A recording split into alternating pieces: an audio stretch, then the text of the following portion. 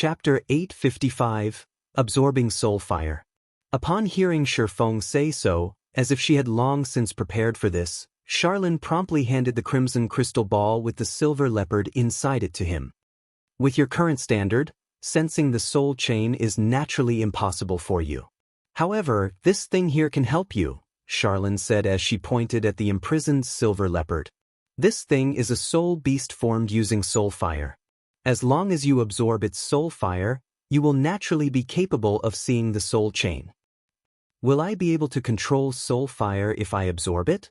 Feng could not help but grow excited as he looked at the imprisoned leopard. But how can I possibly absorb it? It's a sentient Tier 4 being, not a mysterious flame. Soul fire.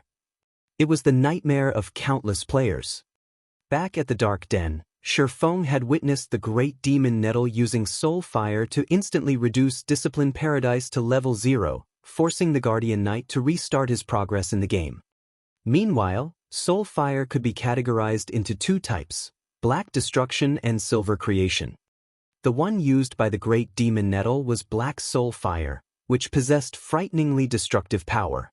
As for the soul fire before Feng, it was of creation. Although it was not as powerful as black soul fire in terms of attack power, it possessed the ability to alter and mend souls. Both of these two flames were mysterious flames that were exceptionally hard to come by. As far as Feng knew, no player had managed to control either kind of soul fire, even after a decade had passed in God's domain. If a player truly managed to control a soul fire, regardless of which type it was, they would become the nightmare of all other players.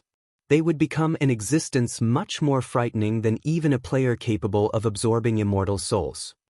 Now that Feng had a chance to absorb such a flame, how could he not get excited? Absorb a soul beast? Charlene laughed involuntarily. Are you tired of living? With your body, aren't you afraid of exploding? I'm having you absorb only the soul fire this soul beast is releasing right now. However, even if it is just radiated soul fire, there's no way you can absorb it with your current standard. The outcome will be the same even though you possess an immortal soul. I do know another method that can help you absorb the radiated soul fire. Only, you need to search for a mysterious flame to do so. Moreover, it needs to be a Tier 2 mysterious flame at the very least. Otherwise, you won't be able to suppress the power of the soul fire and will end up burned to ash. Hence, the only one thing you need to do now is find a bunch of Tier 2 mysterious flames. If you manage to absorb the soul fire, you will also be able to weaken the corrosion effect the soul chain has on your soul. That will buy you time to search for that mysterious youth. Otherwise, with the current state of the soul chain, you only have another 27 days before you become that person's puppet. Well, there's nothing to worry about even if you fail to find that person. At that time, I'll personally grant you relief, permanently erasing you from this world. At the very least, you won't have to become that person's puppet. I only have 27 days if I don't have the weakening effect of the soul fire? Feng frowned slightly. He had never thought that he would have so little time. Who knew where that mysterious youth had gone to hide? After all, the place the mysterious youth had disappeared from was Blackwing City. He could very well appear in any country in God's domain. He might not even be in any country in God's domain. He might have distanced himself far away from human society and traveled to a remote place like the top of the world. God's domain was simply too massive. Even with a chain guiding him, locating the mysterious youth in just 27 days was impossible. That's right.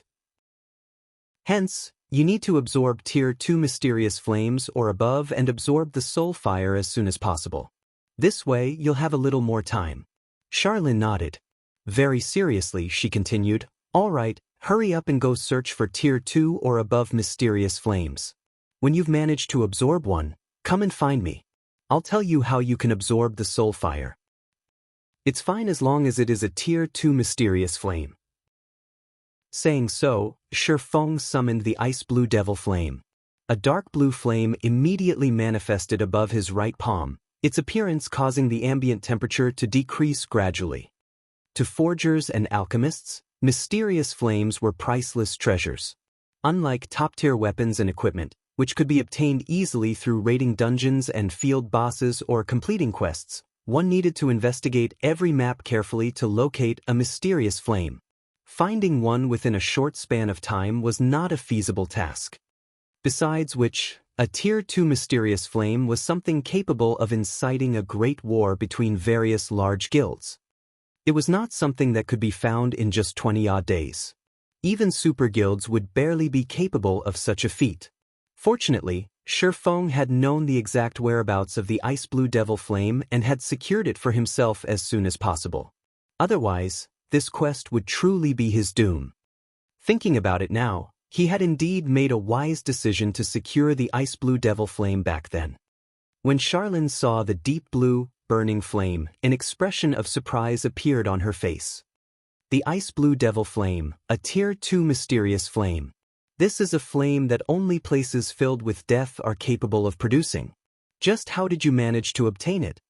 Charlene asked, greatly surprised as she looked at Feng. I just happened to discover it when I was traveling by the 100 Ghost Forest. Feng gave a casual reply. You really have been blessed by the goddess of fate. The 100 Ghost Forest was cursed by the legendary Black Witch. That Black Witch was a considerably amazing existence, and only a step away from becoming a god. The curse on the 100 Ghost Forest might not be a problem to a weakling like you, but to powerhouses, that place is an absolute forbidden ground due to the curse. Charlene could not restrain her laughter. Since you already possess the ice blue devil flame, then you indeed possess the qualifications to absorb the soul fire. There are two things you need to do when absorbing the soul fire. The first thing is control the ice blue devil flame and have it wrap around the radiated soul fire. You need to envelop the soul fire completely. There must not be even the tiniest of leaks. If you fail to do so and get contaminated by the soul fire, even though you are a heaven-blessed individual, you will similarly suffer. The second thing you need to do is the most crucial part when absorbing the soul fire.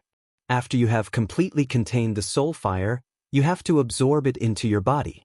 Afterwards, you need to fuse the ice blue devil flame with the soul fire. However, the soul fire is too strong. The fusion needs to be a certain ratio. If the proportion of soul fire is too high, the merged flame will damage you. If it is too low, you won't be able to display the power of the soul fire. Balance is a must. As for how to achieve that balance, you will have to depend on yourself for that. I will set up a magic array to carry out this fusion for you. While inside this magic array, you'll have an easier time guiding this fusion.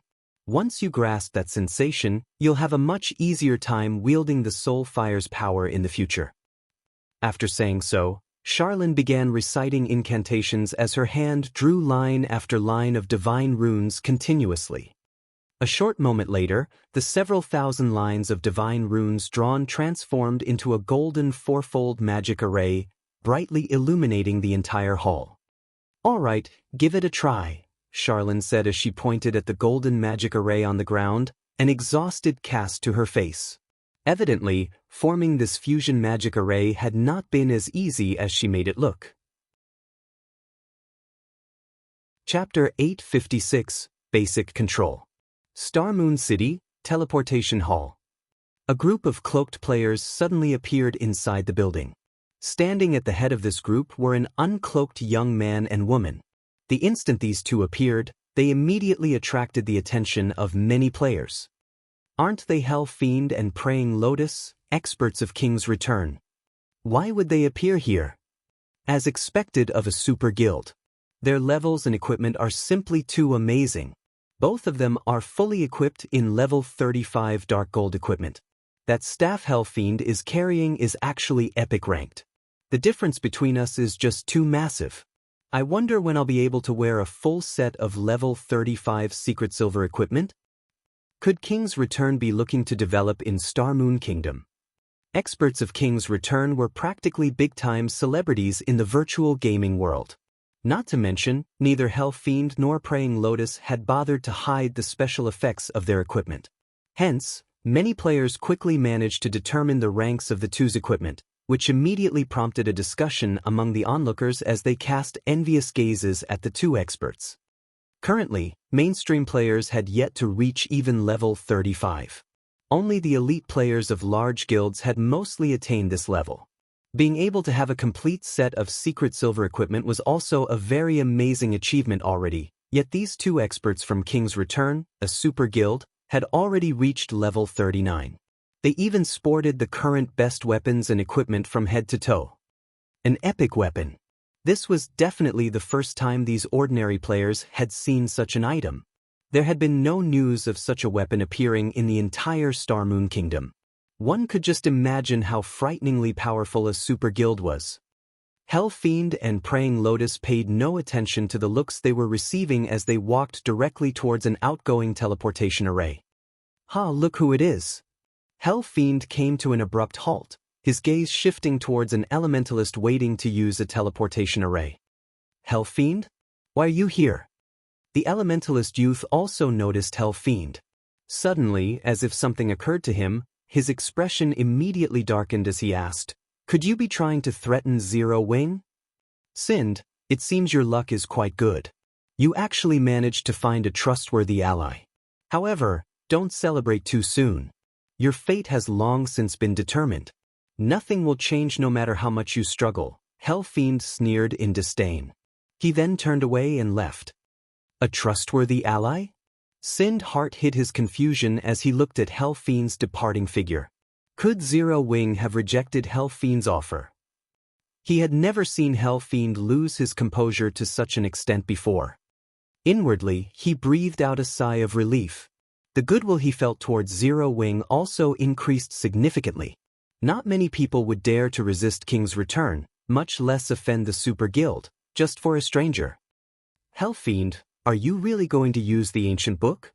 Seeing Hell Fiend's hurried steps, Praying Lotus anxiously advised, "Don't let your anger get to your head.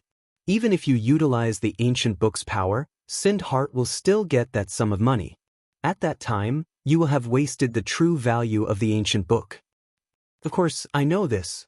Lotus, do you actually think I've let my anger overwhelm me? I haven't forgotten our primary goal in coming here. Although I said I was going to utilize the ancient book's power, when did I say that I was going to use it on Stone Forest Town?" Hell Fiend's mouth hooked up into an evil smile. At that time, whether it is Black Flame or Sindheart, both of them will suffer. "You're not using it on Stone Forest Town?" While Praying Lotus was happy that Hell Fiend was not letting his anger get the better of him, his words also confused her. Stone Forest Town was Zero Wing's treasure trove. If they destroyed the town, they could undoubtedly deal Zero Wing a severe blow, wiping away one of the guild's major advantages in Star Moon Kingdom. But if Hell Fiend was not planning on using the ancient book on Stone Forest Town, just what was his intended target? "You'll see when the time comes." Hell Fiend smirked. Inside White River City's library, Feng continued to try to fuse the Ice Blue Devil Flame and the Soul Fire. However, the difficulty of merging two mysterious flames was extremely high. Despite numerous attempts, Feng still ended up with only failure.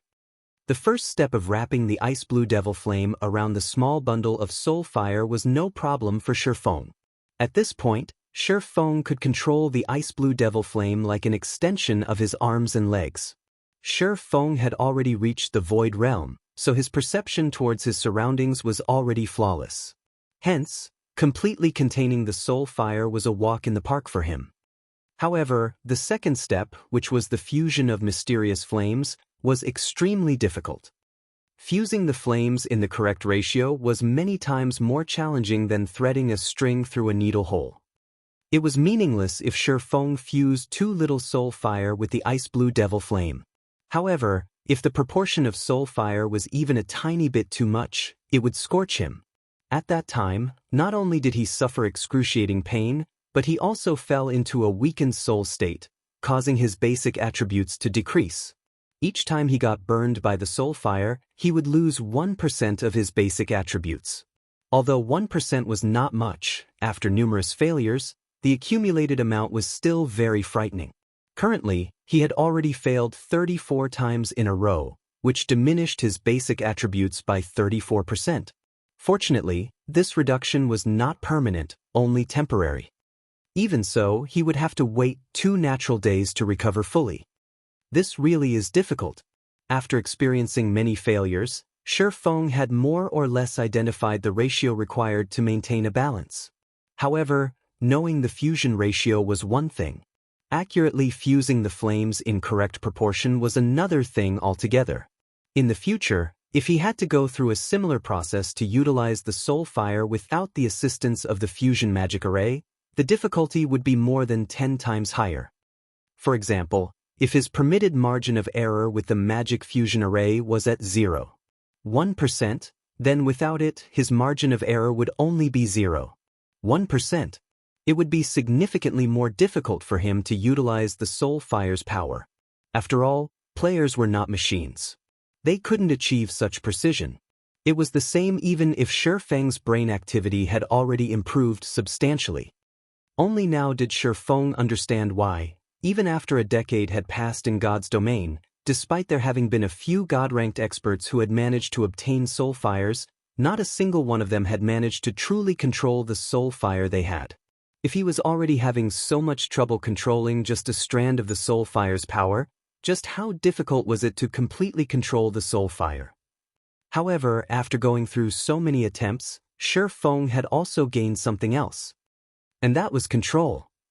Before this, Feng had only been focused on improving his control over his own body and the surrounding environment, always thinking of ways to push his 5 senses to their very limits. However, he had always done so through actual life and death battles. He had never truly calmed his heart. He had never noticed before, but now that he was paying attention, he realized that his previous way of controlling his body and the surrounding environment seemed somewhat barbaric. Previously, he had been just like a sprinter, constantly placing an ultra-high load on his body while he fought. His control had no smoothness or flexibility whatsoever. However, after experiencing the fusion process multiple times, his control over his body had subtly improved. He could now extend and retract his power much more smoothly and naturally than before. This unexpected benefit overjoyed Feng. He had never imagined that he would gain such a bonus from combining 2 mysterious flames. With the continuous improvement of his control, Feng finally succeeded in merging the Ice Blue Devil Flame and Soul Fire on his 45th try. System, congratulations! You have gained basic control over the soul fire. You are now able to utilize the basic abilities of the soul fire. Chapter 857, New Class. Hearing the crisp sound of the system notification, Feng let out a deep sigh of relief. He was supposed to challenge the Holy City of Titan's entrance trial in 3 days. If his attributes had decreased any further, he would have to wait until he had fully recovered from the weakened soul state before he could do so. He did not wish to miss out on this opportunity to visit the Holy City of Titan. With 50 slots to enter the Holy City, he could get quite a number of intermediate alchemists and intermediate forgers promoted to advanced rank. If he let this opportunity slip by, who knew how much time and resources he would have to expend to nurture so many advanced lifestyle classes? Moreover, with these new advanced classes, he could greatly increase the production volumes of strengthening devices and ice and fire resistance items. In the current God's domain, the importance of lifestyle players was increasing by the day. For example, large guilds such as first-rate guilds initially nurtured their own lifestyle players. Now, however, in order to increase their competitiveness, these guilds had now begun to recruit lifestyle players as well. Moreover, the conditions they offered were exceedingly munificent. Currently, even ordinary lifestyle players received benefits equivalent to those of guild elite members. If their standard was sufficiently high, they could even receive a core members treatment. This situation was something unimaginable a few weeks ago. As a result, players who originally intended to rely on field combat to get by in God's domain had started considering switching careers and becoming a pure lifestyle player instead. After all, playing a lifestyle class had its own benefits. Only, the status of lifestyle players was not particularly high previously, and the treatment they received had only been subpar at best. Hence, most players would generally choose to fight monsters. Now that the situation had changed, players who did not excel at combat were exploring various lifestyle classes. With the large influx of lifestyle players into the market, the competition between lifestyle players had intensified further. The number of advanced lifestyle players was also much higher than before. If not for the candlelight trading firm having a massive advantage like the special workshop, which allowed it to attract and nurture plenty of talents, the trading firm would not have been able to maintain its position as Star Moon Kingdom's #1 trading firm. Although Feng had long since anticipated this situation, he had never imagined that it would happen so quickly. Without the advantages the candlelight trading firm had accumulated before, as well as its possession of popular and exclusive products, the trading firms run by other large guilds would have surpassed it already. Based on Melancholic Smile's latest report, the heavenly trading firm opened by Heaven's Burial was growing the quickest. In just a short dozen days or so, Heavenly Trading Firm had become one of Star Moon Kingdom's 6 major trading firms. Recently, it even surpassed Overwhelming Smile's Overwhelming Trading Firm to become the 2nd largest trading firm in Star Moon Kingdom. It was also precisely because of this demotion that Yulan was in such a hurry to enter Titan City. After all, when judging the strength of a trading firm, aside from products and traffic, the crucial factor would still have to be the number of advanced lifestyle players it had. Not bad.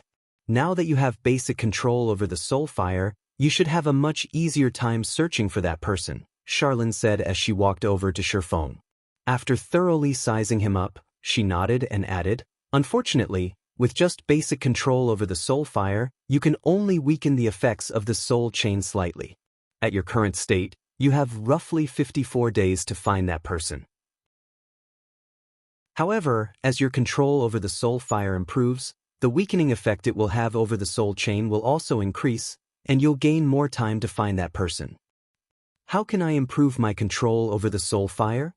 Feng asked curiously. Although he could tell that he had only basic control over the soul fire and hence still had room for improvement, the soul fire's introduction made no mention of how he could improve his control. Simple, look for other mysterious flames and absorb them. The soul fire is no ordinary mysterious flame.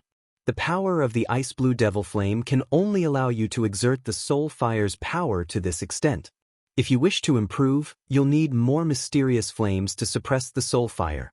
The higher the mysterious flame's tier, the better. However, Tier 2 is the bare minimum, Charlene explained. "I need more mysterious flames to improve?" Feng was immediately rendered speechless.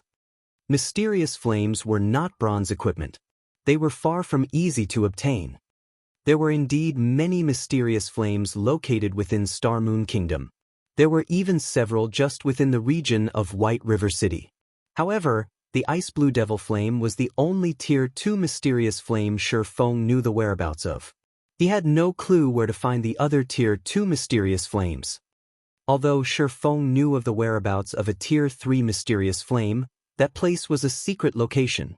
Moreover, it was not somewhere a player of his current standard could go to at all. At the very least, he needed to reach level 60 or 70, as well as achieve his Tier 2 class, to obtain that Tier 3 flame. With just 54 days, accomplishing such a feat was simply impossible. "It seems I'll have to have Aqua notify the guild members to gather information on a few mysterious flames as soon as possible," Feng thought to himself. A legendary quest was no laughing matter. Feng also did not think he was capable of finding the traces of that mysterious youth in his current state. The mysterious youth's strength exceeded Tier 5. Moreover, seeing as the quest provided him with a way to extend its duration, this indicated that this quest was not one he could currently complete. Just the difficulty of locating and obtaining a Tier 2 mysterious flame was no lower than in epic quests. Based on the statistics players had collected on God's domain in his previous life, an epic quest took anywhere from a few days to 1 or 2 months to complete. For legendary quests, however, players could take anywhere from 2 or 3 months to even 3 or 5 years to complete. The system's main goal right now was to have him delay for time. If he could not locate a sufficient number of mysterious flames and failed to delay for enough time, it would be equivalent to him failing the quest. In the end, he would become someone's puppet. At that time, his only option would be to delete his account and start all over again. This was the frightening aspect of legendary quests. It was not something an epic quest could possibly compare to. Following which, Feng shook the thought of the legendary quest out of his mind and calmed himself. He then began testing out the power of the soul fire. In the next moment, a silver flame appeared in each of Feng's dark pupils. The feeling he gave off also changed abruptly. Previously, when Feng intentionally hid his aura, he appeared to be as calm as the great ocean. When he was not hiding it, the feeling he gave others was like an unsheathed sword, sharp and domineering. Now, however, even though he had made no attempt to draw in his aura, he had an air about him that was similar to an iceberg's, silent and cold. One would shiver inadvertently when bathed in this aura. Not a hint of emotion could be found within Feng's eyes. There was only cold rationality present. It was as if nothing in the world could affect his composure right now. Is this the power of the soul fire? Shock filled Feng's heart as he observed his surroundings. Previously, when he activated the ice blue devil flame, the mysterious flame only increased the damage of his fire and ice-type skills. However, when he activated the soul fire, although he did not receive any improvements to his damage or attributes, his mind felt calm like never before, to the extent that he even found it frightening. Currently, everything in the world was just like data to him. Aside from absolute calm, the world before Feng had also become silver and white. He could see no other color through his eyes. Meanwhile, in this world of silver and white, he could see the soul chain wrapped around his body very clearly. He could also see it extending out of the hall and beyond. Just as Feng was thinking of testing this newfound power of his, the sound of a system announcement entered his ears. System announcement: a new expansion pack, Abyss Invasion, has been triggered. The Twin Towers Kingdom has been assaulted by the Abyss, and abyssal monsters have begun invading the surrounding countries. When the time comes, players can participate in the Abyss War. After accumulating a sufficient amount of merit, players can class change into a new class.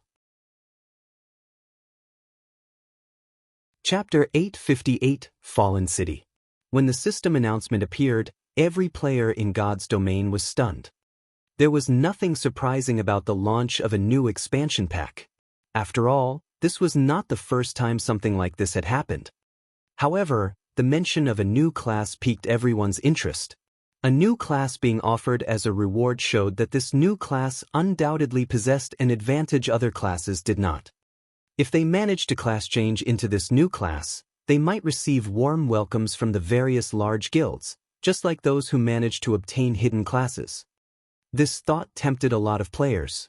Very quickly, many began planning to travel to the Twin Towers Kingdom to hunt abyssal monsters and earn large amounts of merit. Meanwhile, at the Twin Towers Kingdom's Snowfield City. At this moment, hordes of abyssal monsters, both in the air and on the ground, surrounded Snowfield City completely. The strength of these monsters varied, their levels ranging between 50 and 200. What current players could do against these monsters was very limited. Fortunately, Snowfield City possessed a defensive magic array that could easily envelop the entire city. As a result, the horde of abyssal monsters could only roam outside the boundary of the magic array and continuously bombard it with attacks. The sound of explosions echoing throughout the entire city instilled fear and despair in the players there. Can this magic array really hold? This is an NPC city's magic array. It should be able to. Otherwise, what will we players be able to do against those monsters?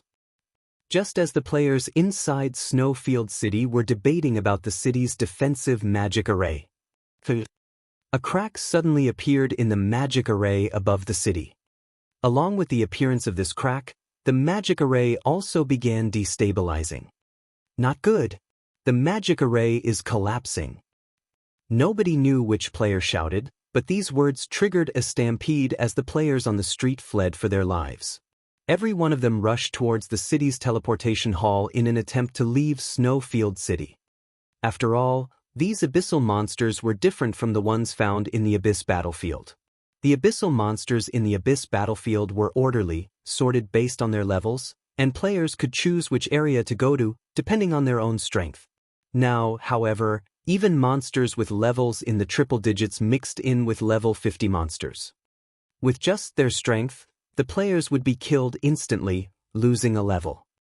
The hardships of leveling up were the pain of all players. Nobody wished to die a pointless death. They would have to spend several days recovering from such a loss. Let's see what Sindheart will do in this situation. Seated in the largest open-air restaurant of Snowfield City, Hell Fiend laughed with great joy as he overlooked the entire city, a delighted look on his face. Immortal Light's base of operations was Snowfield City. If the guild wanted to earn large sums of money, it could only do so at Snowfield City. If Snowfield City were to fall to the abyssal monsters, the loss would not only uproot Immortal Light's foundations but also drag down the value of the city's lands. Nobody would want the lands here anymore. Even if Zero Wing kept its word and was willing to purchase those 5 plots of land, how much could the lands of a city captured by monsters possibly be worth? However, the thing that made him feel happy the most would still have to be the scope of the Abyss summoning. Not only did it cover the entire Twin Towers Kingdom, but it also affected several neighboring countries, including Star Moon Kingdom in the west. The Abyss summoning would definitely impact Star Moon Kingdom's eastern region, which also happened to be Zero Wing's territory. At that time, Zero Wing would similarly suffer, losing all the advantages it had piled up to the abyssal monsters. Hellfiend, we should leave as well. That magic array won't last for much longer, Praying Lotus said hurriedly as she looked at the gradually collapsing magic array in the sky. Relax.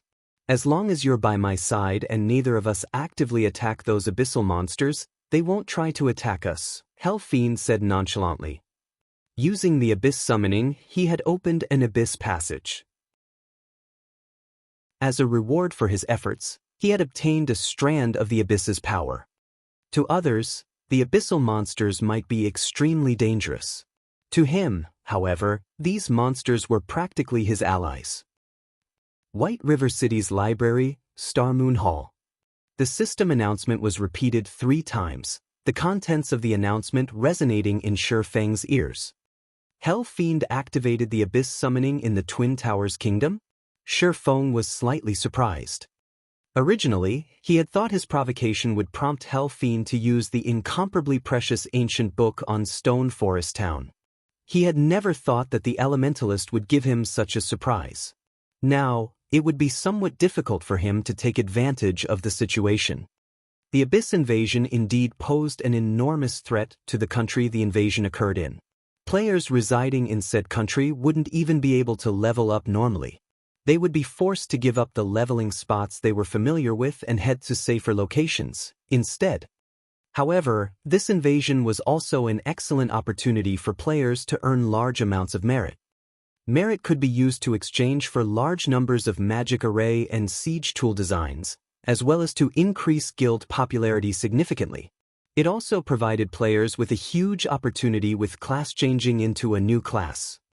This new class was known as the Demon Blade Knight. Not only was it a class that possessed the characteristics of a berserker, making it extremely strong in melee fights, but it also had ranged attacking capabilities. Although the Demon Blade Knight was neither a match for the berserker class in a melee nor a match for rangers and elementalists in a ranged battle, the combination of these 2 modes of attacking increased the class's survivability in battles significantly. After all, in both field battles and dungeons, bosses boasted a wide array of attack patterns. Dealing with these bosses with just a single mode of attack was not easy. Players who loved to fight both in a melee and at range would choose this class without hesitation. Just who is the fool who actually dared to open an Abyss passage? At this moment, Charlene's complexion had turned extremely ugly, a wrathful flame burning in her eyes. Shifting her gaze to Feng, she said, I have some matters I need to deal with. If you manage to absorb another mysterious flame, you can come here to look for me. After saying this, Charlene immediately disappeared from the spacious hall. It seems someone is out of luck. Seeing Charlene disappear, Feng could not help feeling some pity for Hellfiend. How could the power of the ancient book sent from the abyss be that easy to obtain? God's domain was fair. Although the ancient book could grant a player power, this power came with its own risks as well. It would be fine if an NPC of the human race did not catch the player who had used the ancient book. The consequences of capture, however, would not be one bit inferior to the penalty for failing a legendary quest. Feng couldn't care less about the trouble Hell Fiend had just landed himself in. After all, he still had to thank him. Without these abyssal monsters, the members of his guild wouldn't have the opportunity to class change into a Demon Blade Knight. Following which, Feng quickly left the library and hurried back to Zero Wing's residence. Although he had previously received news that Sind Heart was already waiting for him at the residence, he had wanted to absorb the soul fire as soon as possible. Hence, he had not gone to meet with him right away. Now that he had gained basic control over the soul fire, it was about time for him to meet up with Sind Heart. Zero Wing's guild residence. How could this be? Inside the reception room, Sind Heart was currently walking around aimlessly, a very ugly expression on his face. His thick eyebrows were tightly knitted together, his heart filled with anxiety. This was especially so after he received the message from his guild, which notified him that Snowfield City had already fallen into chaos. Many players had died horrible deaths at the hands of the abyssal monsters, and Snowfield City was no longer a place where players could reside now. Upon hearing this, Sind Heart sank into deep despair. If Snowfield City had already fallen into such a state, then the lands of the city might as well be worth nothing. Just as Sind Heart was trying to figure out a solution to his problem, Feng entered the reception room. Chapter 859, Design of Astronomical Value. At this moment, Feng was using his original appearance instead of disguising himself as Black Flame. When Sind Heart saw Feng walking over, even his usually calm self grew slightly nervous. His reaction wasn't just because of the matter of Snowfield City. Rather, it was due to the massive pressure he felt from Feng like nothing before. The last time he had met Feng, he could clearly sense a hint of danger coming from the swordsman that made him feel as if he was standing before a ferocious beast. Now, however, instead of danger, he felt relaxed while standing in Feng's presence. He could not feel any threat coming from the swordsman at all. Sind Heart had experienced many things since childhood, so he was very knowledgeable about one thing. The true danger was not the one that could be perceived but rather what could not be perceived. Sorry to keep you waiting, Feng apologized. Let's go carry out the exchange right now, then. Brother Feng, I wish to change the contents of our exchange. Will that be all right with you? Sind Heart said, having given the matter some thought. Change the contents of the exchange? Feng feigned surprise. What changes do you wish to make? I believe Brother Feng must have already heard about what happened in the Twin Towers Kingdom. Currently, you could say that Snowfield City is already finished. The land there has naturally become worthless as well. Brother Feng, you've treated me so sincerely all this time, so I naturally can't take advantage of you, Sind Heart said. He then took out a tattered, old drawing from his bag and unfurled it on the table. I've never told anybody about this item before. Originally, I had planned on using it to make a comeback. Now, however, I wish to sell it to you. At Sind Heart's tense expression, Feng shifted his gaze to the drawing on the table. Engineering locomotive. Feng could not help his surprise. There were three major fields of expertise in God's domain, namely forging, alchemy, and engineering. Under normal circumstances, engineering did not play a particularly large role. However, as the level of expertise of engineers rose, the variety of items they could produce, which were of great importance to players, also increased. As a result, the value of engineers would also grow. One of the reasons why engineering became popular in Feng's previous life was the need for mounts. Mounts played an extremely crucial role in a player's life in God's domain. However, common ranked steeds were simply too ordinary, both in terms of appearance and performance, and could not satisfy the needs of the general populace. Moreover, many players were independent, so they couldn't obtain a guild mount. Acquiring a mount through other means was also very difficult. As a result, engineering mounts became extremely valuable. Engineering mounts could be categorized into multiple ranks, with the lowest being bronze rank and the highest reaching dark gold rank. However, the design for a dark gold mount was almost as rare as a legendary item. The materials needed to produce it were also extremely rare, making it difficult to mass-produce the mount. However, a bronze mount was different. Although the design for it was similarly very hard to obtain, the materials needed to produce it were not particularly rare. As long as one had a sufficient number of advanced engineers, one could definitely mass-produce bronze mounts. Meanwhile, the design before Feng just happened to be the design for a bronze mount. Only field bosses had a chance of dropping this item, and even the luck attribute would not affect its drop rate. Meanwhile, its drop rate was lower than even that of Titan City's pass. Nevertheless, Sind Heart had miraculously obtained it. Could this be the reason why he had managed to develop immortal light so quickly in the past? Feng could not help but think back to the past. Despite being an upstart guild, Immortal Light's rise back then could match even Zero Wings of today. In the end, it had even managed to stand shoulder to shoulder with first-rate guilds. One of the main reasons why Immortal Light had managed to develop so quickly back then was its immense funding. However, nobody actually knew how Immortal Light had obtained that funding. Everyone had simply assumed that the guild had found a powerful backer. In hindsight, there was over an 80% chance that Immortal Light had obtained its funds by utilizing this engineering design. Only a bronze mount design could possibly help a guild earn that much money. Even the strengthening device was far from comparable. After all, the value of an item like the strengthening device would decline sooner or later. However, the demand for bronze mounts was inelastic. It was one of the necessities in God's domain. Its value was not something other tools could compare to. In terms of monetary value, a single strengthening device was currently worth around 10 gold.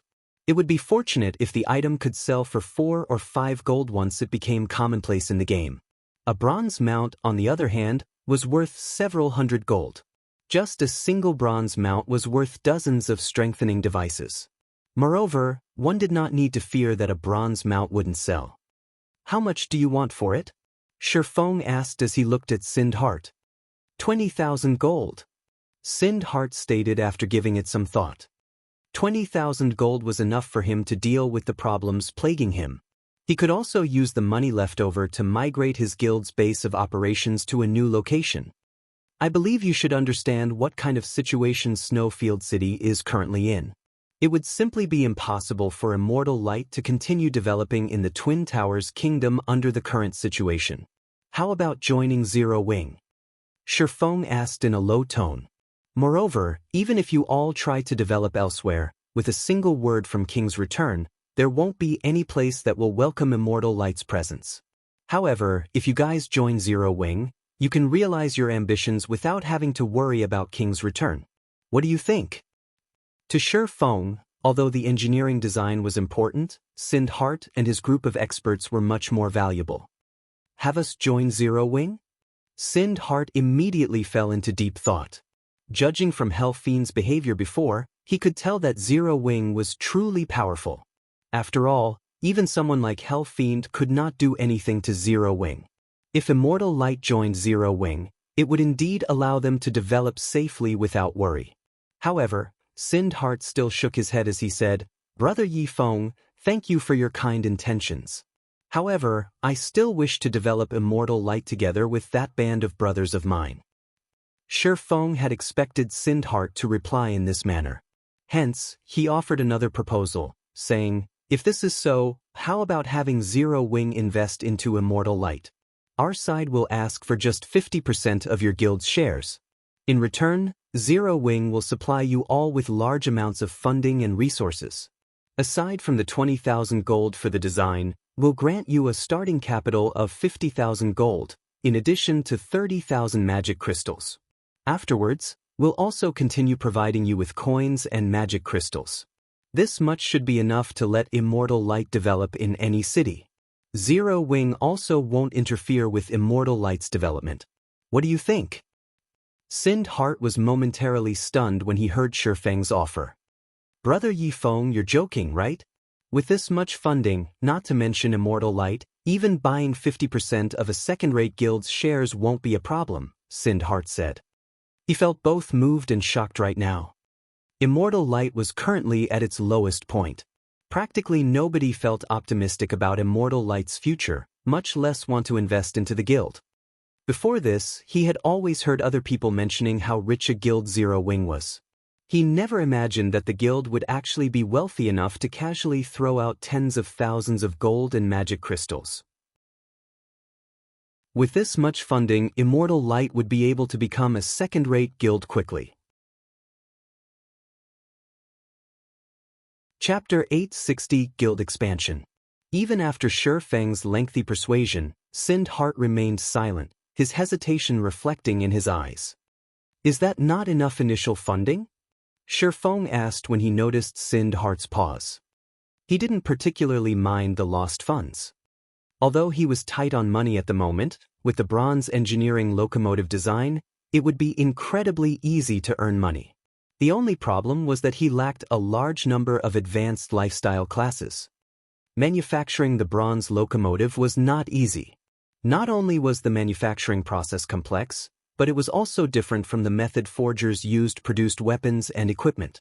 Aside from needing a large number of engineers, forgers and alchemists were also needed to produce various components for the engineering locomotive.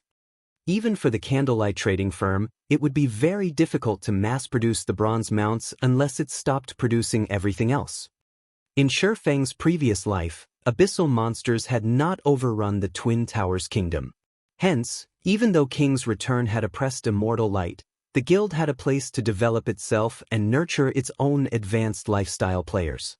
Now, however, that was not possible. No. It's more than enough. Only, Sind Heart hesitated as he looked at Feng. After considering the situation at length, he said, "There is one thing that I am really confused about. Brother Yi Feng, we are only strangers who met by chance. I have also earned King's Return's ire. Why are you so willing to help us? Immortal Light is an upstart guild, even weaker than a third-rate guild. There should be no reason for Zero Wing to sacrifice so much for us. Can you tell me why?" If he claimed that Feng's offer of initial funding did not tempt him, he would be lying. Even a first-rate guild would be greatly shocked by such wealth. Moreover, what had Immortal Light done to deserve such kindness? He was not particularly famous in the virtual gaming world. It was the same for his brothers in Immortal Light. There was no point for Zero Wing to go so far for them. Do you want to know the truth? Feng laughed. If you're willing to tell me, yes. Sind Heart felt as if he were dreaming. Naturally, he wanted to understand this situation. If Feng's goal was the same as Hell Fiend's, even in death, he would refuse Feng's offer. Alright, since you wish to hear it, I'll tell you. I have 3 reasons. The first is that Zero Wing needs to expand to other countries. Unfortunately, Zero Wing has become too famous, and it is very easy for others to target our members, particularly God's Domain's major powers. Zero Wing has already deeply ingrained itself in Starmoon Kingdom. It would be very difficult for those major powers to shake Zero Wing's foundation here. Even if they could do so, the price would be far greater than the gains. There is not a single major power in God's domain that is willing to pay that price. However, it is just as difficult to develop Zero Wing in other countries. None of these major powers will just stand by and do nothing as we expand into their territories.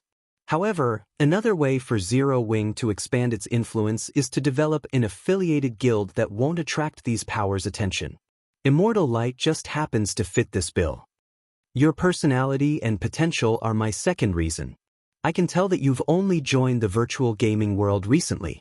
It is possible that God's Domain is the first virtual reality game you and your friends have truly experienced.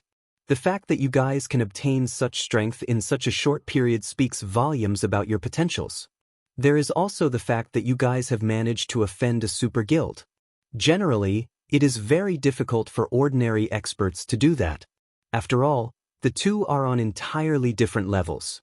It is an extremely rare occurrence in the virtual gaming world. The third point is this bronze rank design. It can offer Zero Wing significant profit. Each of Feng's points was true. If Zero Wing wanted to grow stronger, expanding its influence to other countries was necessary. Feng had spent a lot of time considering the matter. Beyond those three reasons, Feng's strongest motivation was due to Sind Heart and his companions. These people would all be top-class experts in the future. Even spending hundreds of thousands of gold to recruit them would be worth it, not to mention tens of thousands. However, Sind Heart did not know this. Of course, these benefits are not without a condition. Feng changed the topic. After obtaining these funds, if Immortal Light fails to take control of 3 or 4 major cities within 2 months, Zero Wing will take over the guild's management. After all, coins and magic crystals do not grow on trees. Hearing Feng's condition, Sind Heart's previously vigilant expression vanished as he quietly released a sigh of relief. Alright, no problem. I can assure you that, after obtaining this much initial funding, Immortal Light will obtain control of 4 major NPC cities within 2 months. If we can't even do that, I would be too embarrassed to face you, Brother Yi Feng, Sind Heart said earnestly as he patted his chest. Feng simply shook his head and laughed. He was only trying to return the debt of gratitude he owed while taking the opportunity to recruit Sind Heart to his side. He had never imagined that Sind Heart would suspect him of ulterior motives, or that he would be forced to state conditions before the man would agree. There were only so many cities in a country. Now that God's Domain had launched some time ago, other guilds had occupied the various major cities throughout God's Domain. Even a second-rate guild would find it difficult to take control of 4 major cities within 2 months, not to mention Immortal Light, a guild that had recently been uprooted. However, Feng did not mind. Regardless of whether or not Sind Heart succeeded, Zero Wing would still make a profit. Following which, Feng and Sind Heart signed an agreement. Feng then spent 20,000 gold to purchase the bronze engineering locomotive design. He also spent 3,000 gold to purchase the 5 plots of land of Snowfield City, paying far less than what they had initially agreed upon. In response, gratitude filled Sind Heart's eyes when he looked at Feng. He had never imagined that Feng would keep to his word to such a degree. At this point, even if he tried to give them away for free, no one would want those lands. After all, one would have to pay the city the corresponding management fees after accepting the lands. Who would be willing to accept such a loss? However, Feng did not feel as if he had taken any loss. On the contrary, he felt that he had made a huge profit. At the end of the day, the Abyss invasion was only an expansion pack. Sooner or later, it would be resolved. Although not all NPC cities affected by the invasion would recover to their peaks and would undergo some changes, as one of the Twin Towers Kingdom's top 10 cities, Snowfield City would recover. Other guilds might not be able to afford to wait, but Zero Wing could. Moreover, aside from being able to resell these lands for a high price in the future, Feng had an important purpose for these 5 plots of land. When the time came, aside from the bronze locomotives, the 5 plots of land in Snowfield City would earn him the most money. After Feng and Sind Heart completed their trade, Feng hurried back to the candlelight trading firm. As he prepared to produce the engineering locomotive, Aqua Rose called him. Guild leader, I've found Hellfiend's location. He is currently residing in Light City, the Glory Empire's imperial capital. Here are his current coordinates. Aqua Rose then sent Hellfiend's whereabouts to Feng. He sure moves quickly. Feng's lips hooked up into a grin as he read the coordinates. Even if you hide in Light City, you cannot escape. Chapter 861, Consecutive Upgrades. While the ancient book Abyss Summoning could bring a disaster to God's Domain, it could also bring power to players. However, there was one thing that Hellfiend did not know. The power of that the ancient book could provide was not limited to protection from abyssal monsters or an increase to basic attributes while in a demonic field erected by abyssal monsters. Establishing a safe zone was the ancient book's true purpose. Inside the established safe zone, abyssal monsters would not actively attack players.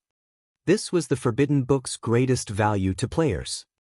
Now that the Abyss Passage had been opened, not only had swarms of abyssal monsters appeared in the Twin Towers Kingdom, but Starmoon Kingdom would also be invaded.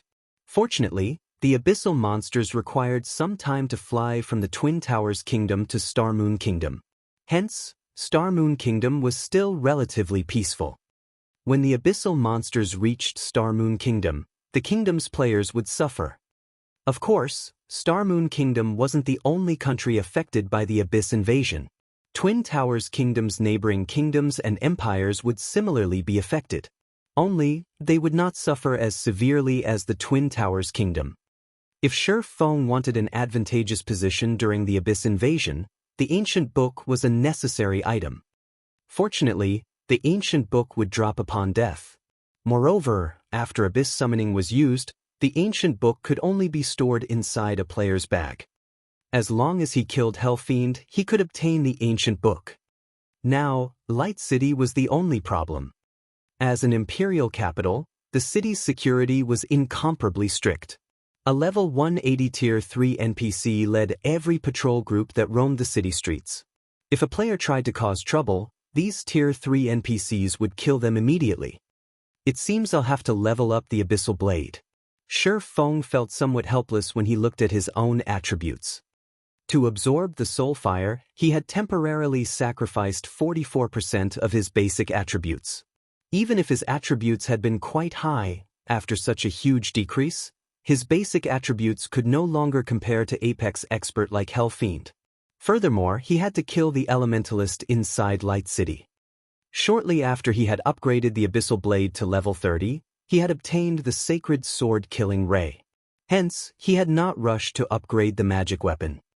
However, now that his attributes had dropped by so much, he had to upgrade the Abyssal Blade if he wanted to increase his combat power quickly. Following which, Feng entered the Candlelight Trading Firm and stored the engineering locomotive design in the trading firm's warehouse. He then grabbed some of the weapons Melancholic Smile had prepared for him previously before using space movement to leave White River City and reach the deserted Howling Moon Canyon. Howling Moon Canyon was a level 10 to level 20 leveling map. To current mainstream players, this map was far too low-leveled for grinding. Only newcomers to God's domain would come here. Howling Moon Canyon didn't offer particularly abundant resources either. There were also very few quests in this area. Hence, players rarely ventured here to level up, which made it a perfect location for Feng to upgrade the Abyssal Blade. I wonder what kind of commotion will happen with this upgrade? Feng carefully unsheathed the Abyssal Blade from the scabbard hanging at his waist. He then called up the Abyssal Blade's system interface and chose to upgrade it. Compared to the upgrade to level 30, the Abyssal Blade required far more weapons to reach level 35. It needed 20 level 35 fine gold weapons and 3 level 35 dark gold weapons. To current players, level 35 fine gold weapons were top-tier weapons. Very few ordinary experts could obtain weapons of this rank. It was even more so for level 35 dark gold weapons. Even to large guilds, weapons of such caliber were exceedingly rare. However, without hesitation, Feng chose to sacrifice the level 35 fine gold and dark gold weapons he had prepared. Following which, the Abyssal Blade transformed into a dark cloud as 23 weapons flew out of Feng's bag and hovered around him. Immediately, a black magic array formed beneath Feng's feet. The pitch-black light that the array released shot into the sky. If one watched from afar, they would discover a pillar of light rise up from the canyon's forest. The 23 weapons then disintegrated and transformed into 23 balls of pure, golden energy that melded into the magic array. After the golden energy balls vanished, Feng heard chains snap.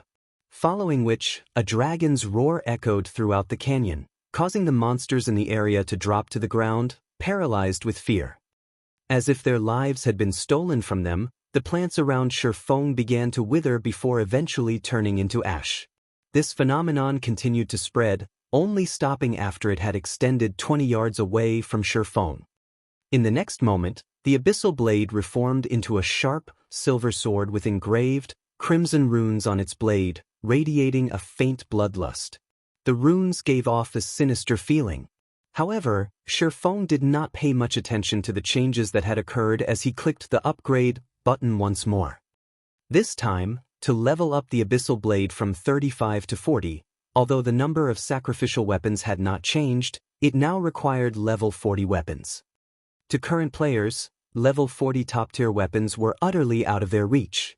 After all, even the number 1 players on Empire's ranking lists were only level 39. They were still far from level 40, not to mention obtaining level 40 dark gold weapons. Feng, however, had plenty of level 40 fine gold weapons. Previously, while farming for designs, he had killed tons of high-ranking field bosses. He even had a godly skill like Divine Providence to assist him. He had piles of level 40 weapons in stock. Hence, he could easily offer the Abyssal Blade the required 23 articles. The Abyssal Blade leveled up once more. Compared to the previous black magic array, a twofold magic array now appeared beneath Feng's feet. The array's radius had also expanded from the previous 15 yards to 45 yards. In the next moment, a massive pillar of black light appeared in the middle of the canyon. Even those standing at the canyon's entrance could see the pillar of light clearly, much less the players within the map. What's that? What's going on with those monsters? The players grinding in the canyon were momentarily stunned. The pillar of black light towered like a mountain. Everyone felt as if they were suffocating while they bathed in the pillar's pressure. It felt as if their fate were no longer in their own hands. Shortly after, the pillar of black light faded. However, before anyone could feel relieved, a deafening dragon roar shook Howling Moon Canyon. This roar was so powerful that it even frightened some of the weaker monsters to death. The players inside the canyon had not fared much better as every one of them slumped to the ground, trembling. Is there a legendary monster over there? Why don't we go take a look? It might be a fortuitous encounter or some kind of rare boss. If we can kill it, we might be set for life. Although the numerous parties were afraid, they were also excited. There were many fortuitous encounters in God's domain. One frequently read such stories being on the official forums. There were many cases where unknown noobs miraculously stumbled across a powerful treasure, instantly becoming a famous local expert. Either that or they could make a fortune from selling the treasure they obtained and gear themselves with powerful equipment, earning countless players' envy. Hence, compared to dying, the players in Howling Moon Canyon were more eager to obtain the treasure. This might very well be a turning point in their lives. At this moment, however, the source of the pillar of light was a disaster. Every plant and monster within a radius of 100 yards had been turned into ash. Currently, only 1 man and 1 sword resided in the center of this desolate area. Chapter 862: The Hidden Effect of Magic Weapons. After upgrading the Abyssal Blade twice in a row, the magic weapon's appearance had changed significantly. The sword was now pure silver with blood-red runes engraved across the blade. There was also a faint layer of black mist enveloping the sword. The hilt bore a miniature black dragon which looked astonishingly lifelike.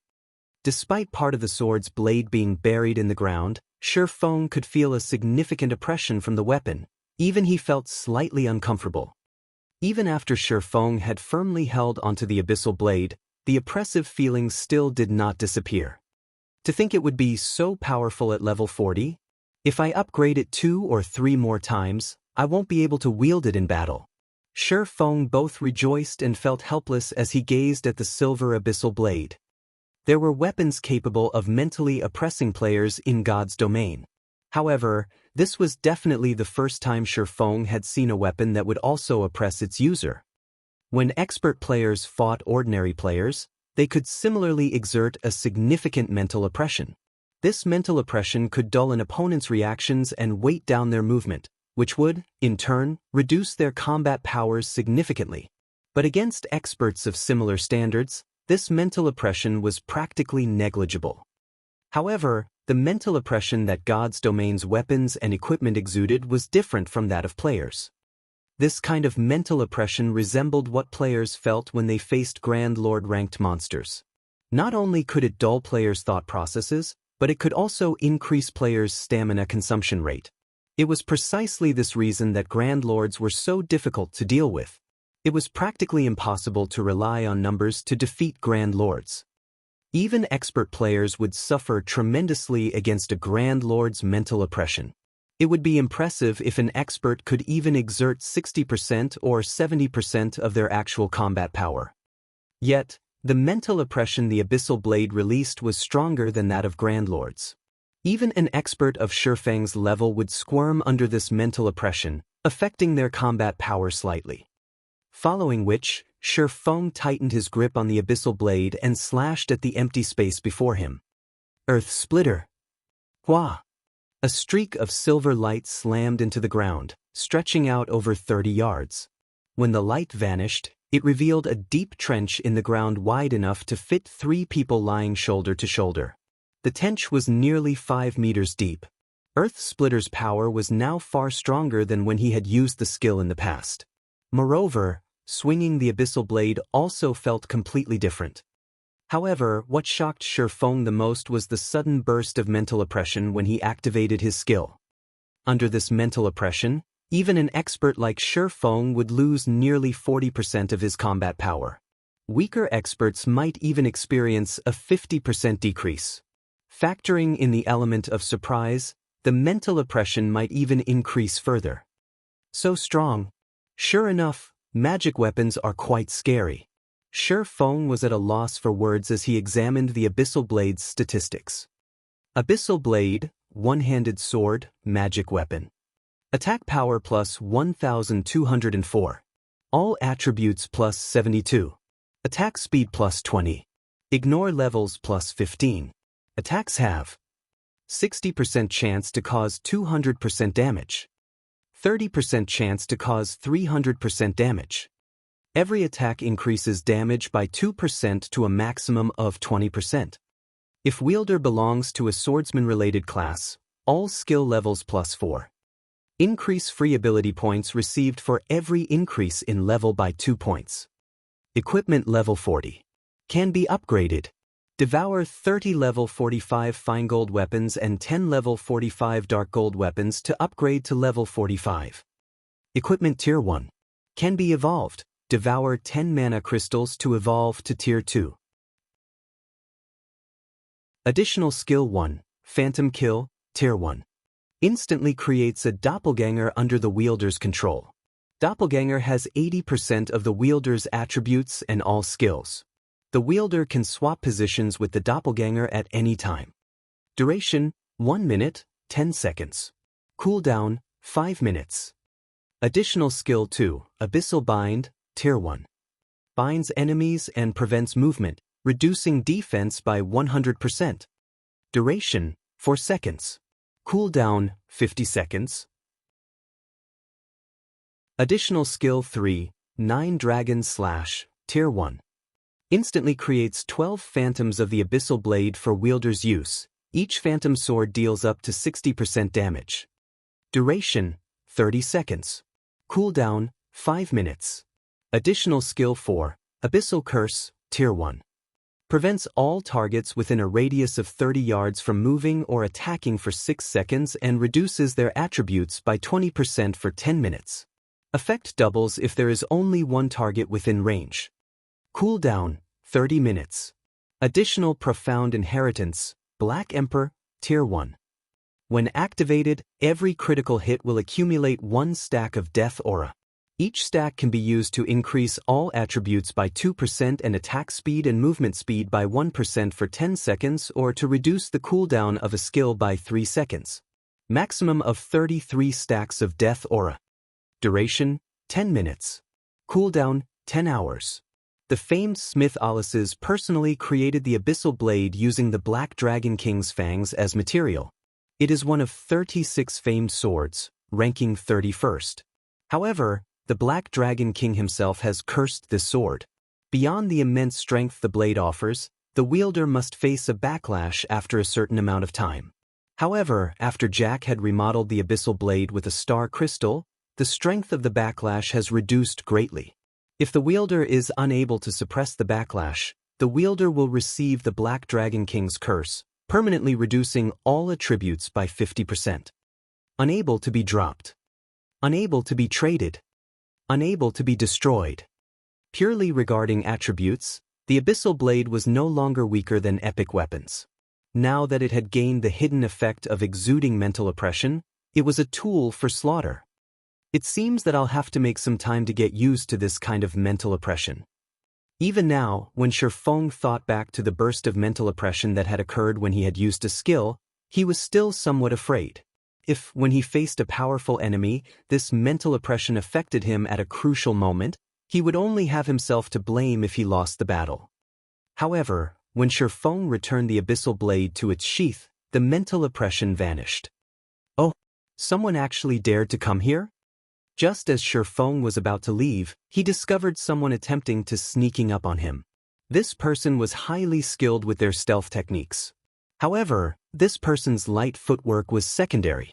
The frequency of this person's movements was crucial. This person had matched the rhythm of their footsteps to his own. Expert players were powerful because of their ability to push their body's 5 senses and power to its very limits. With heightened senses, even a player in stealth would not escape detection. After all, stealth only made a player invisible, it did not eliminate a player's presence. However, it was far more difficult for expert players to perceive those capable of matching their movement frequency. After all, a person's 5 senses mainly function to detect existences on different frequencies. It was very easy for a player to ignore those on the same wavelength. The assassin sneaking up on Feng was actually capable of matching his frequency. Unfortunately, the strength difference between the two players was simply too massive. Despite having matched his frequency, Feng detected the assassin easily. A pity, Feng laughed. He then vanished from where he stood. Void steps. When Feng disappeared, the young man, a level 18 assassin, dropped his jaw in shock, not daring to believe what he had just seen. A swordsman player had actually vanished right before his eyes. How did he disappear? Can swordsmen learn the stealth skill as well? The assassin youth ran to where Feng had disappeared from in an attempt to make sense of what had just happened. However, before the assassin youth came anywhere near his destination, his body froze with fright. By the time he realized it, a chilling, blue longsword had appeared at his neck. Had he taken another step forward, that blue longsword would have sliced his head clean off.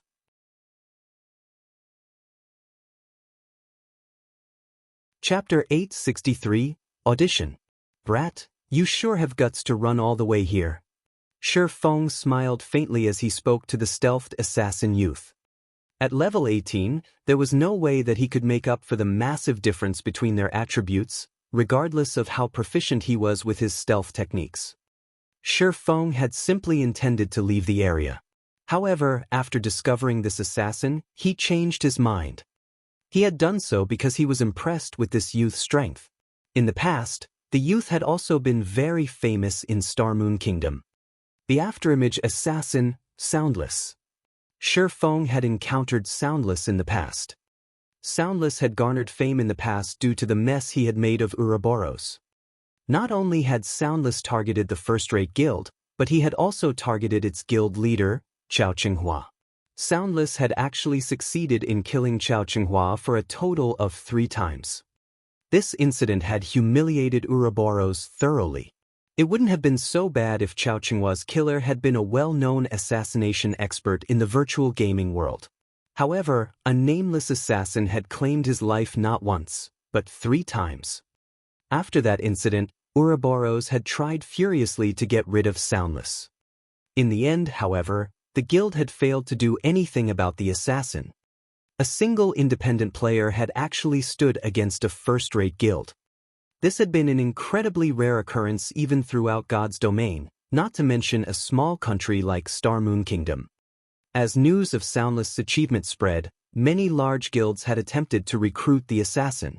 Some guilds had even offered a portion of their shares to gain his membership. However, Soundless had paid no attention to the offers he received, refusing to join any guild. After some more time, Soundless started a journey through God's domain to challenge the various experts on the continent. Of course, he had not remained undefeated. However, even after a defeat, he had lost gloriously. After all, the victors had not been ordinary experts. Everyone was a top-class expert in God's domain. Some were even old monsters from various super guilds. The assassin had earned those old monsters' favorable opinions and high evaluations. Some of those super guilds had even stretched out an olive branch in an attempt to recruit Soundless. After all, despite his age, Soundless already qualified to challenge those old monsters. Needless to say, his future would be brilliant. In the end, even the first-rate guild Ouroboros had no choice but to surrender and offer corresponding compensation. Soundless had become an idol that many independent players revered. However, Soundless had always mingled in Starmoon City. Feng had never imagined that the youth would appear in White River City. Now that he had encountered such an expert, Feng could not miss this chance to get acquainted. Currently, despite facing the pressure Feng exuded, Soundless showed no hint of fear. Rather, reverence filled his eyes as he looked at the swordsman. This was the first time Soundless had encountered such a situation. He had always been proud of his stealth techniques. Although he was only level 18, even level 35 guild elite players had failed to notice him when he stood beside them, yet despite being over 60 yards away from Feng, the latter had discovered him. Moreover, before he had realized it, a blue long sword had appeared against his neck. He felt as if he were dreaming. However, the icy sensation he felt at his neck reminded him that this was not a dream, but reality. Although Feng's level was much higher than his, he could tell that the gap between them was not simply a case of attributes. Even the gap between their techniques was despairingly wide. "Brother expert, please don't misunderstand. I just came here to take a look," Soundless hurriedly explained as he faintly felt the long sword move forward. While there were many fortuitous encounters in God's domain, banditry was even more commonplace. When one encountered another player trying to plunder their fortuitous encounter, they would take out said player without hesitation. "You came to take a look?" Feng laughed. He retrieved Killing Ray and said, "All right then. I believe you. However, you best stay far away from this kind of place in the future. Next time, you won't be as lucky." The youth had mistaken the turmoil the Abyssal blade had caused as a fortuitous encounter. If not for Soundless' late timing, the Abyssal blade's shockwaves would have certainly killed him. Soundless had wanted to respond, but Feng had vanished before he could utter a word. This time, however, Feng had not used Void Steps. Instead, he used the Seven Luminaries Ring's space movement to return to White River City. Soundless was dumbstruck when he saw Feng vanish, his reverence of Feng growing even more intense. To come and go without leaving a trace, Feng was even more of an assassin than an assassin like himself. So strong. I wish I had even half of his abilities. Zero Wings Yifeng, is it? I must convince him to mentor me. After recovering from his momentary stupor, Soundless retrieved a return scroll and activated it. He planned to join Zero Wing right away. Previously, he had dismissed the idea of guilds, thinking that guilds' elites and experts were decent at best. However, after seeing Feng's frightening performance, he finally understood how little he knew. Elsewhere, Feng had no idea that his display had attracted the afterimage assassin to join Zero Wing. He had only intended to establish an initial connection with the youth and later attempt to recruit him gradually. After all, independent experts like Soundless had a lot of pride. In the past, even after super guilds had extended an invitation, he had rejected their offers. After returning to White River City, Feng traveled to the teleportation hall and towards Light City. When Feng arrived in Light City, he discovered a crowd of players in the teleportation hall. Every one of these players was extraordinary, with most of them being level 35 or above. One would not find a crowd like this in White River City or Starmoon City. Many players who had traveled to Light City were stunned by what they saw. Just as Feng wondered how he should search for Hell Fiend, a sudden commotion across the street attracted his attention. King's Return's audition has begun. Let's hurry over and check it out. I heard that more than 1 million players are participating in this audition. There are over 6 million players here to watch. This is the grandest recruitment competition King's Return has ever held. I know, right? Right now, God's Domain is insanely popular. Even King's Return has made some slight adjustments to how many people they will recruit this time. Instead of recruiting 100 people like usual, they are recruiting up to 300. I even heard that the upper echelons will be here to observe the auditions. I heard that Hell Fiend, the newest adjudicator, will be watching.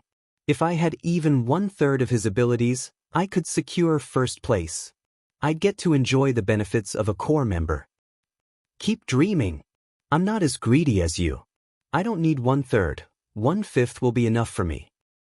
Swarms of players on the street were discussing the event. Recruitment competition? Feng could not help his smile after overhearing these conversations. This is a good opportunity.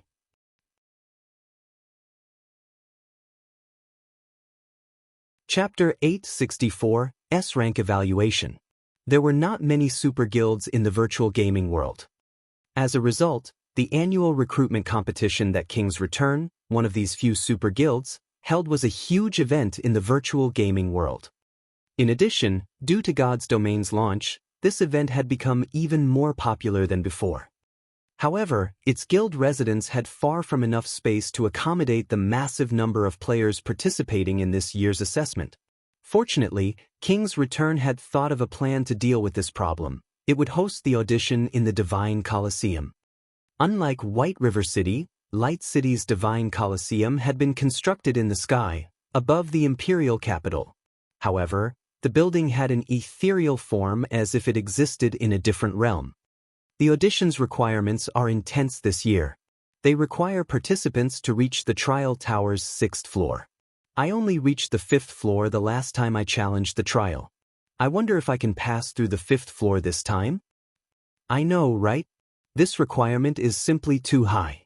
The most powerful player in my city has only reached the 6th floor. King's Return is not giving us a fair chance. As they arrived, players began to complain when the Ready King's Returns listed requirements. A player's level and equipment did not matter in the Divine Coliseum's trial tower. Only their techniques mattered. However, the trial tower itself was the most damning aspect, as each attempt to challenge its floors cost 1 magic crystal. Magic crystals had always been a rare commodity in God's Domain. Ordinary players had an extremely difficult time obtaining even one. Even expert players would only have a few on hand.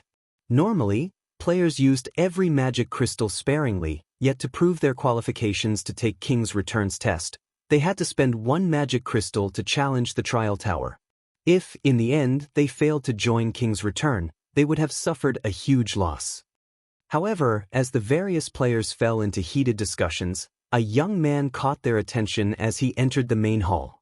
Adoration and envy filled their eyes as they watched him.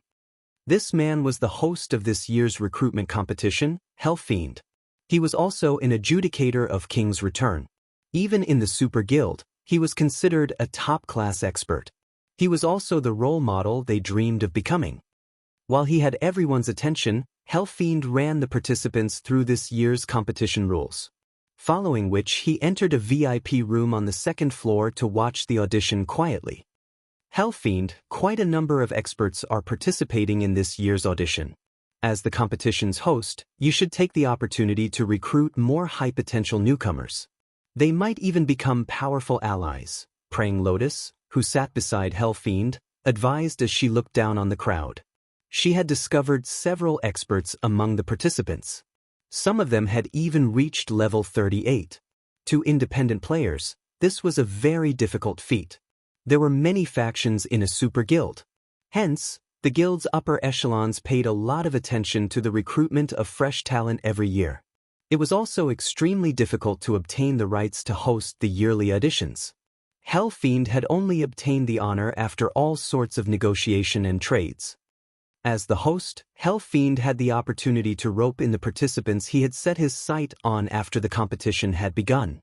After the competition finished, he even had priority in choosing potential newcomers. After undergoing special training, these newcomers would quickly join the ranks of King's Returns experts. Some might even become core members. These people would be extremely useful to Hell Fiend in the future. Hence, he needed to consider his selections carefully. Relax. I've already investigated some of the powerful experts participating in the audition this year. I won't let anyone else obtain a single potential newcomer. Hell Fiend laughed confidently. If those old bastards knew that there were so many potential newcomers, they would regret trading with me. Before the King's Returns recruitment competition had officially begun, he had already sent his subordinates to scout the participants and make a list of the experts taking part in the audition. Among the numerous experts participating, 8 had caught his attention. Regarding either age or current strength, these 8 people had earned an S-rank evaluation on his list. In the past, 3 to 5 S-rank evaluations had been impressive. Now there were a total of 8. Just thinking about it made Hell Fiend rejoice. To become this year's audition host, he had paid a tremendous price, even giving up his tablet slot. However, securing all 8 of these S-rank newcomers would definitely be worth the sacrifice. After all, it would be the equivalent of hosting 2 auditions. The people who had received an S-rank evaluation would go on to become top-class experts in the guild. Praying Lotus had been one of these S-rank newcomers. Now, she was one of the leading figures in King's Returns' younger generation. Old bastards, just you wait and see. Sooner or later, King's Return will belong to me. When Hell Fiend thought about how he had not only foiled Sind Heart's exchange today, but had also orchestrated the abyssal invasion of Starmoon Kingdom, an indescribable joy bloomed in his heart. It was true that he could not do anything about Zero Wing right now. However, those abyssal monsters could deal with the guild easily. He was very aware that devastation would follow those abyssal monsters wherever they went. Even Starmoon Kingdom would fall if it were invaded, much less White River City. In the end, the lands purchased Zero Wing had purchased would be worthless. However, Hell Fiend had no intentions of letting Zero Wing go with so little punishment. To prevent Sind Heart from obtaining that money, he had used up his most precious, ancient book. If he let Zero Wing get away with so little damage, how could he appease the anger in his heart? He still wanted to get rid of Black Flame and every upper echelon of Zero Wing. He wanted to remove Zero Wing's name from God's domain thoroughly. In the past, he had feared Black Flame somewhat. However, now that he had activated the ancient book and obtained its power, he was very confident that he could kill the swordsman. Just as Hell Fiend congratulated himself, he received a message. Upon reading this message, his expression darkened. Has Zero Wing gone mad? A bloody glint flashed in Hell Fiend's eyes. He wanted nothing more than to devour every Zero Wing member alive. Why are you so angry? What happened? Praying Lotus asked. Zero Wing bought those 5 plots of useless land. Now, Sind Heart has collected the required money. Black Flame, I won't let you get away with this. Hell Fiend bellowed. His voice was so cold that the room's temperature plummeted. How can this be? The abyssal monsters have already taken over Snowfield City. The lands are worth nothing. Are Zero Wing's upper echelons fools? Praying Lotus was shocked as well. She knew just how much money Sind Heart needed. Zero Wing must be insane to spend that much money on 5 tattered lands. Lotus, we're leaving. Everyone in Starmoon Kingdom will watch as I end the Sword King's legend today. Hell Fiend growled as he stood and prepared to leave. What about the selection? Praying Lotus hurriedly asked. The audition had already begun. I've already notified Ordinary Stranger. When the time comes, he will represent me in choosing those experts. Hell Fiend refused to waste any more time. He rushed out of the room, intending to head towards Light City's teleportation hall. However, as soon as Hell Fiend set foot out of the room, numerous black chains emerged from the ground and bound him, startling the adjudicator. He couldn't respond to the sudden development while he was restrained.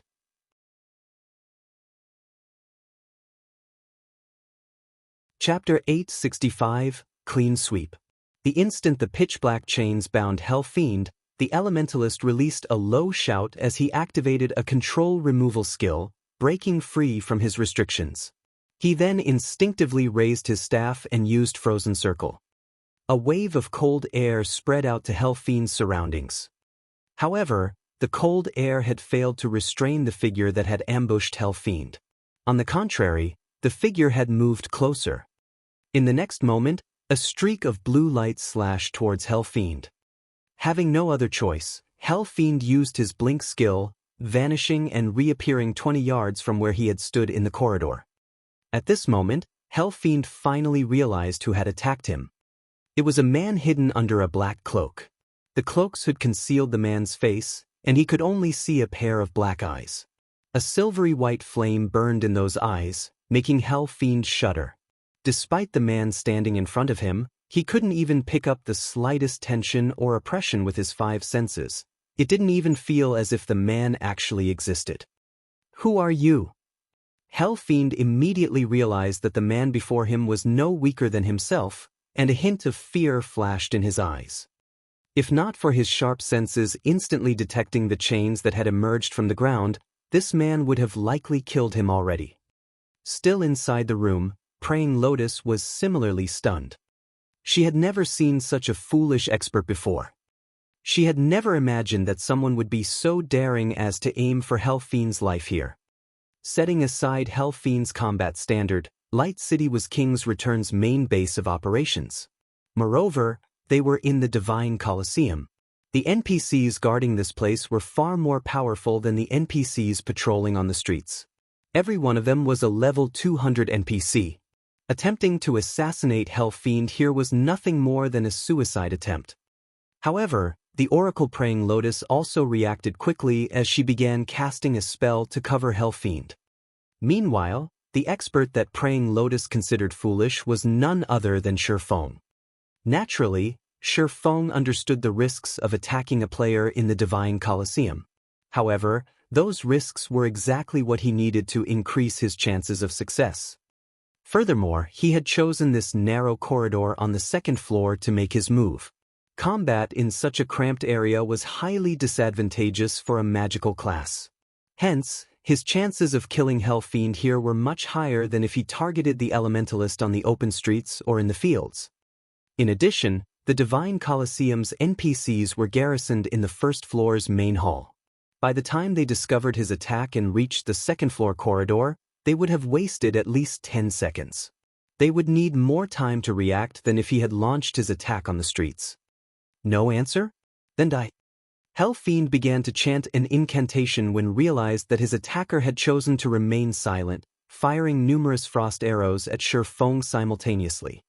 Inside the Divine Colosseum, he had an absolute advantage.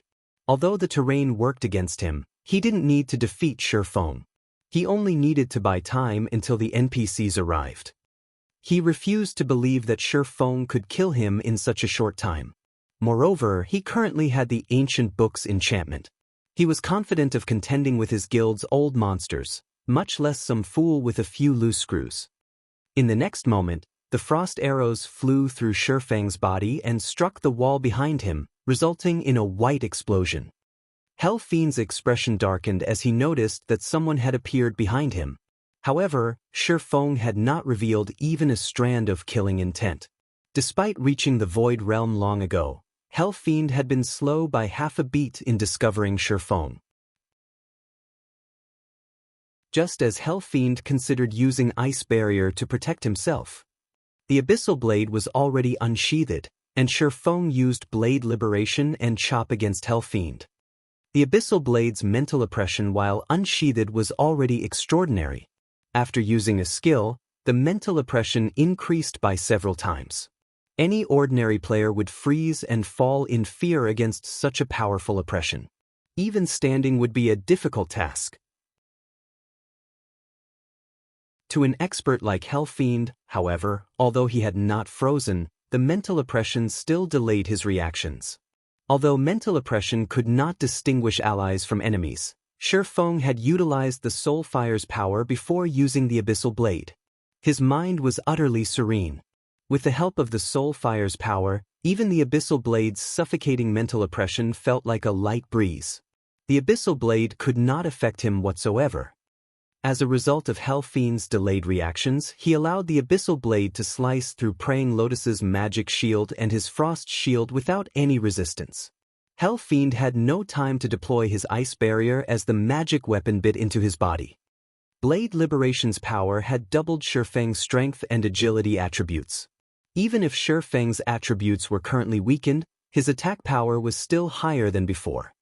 Even after the magic shield and frost shield absorbed a significant amount of damage from his attack, when his chop struck Hell Fiend, it achieved a critical hit and dealt minus 13,418 points of damage. To Hell Fiend, who only had around 11,000 HP, this single attack was enough to deplete all of his HP instantly. Just who are you? Watching his HP rapidly decrease, Hell Fiend turned his head to look at Feng, regret filling his eyes. If he had activated Ice Barrier from the very beginning, he might have held this man off until the NPCs had arrived, yet he had allowed his confidence of being in the Divine Colosseum to get the better of him. As a result, he underestimated his opponent's strength. However, no matter how much Hell Fiend regretted his arrogance, his body still collapsed to the ground. He dropped a piece of equipment and an ancient book as he died. Praying Lotus, who still stood inside the VIP room, looked at Feng grimly. She no longer dared to look down on Feng. This had all happened too quickly. She had never dreamed that Hell Fiend would die like that, without even enough time to even activate Ice Barrier. Even if she relayed this story, nobody would believe her. However, this unimaginable scene had indeed occurred.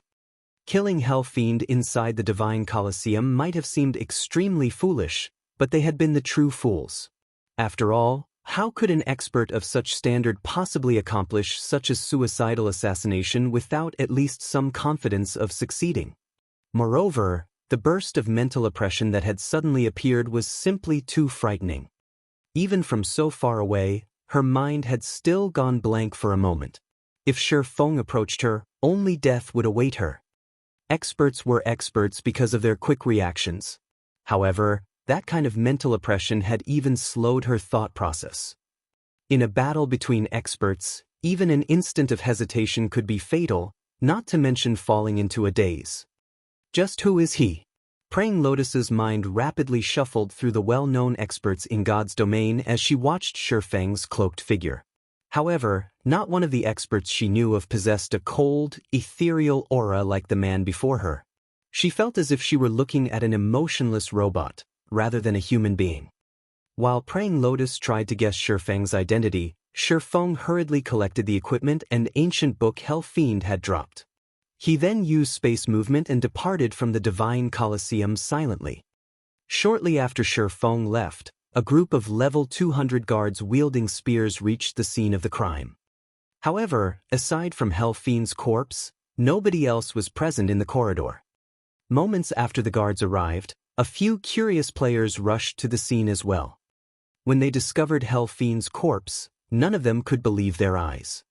Someone had killed King's Return's adjudicator in the Divine Colosseum.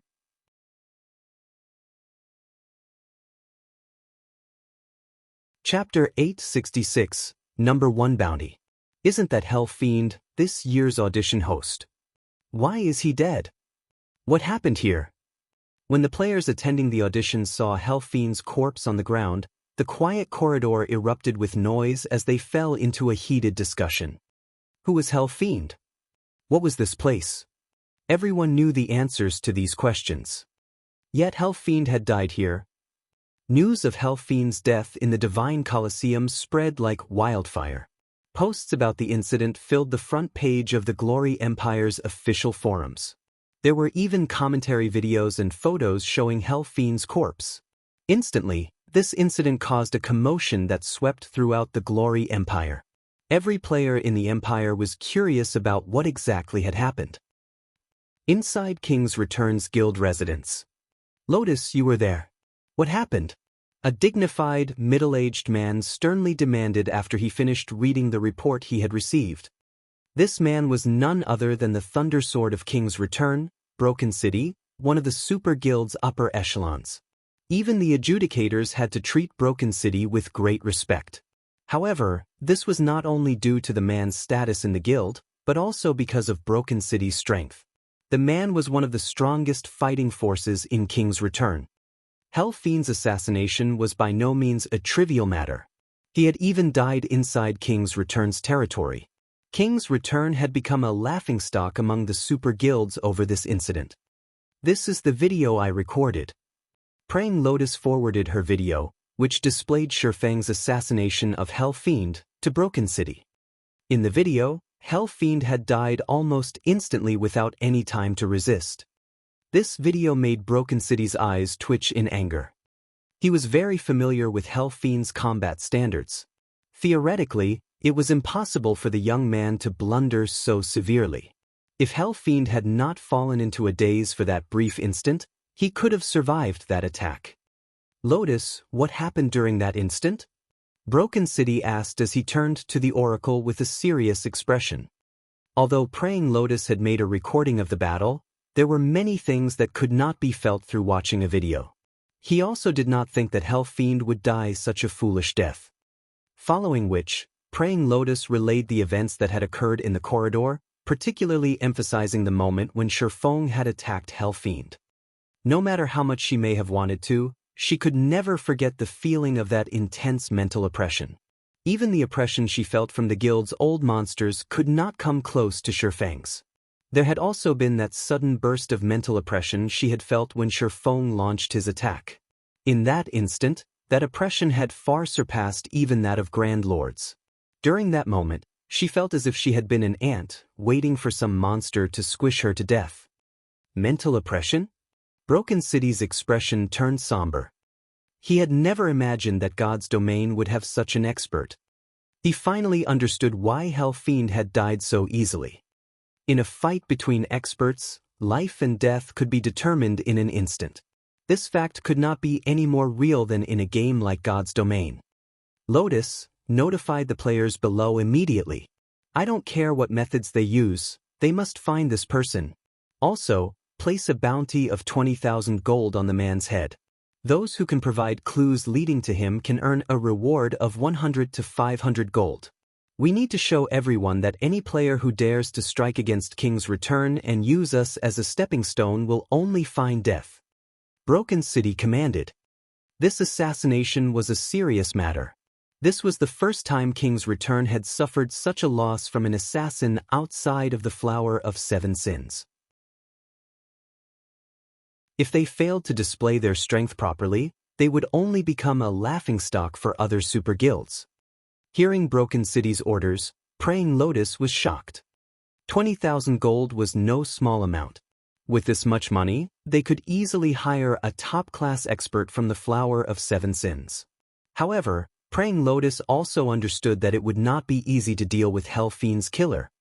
It would have been a different story if the other party had revealed their identity. The crucial issue was that the other party had not done so. As a result, they had to rely on his class and temperament to locate him. However, how large was God's Domain? Just how many players did the game have?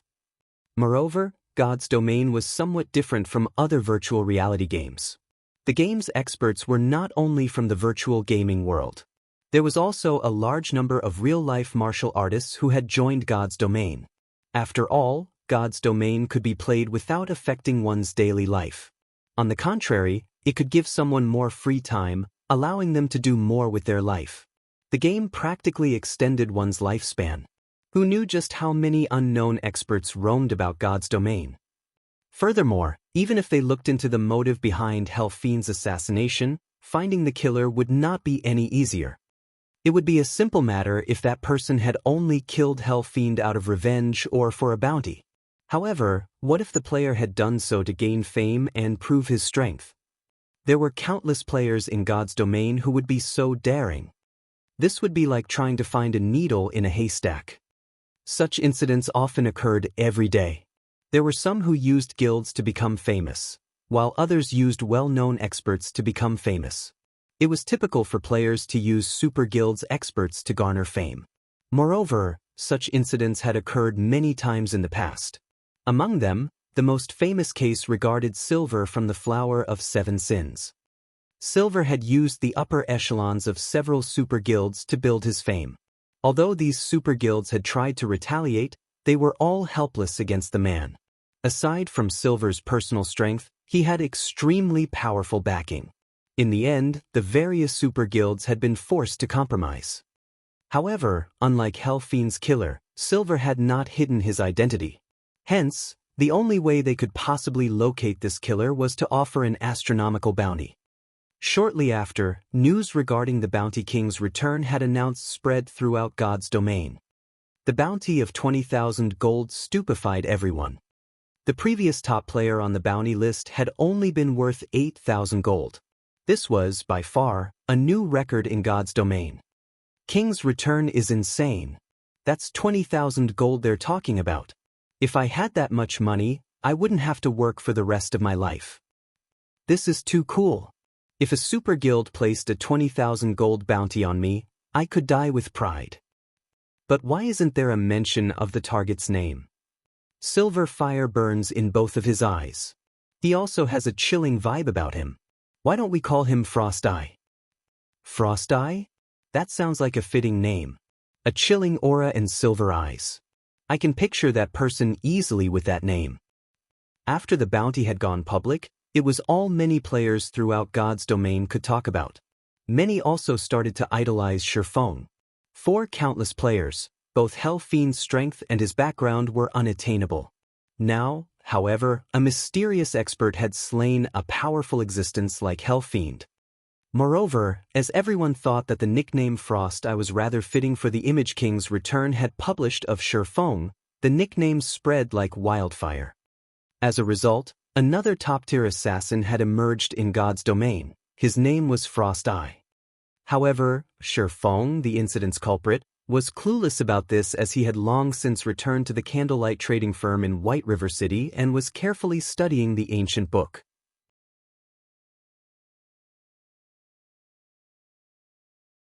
Chapter 867, Ancient Abyssal Book. Inside the quiet advanced forging room, Feng was in an ecstatic mood. He had never imagined that combining the Abyssal Blade and the Soul Fire's effects would be this powerful. Initially, he had prepared a trump card to finish Hellfiend off. He had never realized that he could defeat the Elementalist so easily by relying on the Abyssal Blade's hidden effect. With this power, he would even be able to contend with old monsters like Sirius without activating Twofold Berserk. Twofold Berserk was his final trump card. He would not use it unless he ran out of options completely due to the severe side effects. If he had to endure a weakened state for a long time, he could easily fall prey to his enemies. However, the Abyssal Blade's mental oppression was not significantly limited. He could utilize it at any time. The only drawback was that the Abyssal Blade's mental oppression also affected Feng, but fortunately, the Soul Fire allowed him to remain calm and in control. Unfortunately, now that he had used the Abyssal Blade's effect on Hellfiend, he would have to be more careful when using the magic weapon in the future. While he was not afraid of King's Return's retaliation, he was afraid of others realizing that he possessed the ancient book. Hence, he had hidden his identity when he killed Hellfiend. The ancient book's power was no trifling matter. It could also enable him to make a massive fortune. Although current players still knew nothing of the ancient book's treasure, various quests would appear along with the abyssal monster's invasion. This would, in turn, lead to players gradually learning about the ancient book and the book's true value. While he was not afraid of anyone attempting to steal it from him due to his confidence of defending the book, he was afraid that, if others learned that he had the ancient book, someone would report him to the War God's Temple. Now that the Abyss Passage had opened, the War God's Temple would need the ancient book's power to reseal the passage. If someone provided evidence to the War God's Temple proving that the ancient book was in his hands, the temple's NPCs would hunt him down. If that happened, he would be a wanted man throughout the continent of God's domain. At that time, his life would be over, not to mention losing the book. The punishment for possessing the ancient book would not be as simple as dying 1 or 2 times. In the past, players who had been caught using the ancient book had all their attributes permanently decreased by 500 points, lost 10 levels, and had their reputation in all human cities decreased by 500 points. Players had found it difficult to enter the cities in which they had not earned any reputation points, as their relationship with the city's NPCs had been hostile. If players wanted to enter the city, they had to make up for the negative 500 reputation points first. When Feng took out the forbidden, ancient book, a black mist instantly enveloped the room. Such powerful demonic energy. Feng frowned. Previously, he had not experienced any such phenomenon when he had picked up the book. Now, however, just taking the book out had filled the room with demonic energy. Even after he returned the book to his bag space, demonic energy leaked from his bag. Although demonic energy was mana, it was an extremely violent mana. Players who remained inside demonic energy would find it difficult to stay calm. Moreover, players' reactions would become sluggish inside demonic energy. To abyssal monsters, however, being surrounded in demonic energy felt like heaven. After all, not only would demonic energy allow them to grow stronger, but it would also increase their reaction speeds. However, the worst part about demonic energy was that it would attract abyssal monsters. Now that abyssal monsters had invaded the Twin Towers Kingdom, it was inevitable that Star Moon Kingdom would be affected. At that time, the demonic energy seeping from his bag would act as a beacon in the darkness when Feng ventured out to grind. Swarms of abyssal monsters would hunt him down. Moreover, the ancient book could only be stored inside a player's bag space after it had been activated. He could not store it anywhere else.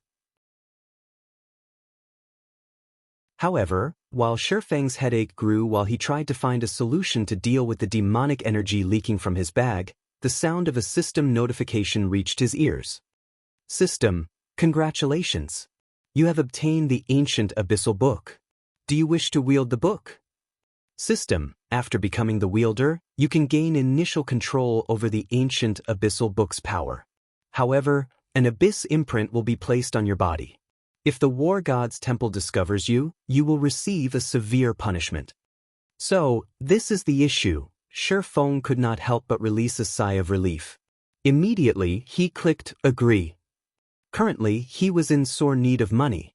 Aside from the money he needed to provide mounts for his guild members as they reached level 40 and the funds he had promised to Immortal Light, his head ached over the money he still needed to build his city. Although the strengthening device netted him quite a profit, the money earned was simply not enough to build a city in a short period. After all, they could only produce so many strengthening devices each day. It would also become cheaper as time passed. As for the bronze engineering locomotive, it required a large number of advanced lifestyle players to manufacture. Nurturing these advanced lifestyle players alone would require a hefty investment. It would still be a long time before he could profit from the engineering locomotives. Hence, after all was said and done, the ancient abyssal book was the fastest way to earn money. Due to the abyssal monster's appearance, many players were attempting to kill these monsters to earn merits. However, killing these monsters was not easy, as those on the front lines were generally high-level creatures. Low-level abyssal monsters, on the other hand, usually resided deep inside captured territories. Players had no choice but to circle around the high-level abyssal monsters and sneak into these captured areas if they wanted to earn any merits. Unfortunately, sneaking into these captured areas was time-consuming, as there were no teleportation points in the cities. Players also had to avoid high-level abyssal monsters carefully. Even with a mount, the journey would be an exhausting one. Furthermore, fights against abyssal monsters were taxing on weapon and equipment durability. When one ran out of durability, they would have no choice but to return to an NPC city, wasting even more time and energy in the process. Hence, those without great determination would not obtain the new class. On the other hand, if a player focused fully on class changing to the new class, they would fall behind in terms of levels and equipment. Yet, the amount of merit one gained, more or less, corresponded with the level of the abyssal monster one killed, with higher-leveled abyssal monsters granting more merits. This was where the ancient abyssal came into play. The ancient abyssal book could be used to set up a barrier. Abyssal monsters would not actively cross this barrier, so players were safe inside. If he established a barrier in an area with low-level abyssal monsters and set up a teleportation magic array, he could allow others to teleport to the area safely. He wouldn't have to worry about the abyssal monsters destroying the teleportation array. Afterward, he only needed to collect teleportation fees. The teleportation halls in the various NPC cities made even more money than the auction houses. In God's domain, there were various ways to save money, such as purchasing fewer consumables and avoid purchasing better equipment if unnecessary. However, there were two expenditures that one could not avoid: repair fees and teleportation fees. The appearance of a new class sorely tempted players. There were also other rewards available. If one claimed to be uninterested in merits, they would be lying. Meanwhile, to save precious time, these players naturally would not mind spending a little more money. Operating a teleportation magic array required magic crystals. A single magic crystal could teleport roughly 20 people. Even if he only charged 4 silver coins per person, he would be swimming in money in no time. After solving the problem of the demonic energy, Feng left the candlelight trading firm secretly. Wearing a black cloak, he rode an advanced horse carriage towards the teleportation hall and traveled to the Twin Towers Kingdom's capital. Now that the Twin Towers Kingdom had fallen, the originally lively atmosphere in the capital had cooled completely. At this point, only a few players around level 20 roamed the city. Most of the people on the streets were NPCs.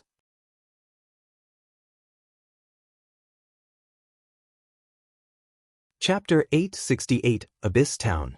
This place is certainly deserted.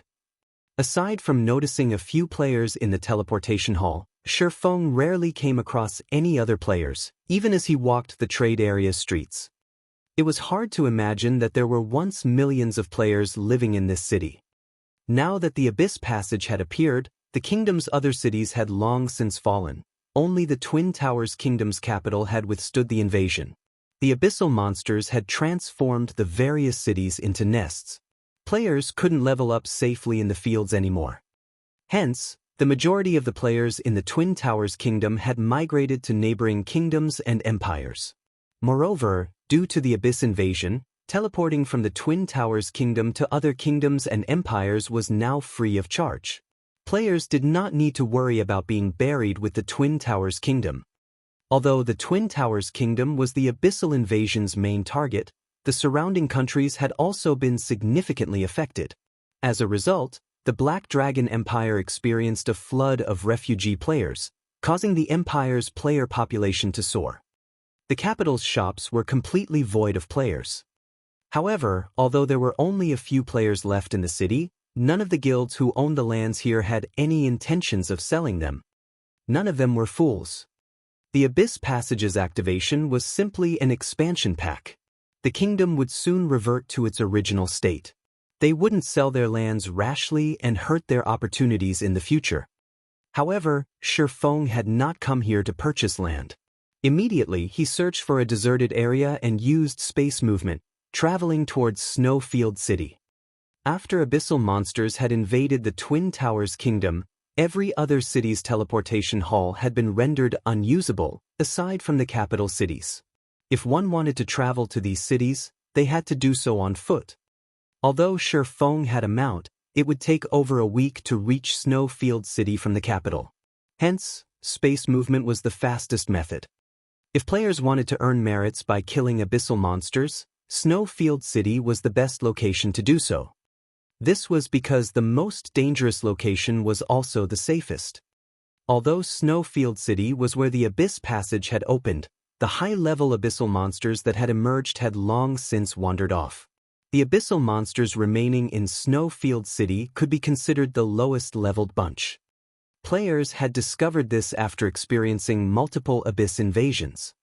Meanwhile, Feng needed to find an optimum location to set up a teleportation magic array. After that, money would flow into his pockets without him having to lift a finger.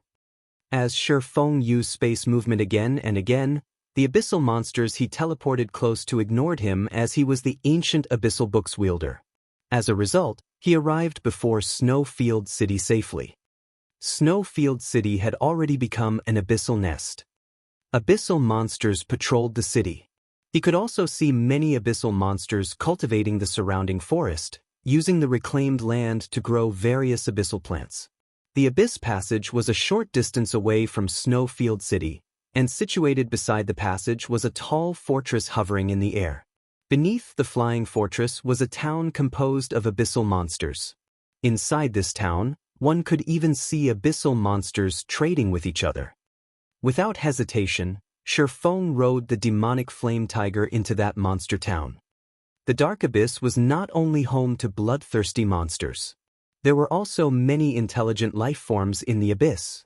Like the humans of God's domain, the Abyss's intelligent life forms had their own towns and cities. Demons were one of the intelligent abyssal monsters. However, it was practically impossible for humans to enter these towns and cities safely. Only the wielder of the ancient abyssal book could explore these places. As soon as Feng arrived at the town's main entrance, two 10-meter-tall, dark gray level 200, Tier 3 demons blocked his way and scrutinized him carefully. Only after noticing the Abyss imprint did they allow him to enter the city. As Feng entered the town, he noticed that many demons had set up stalls on either side of the street. The items they sold could not be found in any human cities. Very quickly, however, a shop run by a Tier 3 demon caught Feng's attention. There was a massive amount of mana source ore piled up in front of the shop, exciting Feng. I never expected to find this for sale here. I've struck gold this time. Feng immediately strode over to the shop. Mana source ore was an extremely rare ore in God's domain. It was used in producing high-rank weapons and equipment.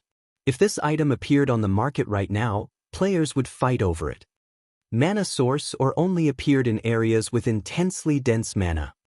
However, there were extremely few locations with high-density mana in God's domain. The Dark Abyss, on the other hand, was filled with violent demonic energy. Hence, mana source ore could be purchased cheaply in the Dark Abyss. Mana source ore's main purpose was to improve the power of the crafting flames, allowing forgers to better refine materials. Not only could stronger flames improve one's refining speed, but it could also increase the success rate. Hence, the various large guilds were desperate to obtain mysterious flames. However, mysterious flames were simply too rare. The only other option was mana source Oregon. When the shopkeeper noticed Feng enter his shop, a gentle expression appeared on his sinister face as he said, "My shop has the best prices around these parts. May I know if anything has caught your interest? How much are you selling the mana source ore for?"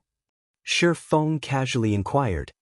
The basic mana source ore costs 3 silver per ingot, while the intermediate ore is 10 silver per ingot. The shopkeeper smiled as he glanced at the pile of mana source ore outside of his shop. "Oh, you have intermediate mana source ore too?" Feng asked curiously.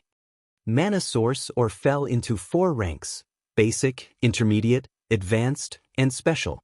On the continent of God's domain, even basic mana source ore was quite rare. Basic mana source ore could upgrade a flame's power to Tier 2. Of course, see those blue ingots inside the glass cabinet? That is the intermediate mana source Oregon. When burned, it can upgrade the flame to the Tier 3 standard. At that standard, producing epic weapons and equipment won't be a problem, the shopkeeper explained as he pointed at the deep blue ingots. "Excellent. I want all of the mana source ore you have." Feng nodded. "Sir, this is your lucky day. We just recently restocked. We have 30,000 ingots of basic mana source ore and 2,000 ingots of intermediate mana source Oregon. That will cost a total of 1,100 gold, the shopkeeper excitedly reported. What a profit! Feng was instantly ecstatic when he heard this price. It was no wonder why the ancient abyssal book's wielders in his previous life had all been extremely rich. Back then, a 1 basic mana source ore ingot could sell for anywhere from 50 to 60 silver, while the intermediate version could sell for around 3 gold. Even so, very few players had been willing to sell their ingots as forgers had treated the mana source ore like a priceless treasure.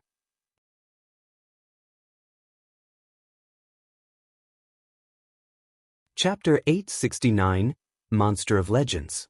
Sir, this is all the mana source or that we have in our shop. Please confirm the amount, the demonic shopkeeper said after stacking numerous crates of mana source or before Feng. After tallying up the total, Feng stored the crates in his bag space. If he resold all of the mana source or, he could easily make dozens of times what he had paid for them. He could only dream of how rich the book's wielders had been in the past. When will you restock? Feng asked. We've only recently restocked. It will be roughly another 10 days before the next shipment arrives through the Abyss Passage, the shopkeeper explained. He then added, although this little shop has now sold out of mana source or, we still have plenty of rare products. I believe that you will find them to your liking, sir. Glancing at the other products in the glass cabinets, Feng shook his head. Although there were many rare products on display, the profit he could make off of them wasn't anywhere near what he could gain from the mana source Oregon. However, as Feng was about to leave, a blood-red pendant caught his eye. Abyss Pendant, Fine Gold Rank. Although this item did not provide any bonus to attributes, many players had dreamed of obtaining it in the past. Generally, the item would only drop from high-tiered abyssal monsters, and its drop rate was horrendously low. Despite being so rare, this pendant only had one function: fixed teleportation. After marking a location, one could use the pendant to teleport there. Fixed teleportation's cooldown lasted 5 hours, and only one location could be marked at a time. Even so, it was an extremely valuable pendant. After all, players hated travel more than anything. Unfortunately, due to problems such as equipment durability and running out of consumables, players had to return to cities often to resupply. It was extremely troublesome to travel back and forth constantly. Hence, it was easy to imagine why so many valued the Abyss Pendant. In the past, this Abyss Pendant had been one of the main reasons to farm abyssal monsters. How much are you willing to sell that pendant for? Feng pointed to the Abyss Pendant. You have great eyes, sir. This is our shop's main attraction. The shopkeeper smiled. He then took the Abyss Pendant from its cabinet and said, if you are interested in purchasing it, I can sell it for 5,000 gold. Feng frowned when he heard this price. A single epic item only cost around 2,000 gold, whereas epic weapons cost around 5,000 to 6,000 gold. In the past, people had only spent around 3,000 gold to purchase Abyss Pendants. Although the pendant's fixed teleportation was a convenient ability, there was one downside: its long cooldown. After reaching level 40, players would have mounts, saving a massive amount of time when traveling. For distances that one could cross in 5 hours or less, fixed teleportation was a waste. If the cooldown could be reduced from 5 hours to 3 hours, the Abyss Pendant might be worth nearly 8,000 gold. Time was money. To any expert in God's domain, time was far more valuable than gold. Seeing Feng's dimming interest, the shopkeeper hurriedly advised, Sir, are you sure you won't consider it? This pendant is extremely hard to obtain. It is highly unlikely that you will come across another one anywhere else. Feng pondered his choices as he stared at the blood-red pendant. The Abyss Pendant was extremely rare. Even if he farmed high-tiered abyssal monsters, the chances of one dropping were abysmally low. Moreover, this could be considered an advantage the system gave the Abyss Ancient Books wielder. Alright then, I'll take the pendant. In the end, Feng decided to purchase it. Although the 5-hour cooldown was a big problem, he needed the Abyss Pendant right now. Moreover, he had a way to shorten the pendant's cooldown. The pendant would be worth far more after he did so. Feng spent another 5,000 gold to purchase the Abyss Pendant. He then left the abyssal town, searching for a suitable location to set up a teleportation array. This was the nest of abyssal monsters. Unfortunately, there were far too many abyssal monsters nearby. If the players without an abyss imprint ventured this far, a swarm of abyssal monsters would slaughter them.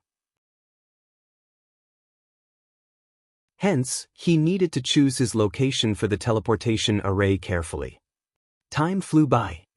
After spending over 3 hours searching, Feng finally found a suitable teleportation point in the middle of a valley. The valley was relatively far from the abyssal town, and the surrounding abyssal monsters had spread out. Moreover, few abyssal monsters wandered the several paths leading out of the valley, and those that did were not high-leveled. This area was perfectly suited for God's Domain's current players. Even if one were not an expert, they could easily survive if they formed a party. Following which, Feng began to set up the teleportation point. In God's Domain, the most troublesome aspect of establishing a teleportation array was producing the array itself. Fortunately, if one had already produced the required components, setting it up was much easier. Just as Feng was about to use the ancient abyssal book's power to establish a barrier, a sudden commotion shook the valley. A pillar of black fire had emerged in the valley's center. Even from the valley's entrance, Feng could see the pillar of fire quite clearly. Soul fire. Feng recognized the black flames with a glance, and he could not help his shock. What is going on over there? Soul fire was not a trivial matter. Its appearance signified that an intensely powerful monster lurked in the area. At the very least, the monster had reached the Tier 4 standard. To current players, a Tier 4 monster was practically invincible. It was not something that should be provoked. However, before Feng could investigate, several explosions shook the valley, the center's ground caving in and forming a gigantic pit. Following which, a dragon's roar echoed throughout the valley. Feng even unconsciously trembled. A dragon? Feng wanted to flee the area immediately. Dragons were symbols of strength and violence in God's domain. They were the natural-born rulers over the game. Even higher beings like demons and angels feared dragons. The appearance of a dragon was cataclysmic. Just as Feng considered leaving, he suddenly noticed several dozens of players floating up from the forest's floor. These players had formed a gigantic, golden magic array that covered an extensive area. How are there players here? Feng was astonished. Snowfield City had already fallen to the abyssal monsters, becoming a nest. Theoretically, players should have long since fled this place. Suddenly, a dragon with a wingspan of over 100 meters suddenly flew up from the gigantic pit, its silver scales shimmering in the sunlight. The instant the dragon appeared, Feng realized how powerless he was. Although this silver dragon was smaller than the frost bone dragon, in terms of power, the two were on entirely different levels. The pressure the silver dragon radiated was many times stronger than Feng's abyssal blade when he used a skill. If not for the distance between Feng and the dragon, he would even struggle to stay standing. However, just as the silver dragon was about to escape the golden magic array, the magic array launched countless, golden chains, binding the dragon's limbs and wings.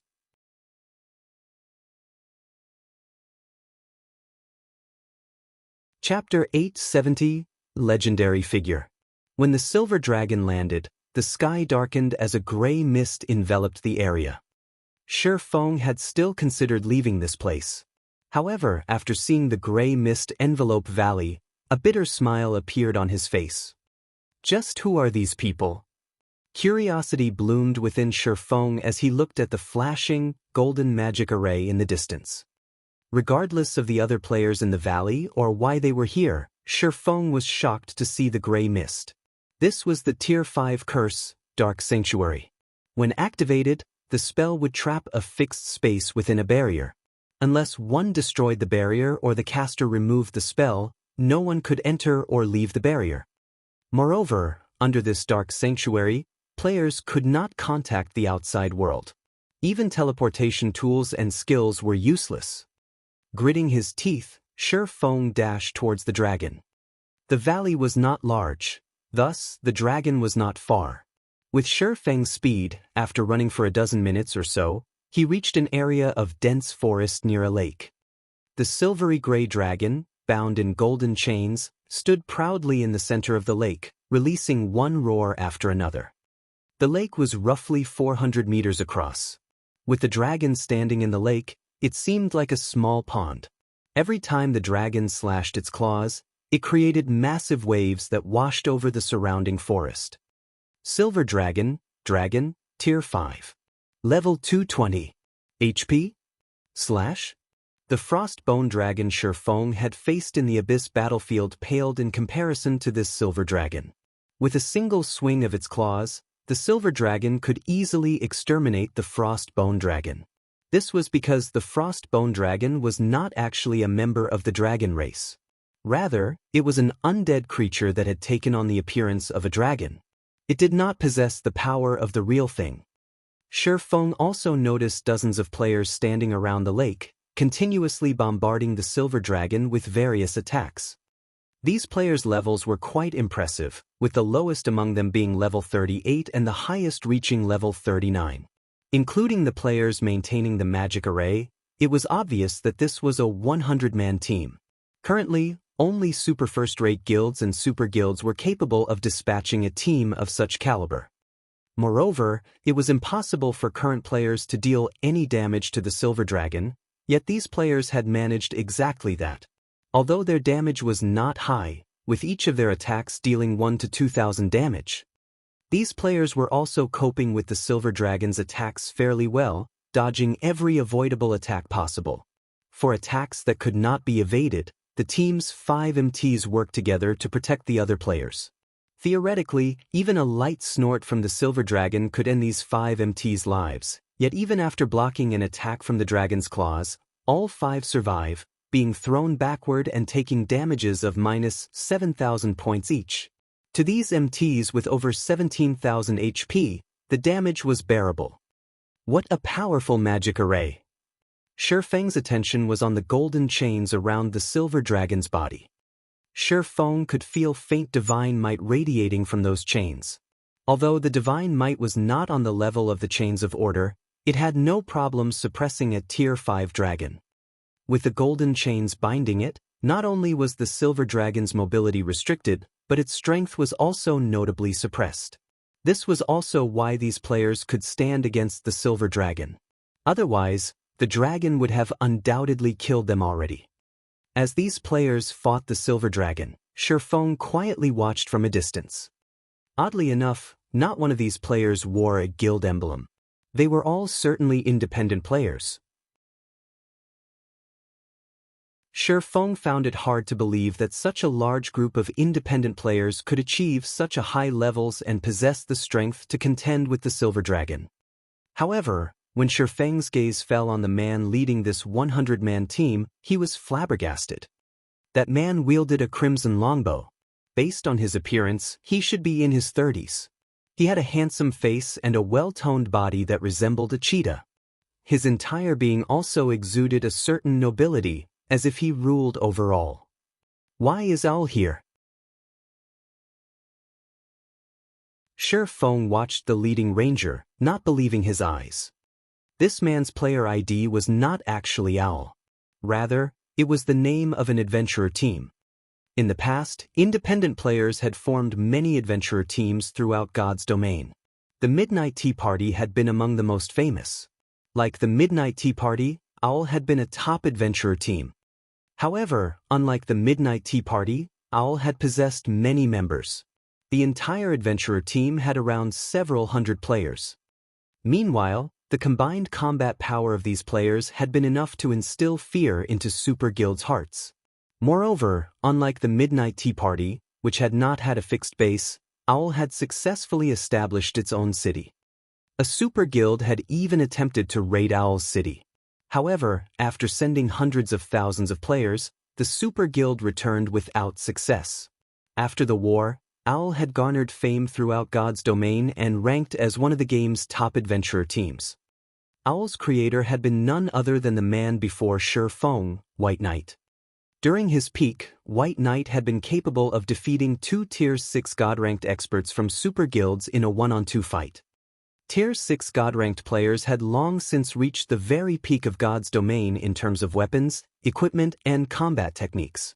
Beating one of these players in a 1-on-1 battle was already immensely difficult, not to mention winning a 1-on-2 fight. It's no wonder why Owl had been so impressive. Feng was at a loss for words as he watched the Silver Dragon's HP decrease, bit by bit. Although he knew that some quest was responsible for Owl's ability to stand against the Silver Dragon, the fact that these players had encountered such a quest in the first place showed just how extraordinary Owl was. Moreover, the longbow, chest armor, and shoes that White Knight wore radiated the special effects of epic ranked items. It was likely that one could only find such an array of items on an old monster from one of the super guilds. However, those old monsters had the support of countless players. On the other hand, Owl only had several hundred players, yet they had obtained such powerful weapons and equipment. This was simply inconceivable. Look out for its breath attacks. White Knight suddenly shouted as he noticed the Silver Dragon open its mouth. The other team members immediately spread out, avoiding the area in front of the Silver Dragon. Dragons generally needed time to prepare a breath attack. However, they did not need long, roughly 2 or 3 seconds. Moreover, breath's attack range was quite wide. If players attempted to evade after a dragon's breath attack had begun, they would likely be caught in the attack. However, as soon as the dragon began to move its jaws, White Knight had ordered his team to move as if he had a perfect understanding of the beast's movements. In the next moment, a beam of silver light smashed through the forest, obliterating everything in front of the Silver Dragon. The beam dug out a long, 8-meter-deep trench, the lake's water pouring in to form a river. Despite the strength suppression, the Silver Dragon could still alter the terrain with a single attack. Dragon's power was undeniable. Yet, despite the Silver Dragon's immense power, under White Knight's command, the entire team emerged unharmed. As time quickly passed, the damage the team inflicted on the Silver Dragon compounded, diminishing the Silver Dragon's HP. Everyone keep it up. This dragon is almost done for. White Knight shouted excitedly as he saw the Silver Dragon's HP bar turn red.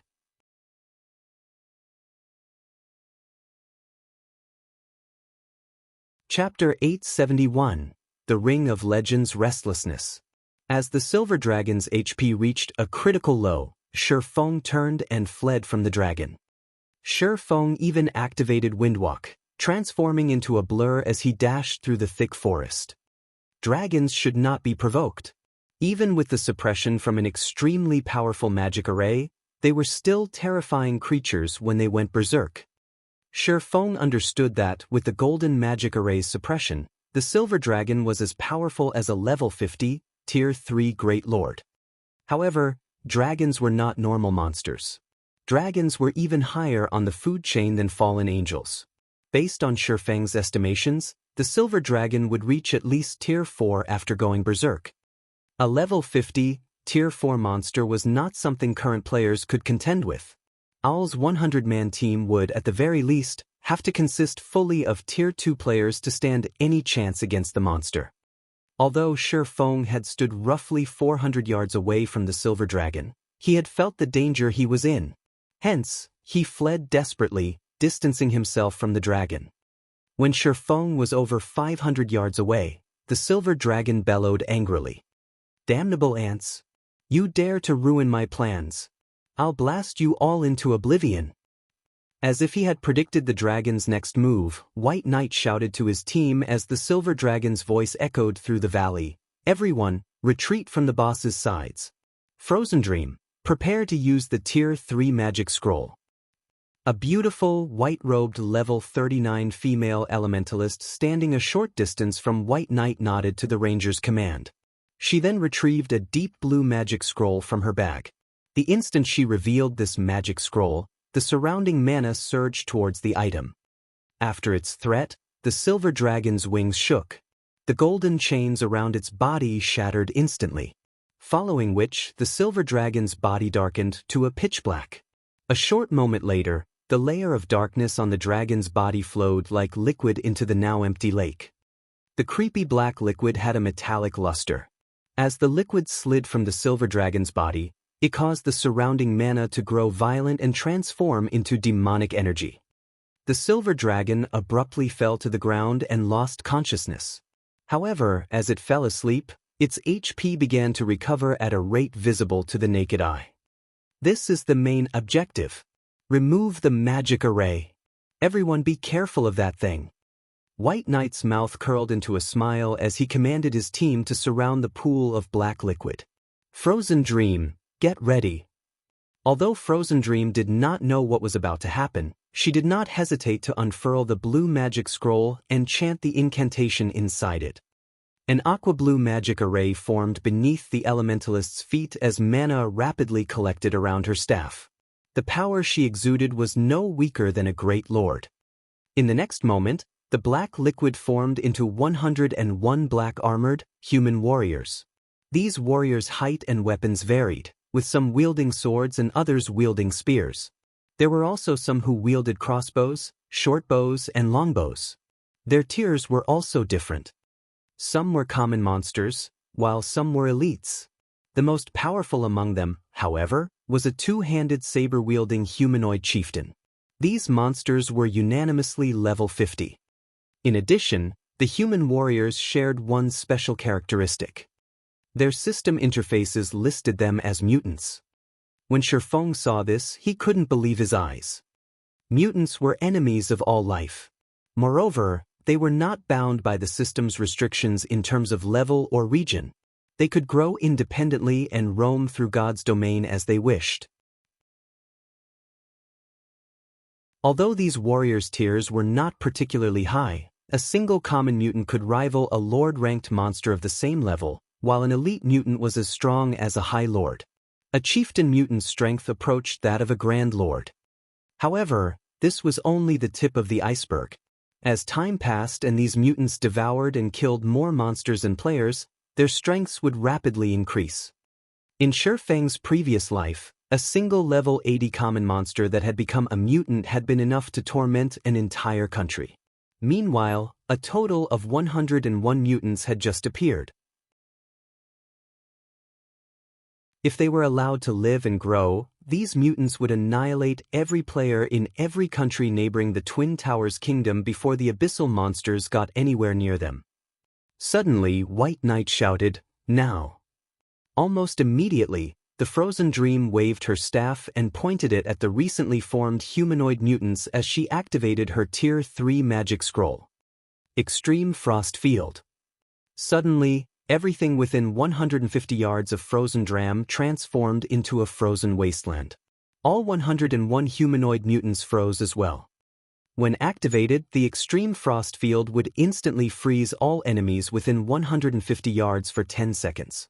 In addition, all enemies in the area would suffer the Deep Cold debuff, which decreased their movement speed and attack speed by 50% and increased the frost damage they received by 100%.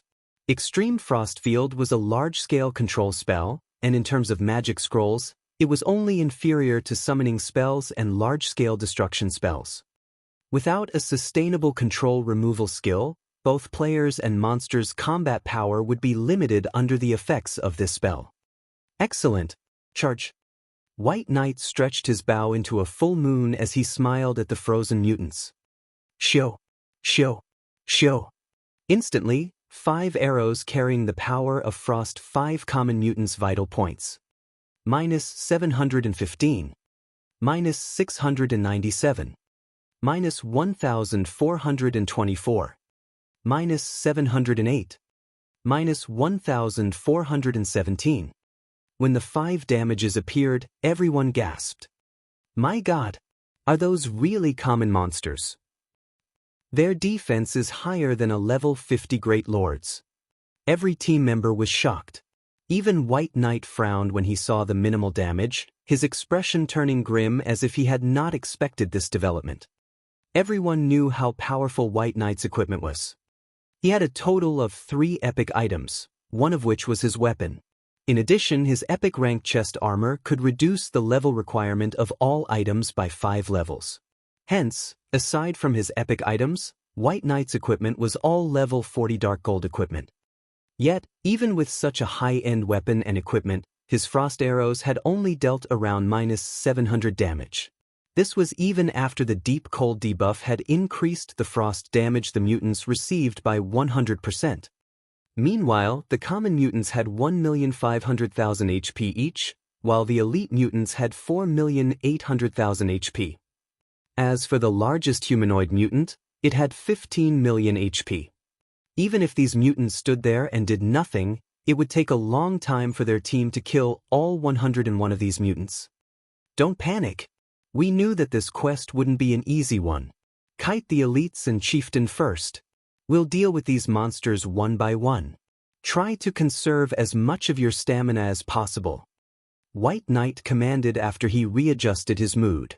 He knew exactly what they needed to do right now. Meanwhile, Feng, who stood far from Owl's 100-man team, stared at the unconscious silver dragon. Strangely, the fragmented legendary ring on his finger was reacting to the silver dragon.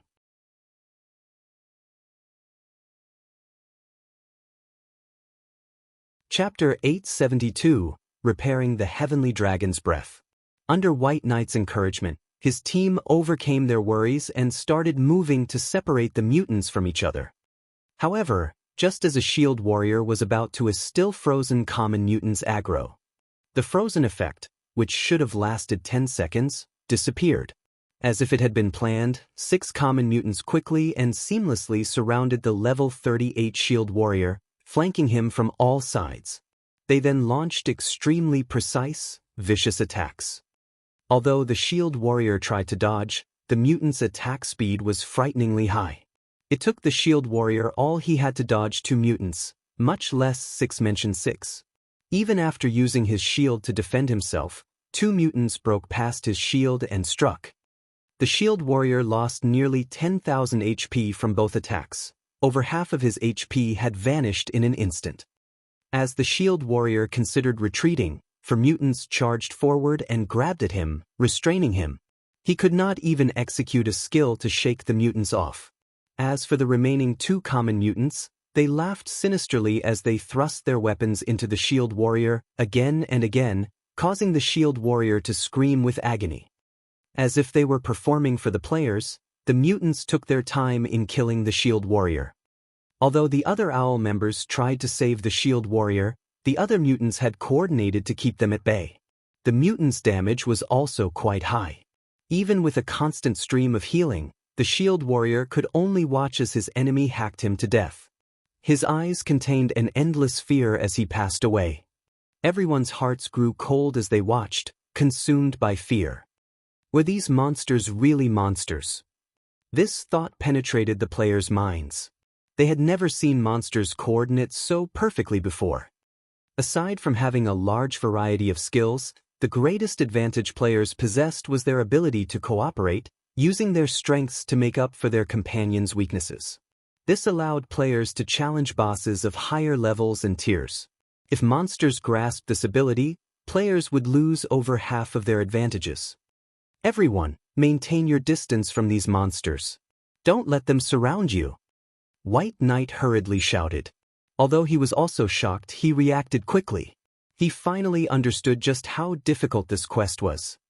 However, the mutants had no intention of giving White Knight and the others any time to recover from their stupor.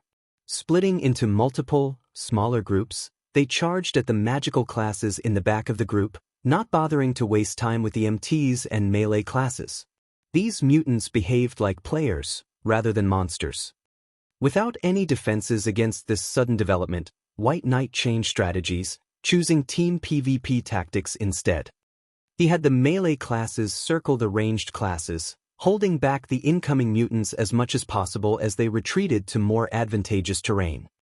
Watching from afar, Feng had to admit that White Knight was indeed one of God's Domain's legendary characters. Not only were his leadership abilities first class, but he also had incredibly accurate observational skills and foresight. He fought like a machine. Grasping every aspect of battle perfectly, he knew who needed to do what, where to supply reinforcements, and when to use specific skills. Every member of the team moved like an extension of White Knight himself. Unfortunately, White Knight's team members gradually fell, one after another. In contrast, the mutants had yet to suffer a single loss. Everyone's attacks only dealt around -300 damage, critical hits only managed -600. Even if they concentrate their attacks on a specific common mutant, the latter had 1,500,000 HP. It would take the team a long time to kill one common mutant, not to mention the elite and chieftain mutants. Even with appropriate commands and responses, Owl's members could not make up for the difference in attributes. As White Knight and the others gradually retreated from the Silver Dragon, the mutants moved with them. This gave Feng the opportunity to sneak up to the dragon's side. After the black liquid had left the Silver Dragon, the dragon's silvery gray body had paled to a pure silver. Despite being unconscious, the dragon's aura was intensely frightening. Even Feng found it difficult to move once he stood 30 yards from the creature. If an ordinary player stood in Feng's shoes, they'd likely be paralyzed. However, the closer Feng came to the Silver Dragon, the greater the heavenly dragon's breath reacted. Does it want me to collect the dragon's heart? Feng felt a headache brew as he raised his head to look at the massive Silver Dragon. The dragon before him loomed like a mountain.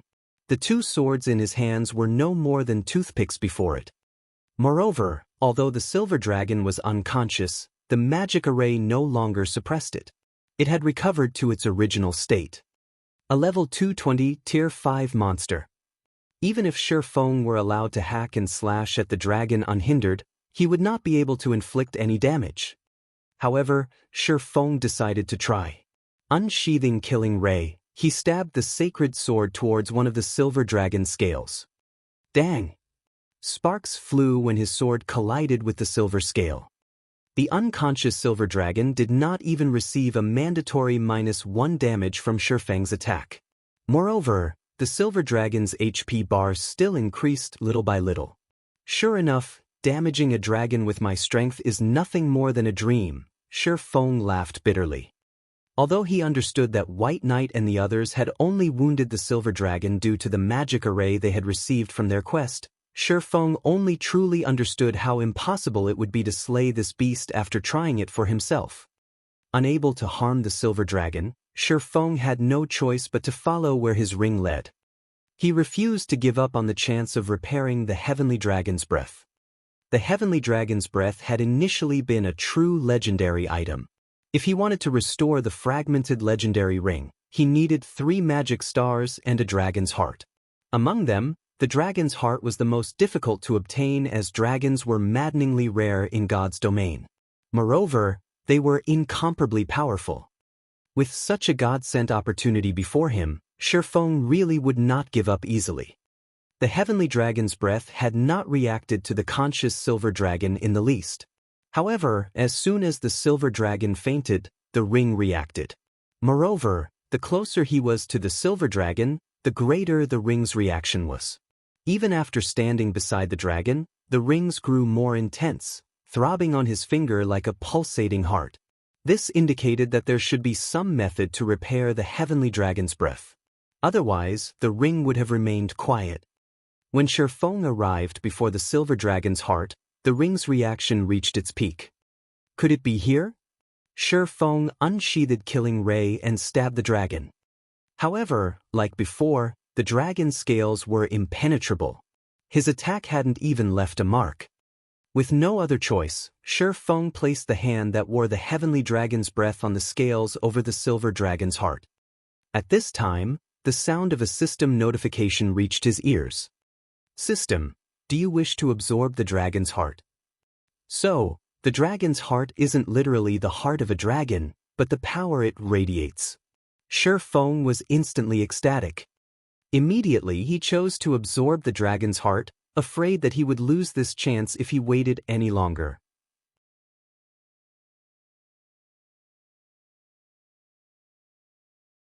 Chapter 873, Ring of Legends Awakens. The instant Feng clicked, absorb, the Heavenly Dragon's breath on his finger trembled faintly. Wisps of silver mist flowed from the Silver Dragon's heart and into the ring. At the same time, a long loading bar appeared before Feng. As the loading bar began to fill, a golden magic array appeared beneath Feng's feet. Numerous small, purple magic arrays also began to appear beside his hand, becoming more intricate as the loading bar filled. Line after line of divine runes automatically appeared and melded with these magic arrays, continuously perfecting them. If another player saw Feng's eyes, they would also discover a silver magic array in each, the array's complexity surpassing even that of a threefold magic array. Feng's elation grew when he saw the restoration work for the Heavenly Dragon's Breath begin. Fragmented legendary items were exceedingly rare throughout God's domain. Each item could easily incite an all-out war between large guilds. No epic item could compare to its value. In the past, despite Shadow being a second-rate guild and having established 10 city-states, the guild had not possessed a single fragmented legendary item. If Feng had owned a fragmented legendary item back then, the item would have helped him become a Tier 4 Sword Emperor even if his body were weak. Previously, in the Dark Arena, the Heavenly Dragon's Breath had played a massive role in his victory against Sirius from the Battle Wolves. It was also why he had been able to defeat one Apex expert after another in this life. If he could upgrade the Heavenly Dragon's Breath, with the strength of the Abyssal Blade's hidden effect, he wouldn't need to utilize the double-edged sword of his twofold berserk to contend with monster-like experts. After all, fragmented legendary items were insanely rare. Even now, he had not heard of anyone, aside from himself and Fire Dance with her 1,000 transformations, owning one. At most, he had seen others wielding epic weapons and equipment. After quite some, the loading bar finally reached 1%. This pulled a frown from Feng. The ring's restoration required too much time. Meanwhile, the Silver Dragon's HP was still recovering. When the Silver Dragon's HP was full once again, it would definitely wake. At that time, he would lose his opportunity to absorb the dragon's heart's power. Hurry, please. Feng panicked as he watched the Silver Dragon's HP reach 30%, whereas his absorption progress had only climbed to 4%. Moreover, Feng still had to worry about those mutants. Currently, he couldn't move. Although White Knight's team was impressively strong against so many mutants, it was only a matter of time before they fell. If he had not finished repairing the Heavenly Dragon's Breath by then, and those mutants returned, all his effort would be for nothing. Please, you guys have to hold on for a little longer. Feng prayed as he watched the loading bar reach 5%. Time flowed quickly. When the Silver Dragon's HP recovered to 50%, Feng's restoration progress had only reached 32%. Although his restoration speed was slightly faster than the dragon's recovery speed, the latter's HP was nearly full. Meanwhile, White Knight's team also faced an intense situation. From the start of the battle to now, White Knight's team of 100 had fallen to around 70 players. In contrast, only 3 common mutants had died so far. If a team of ordinary, even elite, players stood against these mutants, the monsters would have long since annihilated them without losing a single mutant. The fact that Owl had persisted until now and had performed so stunningly proved that there had been a reason for their legendary reputations in the past. Don't hold back. Use all of the magic scrolls we have. White Knight ordered when the team reached the top of a steep hill. In God's domain, the terrain was an important factor in determining the outcome of a battle. White Knight's main goal behind the retreat was to move to favorable terrain. In a battle between players, steep highlands were easily defensible. Now that the team was on higher ground, they only needed to repel the incoming enemies. They could prevent the mutants from surrounding them. Under White Knight's command, everyone on the team gnashed their teeth as they took out their precious magic scrolls and tools. If they couldn't stop the incoming mutants in time, they would use every magic scroll they had to force these monsters back. Like this, they fought off one wave after another. After a short period, 2 more common mutants died. However, these mutants were not easy foes either. Realizing that the battle was at a standstill, the dozen or so elite mutants began to work together to block White Knight and his melee companions' attacks, creating opportunities for the common mutants to break through Owl's defensive line. Boss, I'm nearly out of mana. If this goes on, they will exhaust us to death even if they can't kill us directly, a level 38 male cleric anxiously reported as he glanced at his remaining mana. This battle was far more taxing than any boss battle they had fought so far. In the past, he had only needed to focus on healing the lead MT. Now, however, he also had to heal the rest of the team, which significantly increased his mana consumption. Moreover, they had already exhausted themselves during the battle against the Silver Dragon. Healers, control your mana usage. If your mana is running out, drink a potion. Melees, focus on pinning the monsters down, don't fight. Try to reduce the burden on the healers as much as possible. If your HP is low, drink a potion, White Knight commanded. He also knew how dire their situation was. He had not expected that these mutants to be so strong and possess such high intelligence. If they continued fighting as they were, their only outcome would be a team wipe. As the seconds and minutes passed, White Knight's team lost members. Elsewhere, Feng's anxiety grew with each passing second. The Silver Dragon's HP had already reached 97%, while the Heavenly Dragon's breath's restoration had only reached 93%. It was likely that the dragon would wake before the ring's restoration completed. Faster! Faster! Just a little more! Feng inwardly yelled. He had never been this nervous after re-entering God's domain in this life. 95%. 96%. 97%. 98%. When the Heavenly Dragon's breath's restoration reached 99%, the Silver Dragon's HP bar finished filling. The dragon's massive eyelids slowly opened. The Silver Dragon noticed Feng immediately, and flames of rage filled its gaze. Despicable human! You dare try to steal my power! The Silver Dragon bellowed. Widening its jaws, it used dragon breath on Feng. Without hesitation, Feng initiated absolute defense, the aura of Earth's activatable skill, which he had long since prepared. Boom! The powerful dragon breath created a massive crater around Feng. Even White Knight and the others, who were fighting quite a distance away, felt the ground tremble. After the dragon breath ended and the smoke cleared, Feng held onto one of the Silver Dragon's scales with one hand, while his other hand pressed against the dragon's side over its heart, absorbing the power of the dragon's heart. Although Feng had not received any damage, he was dazed. Unfortunately, absolute defense, which should have lasted 5 seconds, had been destroyed. However, the Heavenly Dragon's breath's restoration finally reached 100%. The magic arrays that surrounded him then began to merge with the ring, one after another. As if the ring had awoken from its slumber, it radiated an astounding aura. The ring no longer felt like an inanimate object.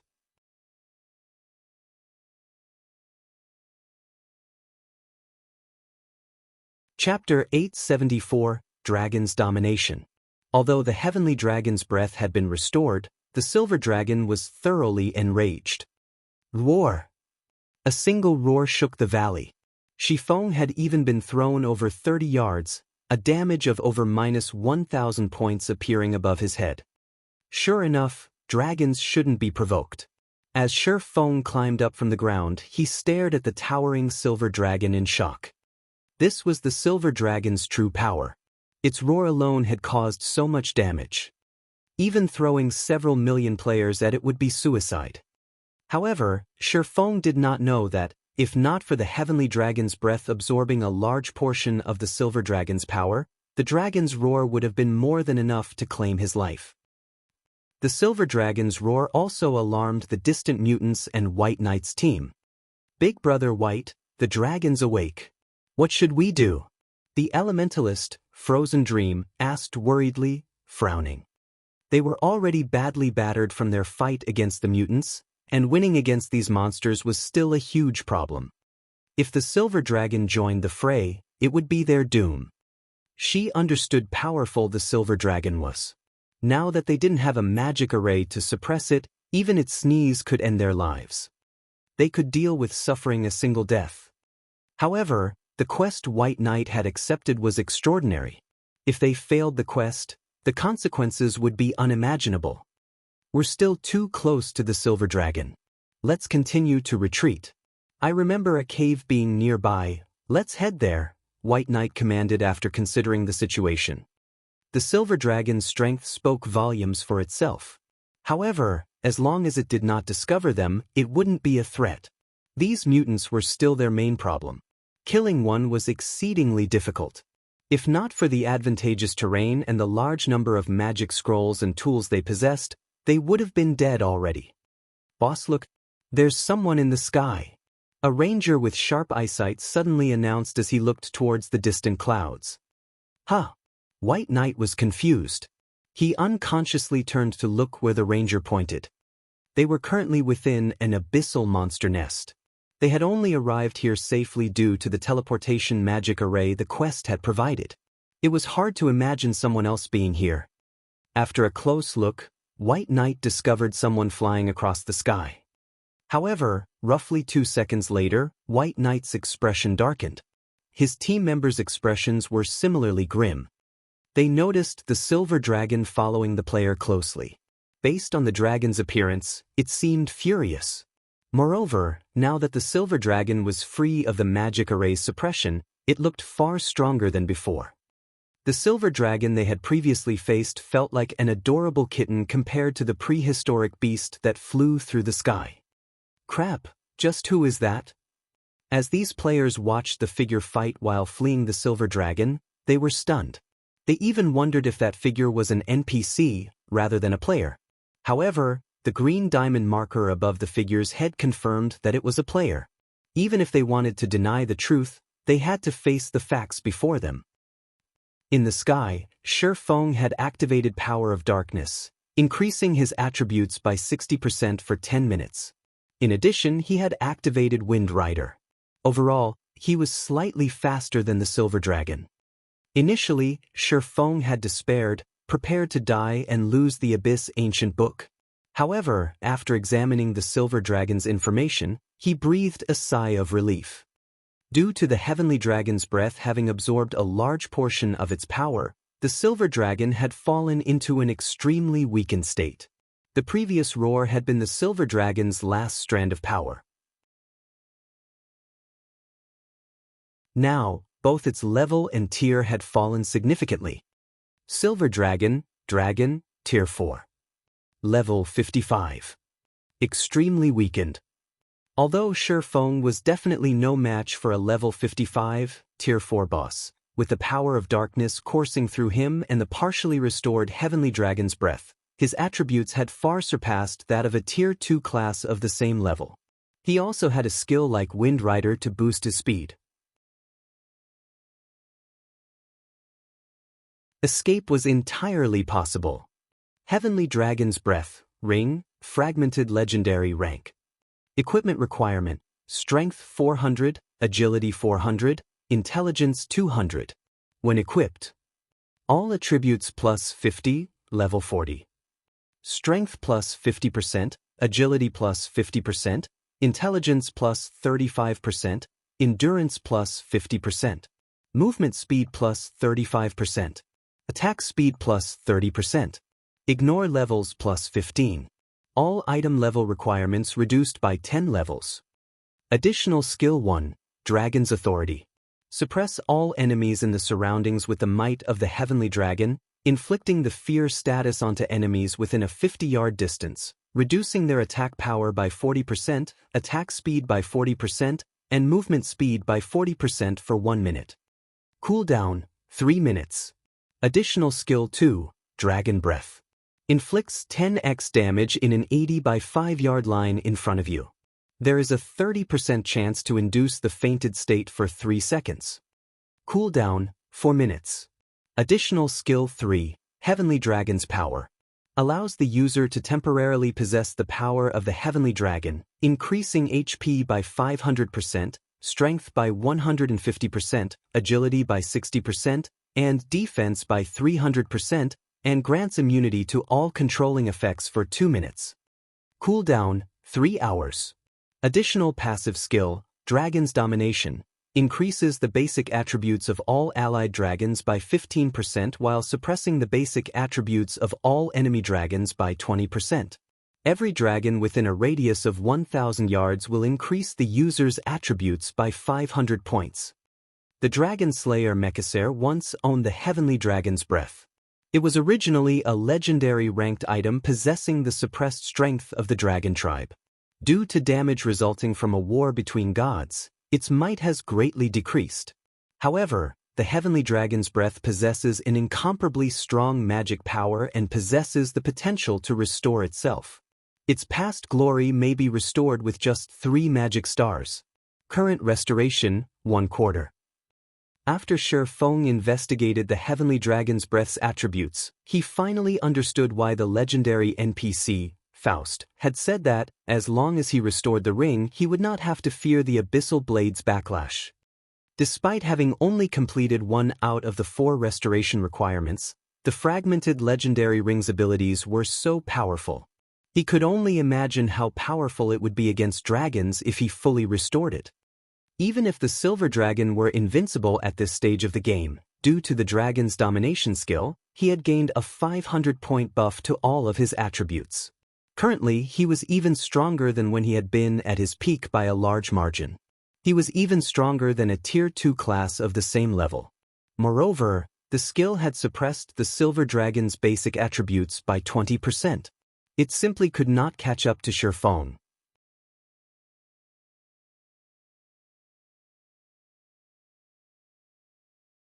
Chapter 875, Temple Ruins. In the sky over the valley, Feng dodged the Silver Dragon's attacks as he observed the surrounding terrain.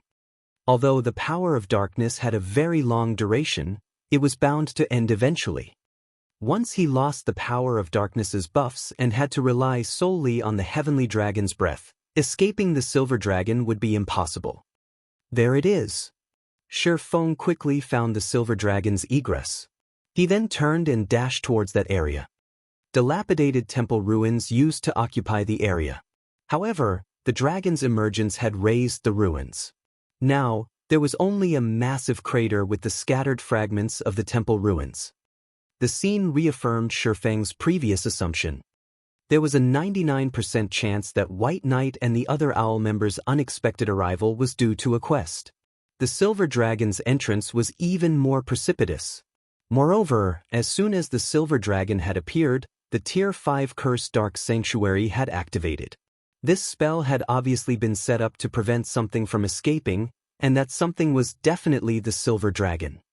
Since the spell had been set up to prevent the Silver Dragon's escape, there should be a spell that could reseal it, just like in the obelisk in Stone Forest Town. The crater was bottomless. The dragon soon realized that Feng was flying towards the crater. Although it was afraid to go near the pit again, Feng had stolen its power and left it weakened. Even if it could still recover, recuperation would take a long time. It wouldn't be able to soothe the hatred in its heart if it did not get rid of this swordsman. Hence, it too flew into the crater after Feng. Once the Silver Dragon vanished, White Knight and his team heaved a sigh of relief. As long as they did not agitate the dragon, they, more or less, had a chance of getting rid of these mutants. Had the Silver Dragon joined the battle, they would have lost all chance of completing their quest. Just who is that person? He was actually able to stand up to the dragon for such a long time.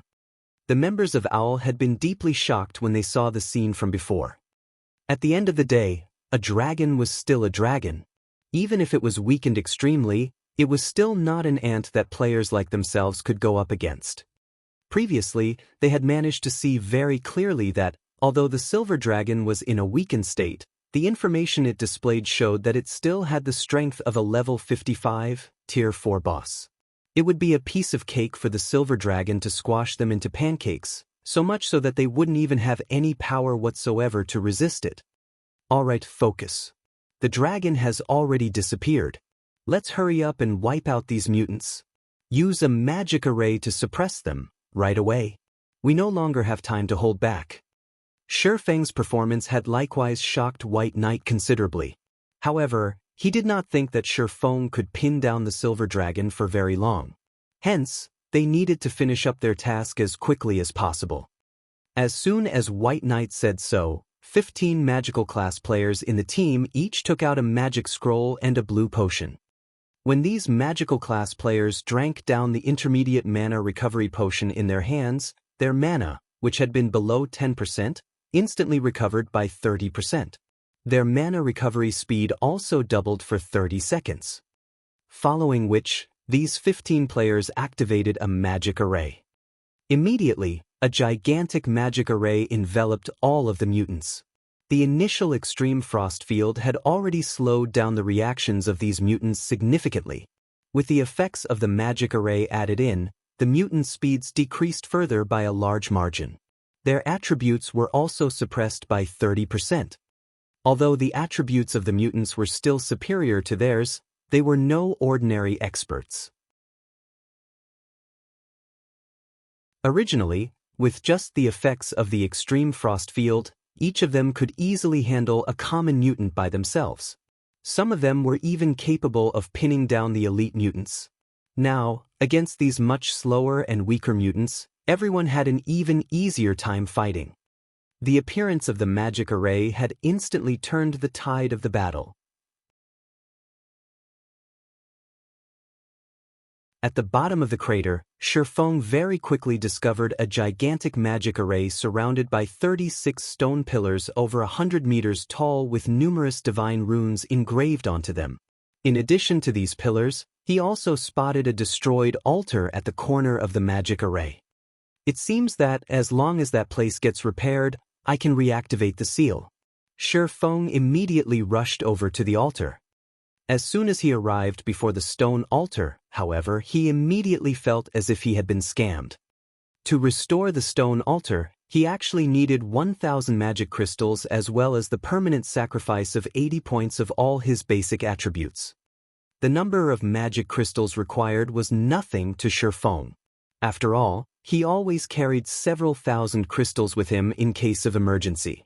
However, the permanent loss of 80 points in all attributes was a different story. To current ordinary players, losing that much in attributes would practically cripple their account. However, seeing the silver dragon already flying over, Feng gritted his teeth and clicked, accept. Anyway, after restoring the heavenly dragon's breath, the ring now provided additional basic attributes. It also received massive improvements in various other aspects. Overall, even after factoring in this loss, he still ended up with a net gain in basic attributes. The instant Feng clicked accept, he immediately felt power draining out of his body. Meanwhile, the silver dragon, which had just arrived before Feng and was about to slap him to death with its claws, suddenly froze, fear flashing in its eyes. At this moment, it distinctly heard the clanging and jangling of metallic chains. All at once, the silver dragon was terrified. It no longer cared about Feng as it instantly tried to distance itself from this place that had once trapped it. You want to escape?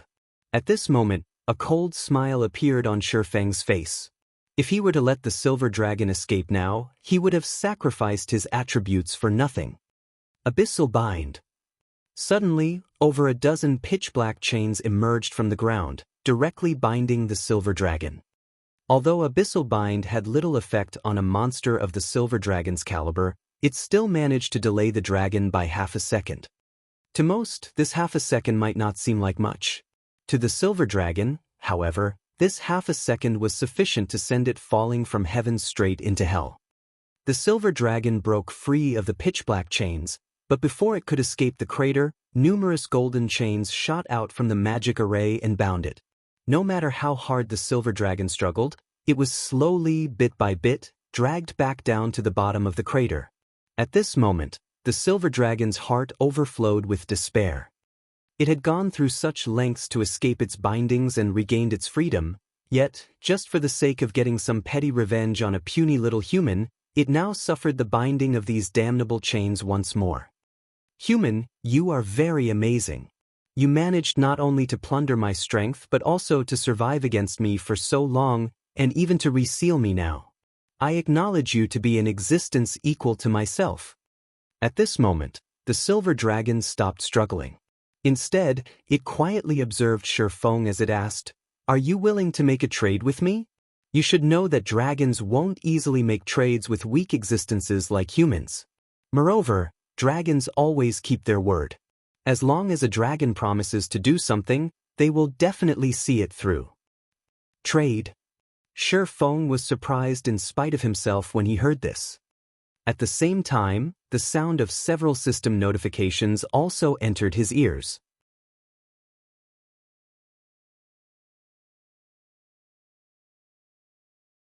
Chapter 876, Breathtaking Feng. The Silver Dragon's words already posed some temptation for Feng in the first place. After hearing the contents of the system notification, he was further stunned. System, congratulations. You have obtained the recognition of the dragon race. System, congratulations. You have learned the language of dragons. System, hidden quest, life redemption, triggered. Do you wish to accept this quest? So there's such a benefit for resealing the Silver Dragon as well. After taking a look at the system notification window, Feng shifted his gaze back to the Silver Dragon. Dragons weren't just incomparably powerful. They also loved collecting treasure. If he could complete this quest relating to the dragon race, the potential rewards would definitely be much more bountiful than those from quests given by human NPCs. Originally, White Knight and the others were the ones who should have received this quest. Now, however, Feng had accidentally stolen this opportunity from them. Sure, but what will I get in return? Feng asked, smiling as he looked at the fallen Silver Dragon. In any case, he was not in a rush to go anywhere. Hearing the dragon out wouldn't hurt. I know that you humans are always in pursuit of power. I know of a certain location. At that place, there is a secret technique tablet that powerhouses among you humans are always dreaming of obtaining. If you can release me and help me vanquish those mutants, I can send you to that place, the Silver Dragon said slowly. Secret technique tablet? Feng was shocked despite himself. He truly never imagined that this hidden quest he triggered would actually offer such a bountiful reward. If he could obtain an additional secret technique tablet, he would be able to nurture even more guild experts. All right, I agree to your offer, Feng answered without hesitation. System, hidden quest, life redemption, accepted. Quest content, help the Silver Dragon kill the mutants. Such good opportunities did not come easily. Currently, Feng was still utterly helpless about the Golden Tablet quest. That mysterious youth was simply too powerful. Feng simply had no chance to complete the quest at his current level.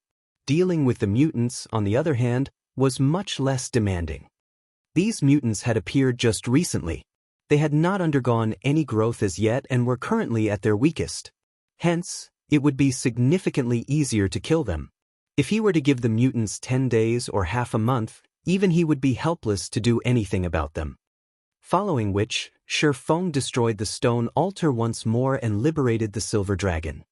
Though I cannot get too close to those mutants, I can support you from the sidelines. Looking at the chains binding its body disappearing, the Silver Dragon extended one of its massive claws to Feng and said, "Hop on. I will bring you over to the battlefield." Given free rein, those mutants will only grow stronger as time passes. We need to exterminate them as quickly as possible. Without hesitation, Feng hopped directly onto the Silver Dragon's claw.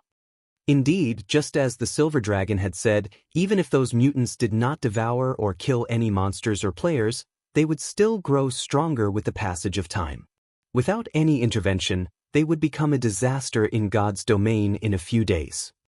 In his previous life, a mutant that had been left unchecked in Star Moon Kingdom had wreaked devastation on the kingdom. By the time players realized the severity of the situation, that mutant had already grown into a difficult foe to defeat even with more than 100,000 players. Suddenly, the Silver Dragon spread its wings and flapped them. It then flew straight out of the crater and shot into the sky. "Boss, something's not right with these mutants," a level 38 male swordsman suddenly said. "I keep feeling that they're becoming stronger and stronger." "Yeah, I get the same feeling. Although there aren't any changes to their maximum HPs, my attacks are actually doing less and less damage to them." "Me too. Moreover, their movements and reactions are gradually improving." At first, everyone had thought this was just their own misconception. However, after one person mentioned it, everyone else similarly felt that something was amiss. If they allowed these monsters to continue strengthening, their situation would become increasingly precarious. After all, just from a numbers point of view, they were now at a disadvantage. Initially, there had been 101 mutants. Now there were still 87 of them. On the other hand, their team, which had started with 100 members, had only 64 members remaining. Most tragically, even until now, they had yet to defeat a single elite mutant. Moreover, they had also used up nearly all the magic scrolls and tools they had brought with them. This was the first time they had encountered such a difficult quest where they could not see any hope of victory whatsoever. White Knight, who had been kiting the chieftain mutant all this time, frowned deeply as well. In truth, he, too, had long since noticed that these mutants were becoming increasingly stronger, especially the chieftain mutant he was kiting. Whether it was in terms of reaction speed, defense, or attack power, these monsters were receiving gradual minor improvements. However, he was also helpless about the situation. He had already made plenty of preparations for the quest this time.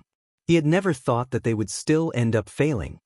Just as everyone was falling into the pits of despair, a massive figure appeared in the sky once more, the roar it released making everyone from Owl tremble. "It's over! We're truly finished this time." All their hearts sank into utter despair when they saw the silver dragon flying towards them. A Tier 4 silver dragon was far more powerful than these mutants they were struggling against. They already possessed no chance of victory against these mutants.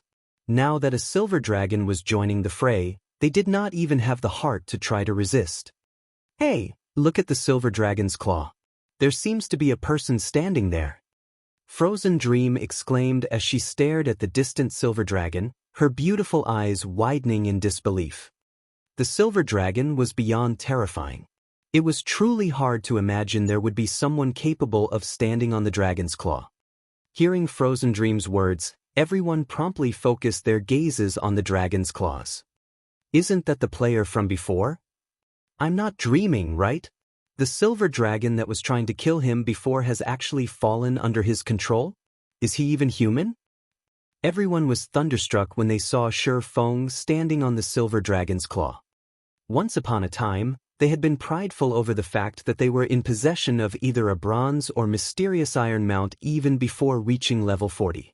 After looking at Feng, however, they were just a bit short of dying from embarrassment. As the silver dragon rapidly approached them, its powerful aura left everyone breathless, despite several hundred yards still separating them. Shortly after, Feng jumped down from the silver dragon's claw and landed before everyone. None of the members of Owl could find it in themselves to speak to Feng. They only observed him quietly with eyes full of fear.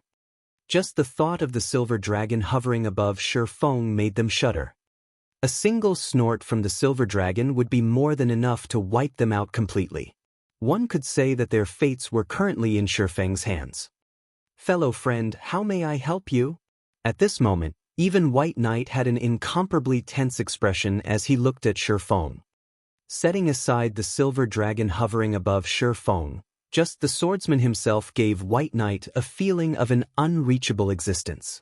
Even though White Knight clearly couldn't feel any danger coming from Feng, the aura the latter radiated was actually somewhat superior to even a lord-ranked monsters of the same level.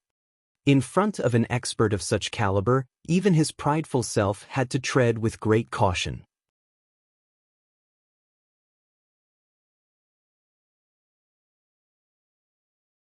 Chapter 877, Brutal Massacre. Feng sent a glance at White Knight and the others, who were currently still locked in combat. From the current state of their battle, they were performing much better than he initially expected. At this moment, Feng had to admit that Owl was indeed an adventurer team on par with the Midnight Tea Party. There was quite a number of capable experts among them. If Zero Wing's main force were the ones fighting here today, they would have long since fallen to these mutants. In particular, White Knight, who was pinning down the chieftain mutant, had already achieved perfection in terms of skill utilization. Feng estimated that every one of White Knight's skills had a completion rate of at least 90%. Despite fighting in such a cramped and dangerous environment, White Knight still managed to achieve such results. Moreover, his control and utilization of his surrounding environment were similarly at a breathtaking level. Feng did not think that even he himself could perform any better than White Knight in this aspect. In addition, White Knight's predictions of the Chieftain Mutant's movements were extremely accurate. Although the level 50 Chieftain Mutant was not as strong as a level 50 Grand Lord, it was not that far off either. Even with the effects of the Extreme Frost Field and Suppression Barrier, a player at White Knight's level would still face extreme difficulty evading the Chieftain's attacks, not to mention doing so in such a cramped environment and without exposing any of his allies to the Chieftain's attacks. If White Knight could not predict the Chieftain Mutant's movements 1 or 2 seconds ahead, it would be utterly impossible for him to guide the Chieftain's attacks accurately. Unfortunately, although White Knight and the other members of OWL were amazing, it was obvious that the mutants had the advantage in this battle. As more time passed, the combat power of the mutants would increase as well. It was only a matter of time before White Knight and the others were wiped out. Don't misunderstand. I'm not here to look for trouble, Feng said as he took another glance at the overall situation of the battle. Seeing the anxious and slightly hostile expressions White Knight and the others were wearing, he could not help but laugh as he said, "Moreover, even if I came to look for trouble, I could simply just stand to one side and watch. In any case, these monsters will kill you guys eventually." When everyone heard Feng's words, they wanted to rebuke him.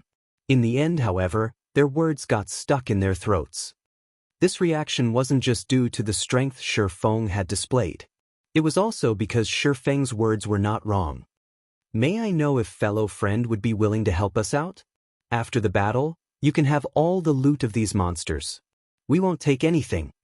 White Knight took the initiative to ask after giving the situation some thought. "Big Brother White, these monsters are so powerful. The loot they drop will definitely be very amazing. Moreover, we've only managed to reach this point after sacrificing so much. Yet, now, we're giving all the benefits to someone else." Frozen Dream immediately panicked upon hearing White Knight's proposal to Feng. Although they were indeed in a precarious situation, she did not think that Feng would have a way to deal with these many mutants. Both sides needed to work together in order to have a chance to eliminate these mutants. Rather than just giving up all the loot, they should negotiate with Feng. At the very least, they should ask to get the quest item. The other members of OWL similarly grew anxious. However, they also knew that White Knight was doing this for them. While in this area, there were only 2 methods for them to leave. Either they killed all of the mutants, or they were killed by the mutants. Judging by the current momentum of the battle, it was only a matter of time before they died, and they would suffer significant losses if they died. Aside from losing a level, they would also drop a piece of equipment. It would take them a long time to recuperate from such a loss. "All right." Feng nodded as he looked at White Knight retreating while fighting the Chieftain Mutant. In reality, even if White Knight did not make such a proposal, he would still help them exterminate these mutants in order to form a connection with the future legendary adventurer team. He could get White Knight to owe him a favor by doing so. White Knight was a man who stood by his word. As long as he promised something, he would definitely do it. Back then, the Ranger had owed the Super Guild King's Return a favor. In the end, he had started a war with King's Return's rival, the Super Guild Pantheon, without hesitation, aiding King's Return in securing a war fortress. A war fortress was different from a player-established city or town, which had a fixed location. A war fortress could move, only it was very costly to shift around. However, it was the perfect tool to attack cities and devastate lands. At the same time, a war fortress could also serve as a small-scale city. It could move to the latest leveling maps to greatly reduce the travel time of players. The value of a war fortress was far above even that of a legendary item. For this reason, Pantheon had hated OWL down to the very bone. The Super Guild had even mobilized its army to assault OWL's main headquarters. Although OWL ended up winning in the end, the adventurer team had suffered tremendous losses. Meanwhile, although White Knight had not said that he would owe Feng a favor, the Ranger would definitely remember the favor Feng would do him today. Just this point alone was enough for Feng. "Many thanks." Upon hearing Feng agree to his proposal, White Knight breathed out a sigh of relief. His teammates might not be convinced of Feng's strength, but if Feng did not possess sufficient strength, how could he possibly have managed to treat the silver dragon as a mount? Following which, White Knight had Frozen Dream write out a contract. After both sides signed the contract, they added Feng to the team and appointed him the team leader. What's there to thank him for? Haven't we given him all the benefits already? Frozen Dream silently pouted, feeling extremely displeased as she looked at Feng, who was wearing a black cloak and had his identity hidden. She refused to believe that Feng could truly do anything about these mutants. In the end, he would just be utilizing the strength of the silver dragon. However, this was the silver dragon's strength, not Feng's own strength.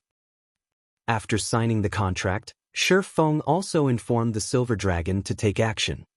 In the next moment, the silver dragon let out a deafening roar, and a gigantic, silver magic array covering a radius of 500 yards appeared immediately, catching everyone within it. As soon as the magic array appeared, the mutants began emitting white smoke from their bodies. Not only did their defense abruptly decrease by a large margin, but even their attack power had weakened significantly. Such a powerful spell! At this moment, everyone fully experienced just how powerful this silver magic array was. Originally, their attacks only dealt around -200 to -300 damage to the common mutants. Now, however, their damages doubled. On the other hand, the damage the common mutants were dealing to their MTs had decreased significantly, instantly going from around -5,000 damage per hit to around -2,000 damage per hit. This sudden development greatly lessened the burden on the MTs and healers. Unfortunately, even with such a powerful spell assisting them, it was still not enough to bridge the gap between the two sides. The HPs of the mutants were simply too high. Just the common mutants already possessed 1,500,000 HP, not to mention the elite and chieftain mutants. The monsters had more than enough HP to exhaust them to death. Let's use you all to test my new strength then. A hint of excitement flashed in Feng's eyes as he looked at the clumped-up mutants. In the next moment, Feng activated Silent Steps and appeared behind a common mutant. Chop! -6,417. Thundering Flash. -3,405. -8,717. -7,004. -10,214. Thunder Flame Explosion. -12,137. The common mutants' HP rapidly flowed away like running water. Even Feng's normal attacks dealt around -2,200 to -2,300 damage. When the members of Owl saw Feng's damage, their eyes nearly fell out of their sockets. The swordsman's damage was 2 to 3 times higher than even the extremely well-geared White Knights. In the next moment, Feng adjusted his positioning slightly and followed up with Dragon Breath. A beam of white light instantly engulfed close to 40 common mutants, damage of over -20,000 points appearing above the mutants' heads. Some even received critical damage of over -40,000 points. Over a dozen of the mutants struck also fell into a fainted state on the spot. Just who is this person? Frozen Dream was utterly dumbfounded at this moment. However, what no one knew was that Feng was currently under the effects of the power of darkness as well as the dragon's dominator. Even the high HP and defense of the mutants could do little against his attacks. Moreover, Feng was not afraid of attracting the aggro of the mutants at all. With his speed and mysterious footwork, none of the mutants could close in on him at all. In fact, Feng was even utilizing his high damage to gradually lure and concentrate the common mutants into a group. When he had gathered nearly 60 mutants, he abruptly pointed his sword towards the sky. Skywheel Sword. Countless golden, divine swords rained down from the sky, trapping all the mutants within a radius of 20 yards and dealing damage of over -5,000 points to every one of them. Immediately after, Feng cast Firestorm. Scorching flames instantly engulfed the common mutants. Everyone immediately saw damages ranging from -30,000 to more than -50,000 rising through the flames. Moreover, This phenomenon repeated itself once every second for 6 seconds. Feng was still not done with his attacks. He retrieved a silvery gray Tier 2 magic scroll from his bag and unfurled it, rapidly chanting the incantation recorded within the scroll. Suddenly, numerous silver whirlwinds appeared amid the group of mutants, continuously garroting them, dealing over -20,000 damage each second for 4 seconds. Tier 2 spell, Storm Garrote. Due to the silver whirlwind's powerful suction, these mutants couldn't escape the garroting at all, their HPs continuously decreasing. This sight rendered everyone speechless. Every one of these mutants was a boss-level monster. Yet now, Feng was actually fighting them as if they were weak, low-level monsters. None of them knew what to say about Feng's performance. However, the HP and defense of these mutants were simply too high. Although this method might work against normal elites and special elites, it was totally ineffective against these monsters that had over 1,000,000 HP. Just as everyone was thinking of a way to help Feng scatter the group of mutants, Feng took out another Tier 2 magic scroll from his bag. This time, it was the Tier 2 spell Blizzard. Not only did the spell freeze these mutants for 8 seconds, but it also dealt over -40,000 damage to each of them. After using one scroll, Feng would take out another Tier 2 magic scroll. Moreover, it was another AoE attack magic scroll. After he went through a total of 8 Tier 2 magic scrolls in a row, the common mutants, which originally had 1,500,000 HP, had less than half their HPs remaining. Crap, does this guy run a magic scroll photocopying shop or something? Feng's actions left everyone flabbergasted. They could be considered a top-class adventurer team. Throughout their time playing God's Domain, they had accumulated a significant stockpile of items. They also possessed quite a few Tier 2 magic scrolls. However, even for them, Tier 2 AoE attack magic scrolls were still extremely rare items. Until now, their entire team had managed to collect only 5 of such scrolls, which they had used up on previous quests. Now, however, Feng alone had taken out 8 of such magic scrolls. Just as everyone thought Feng had already run out of scrolls, the latter pulled out yet another Tier 2 magic scroll. Everyone was now at a complete loss for words. This was definitely the first time they had seen such an extravagant way of grinding monsters. On the market, a single Tier 2 AoE attack magic scroll currently sold for around 200 gold. One could buy a level 40 dark gold weapon already with that kind of money. Despite that, Feng was actually using these scrolls as if they were ordinary skills. What no one knew was that Feng really did not lack in Tier 2 magic scrolls. He had obtained plenty just from the various field bosses he had raided with Zero Wing's main force. There were also the magic scrolls his guild obtained from Hell Mode and Hard Mode team dungeons. Moreover, as he ventured to new high-level maps, he would often come across bronze or mysterious iron treasure chests. In addition, after capturing Stone Forest Town, Zero Wing had acquired many magic scrolls from the town's treasury. Just the number of Tier 2 AoE attack magic scrolls in Zero Wing's possession right now came close to 100 pieces. Even the stockpiles of super guilds were not as well stocked as Zero Wing's. Meanwhile, for the operation this time, Feng had prepared close to 60 Tier 2 AoE attack magic scrolls, more than enough for him to massacre the common mutants. When Feng used the 24th scroll, the common mutants finally could not hold out any longer. They abruptly fell before him one after another. The abundant amount of EXP they provided allowed Feng to level up once to level 41.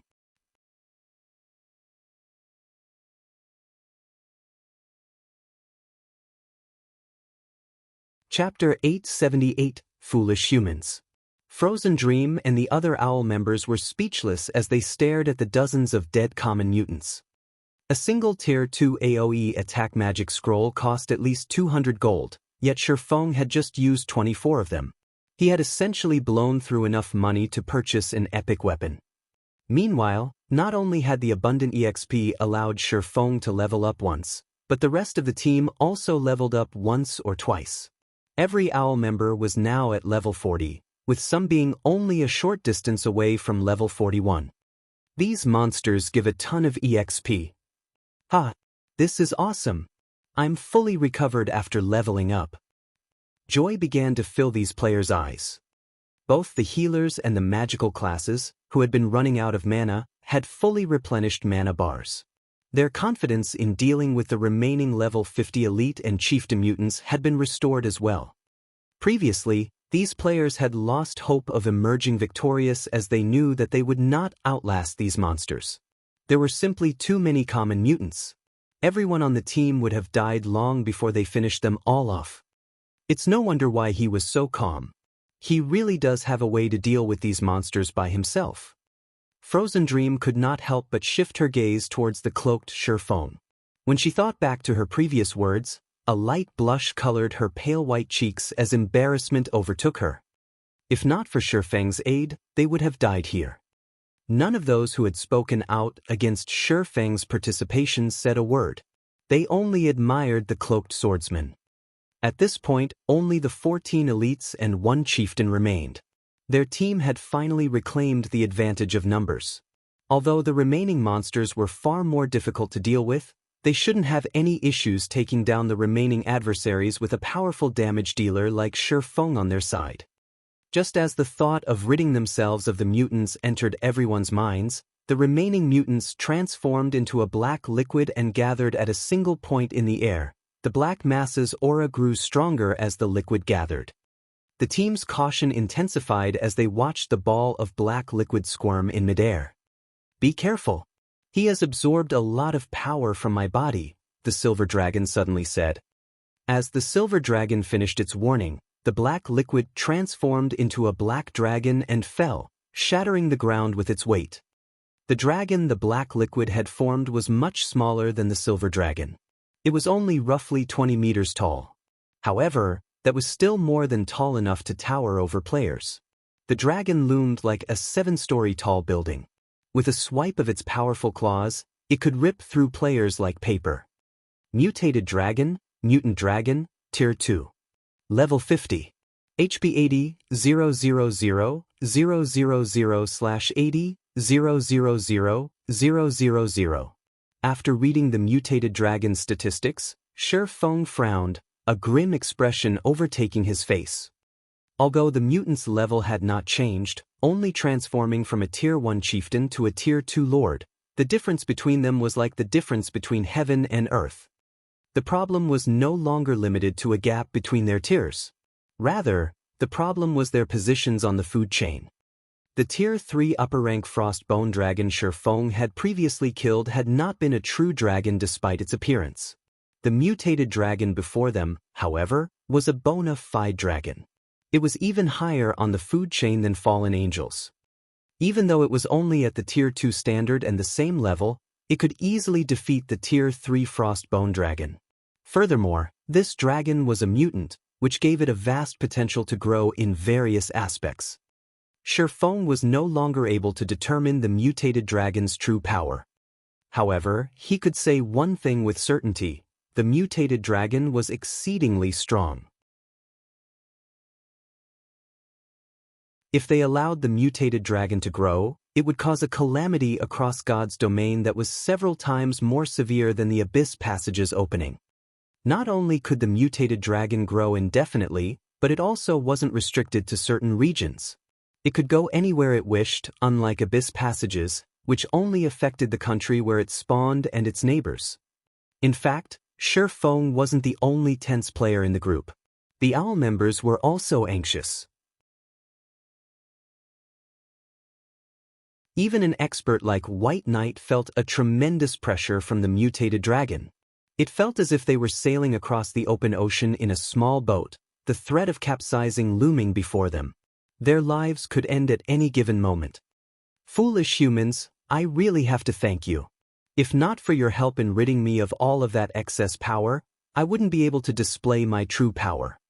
Revealing a human-like sneer, the mutated dragon laughed coldly as it said, I also have you to thank, foolish dragon. If not for your help, these humans wouldn't have succeeded. As a show of gratitude, I'll devour you all to nurture my power. I won't let you have your way, the silver dragon bellowed. Suddenly, a silver magic array enveloped over half of the valley. Numerous silver chains emerged from the magic array and bound the mutated dragon. You've lost your mind. You are actually willing to sacrifice your lifespan to cast this spell? The mutated dragon was flustered as it felt the silver chains drain its strength, yet no matter how hard it struggled, it couldn't even scratch them. So what if you've used this spell? How much of your lifespan can you afford to expend? Once you're exhausted, I will regain my freedom. You cannot stop me. Human, I will leave the rest to you, the silver dragon said weakly. Casting this spell had obviously taken a massive toll. Suddenly, a system notification reached Feng's ears. System, you have to kill the mutated dragon within 2 hours. If you cannot complete this task, the silver dragon will exhaust its lifespan and die.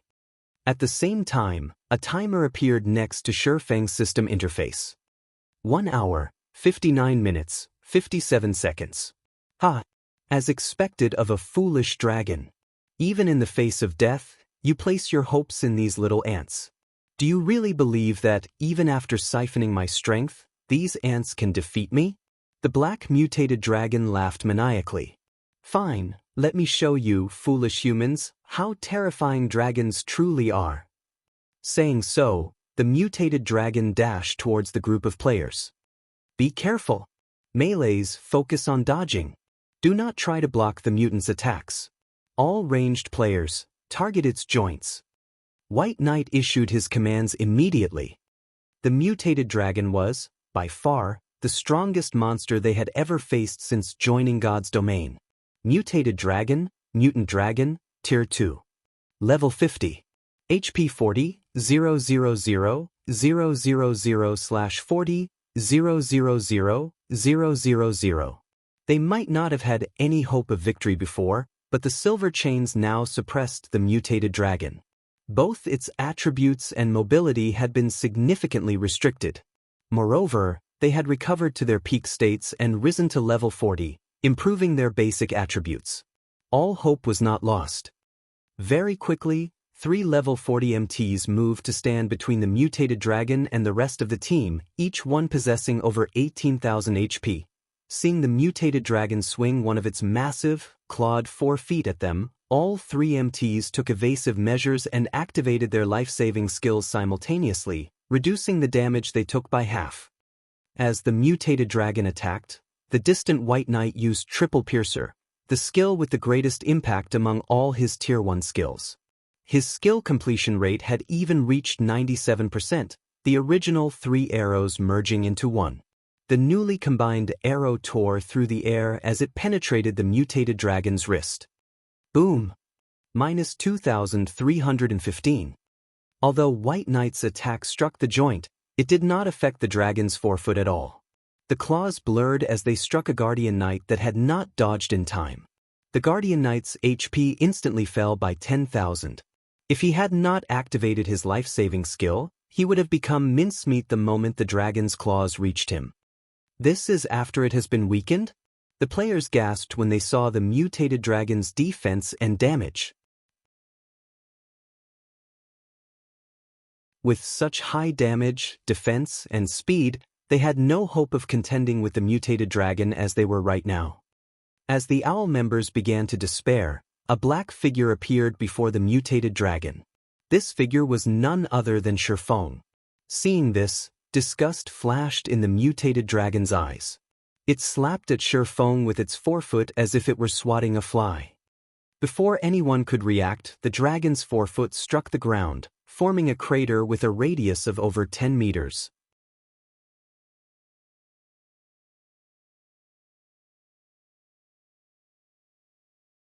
Chapter 879. Overwhelming a Dragon with Force. The players from Owl were stunned when they saw the mutated dragon's strength. They had often seen attacks form craters after hitting the ground. However, this was the first time they had seen an attack form such a massive pit. Moreover, this had been a normal attack, not a skill.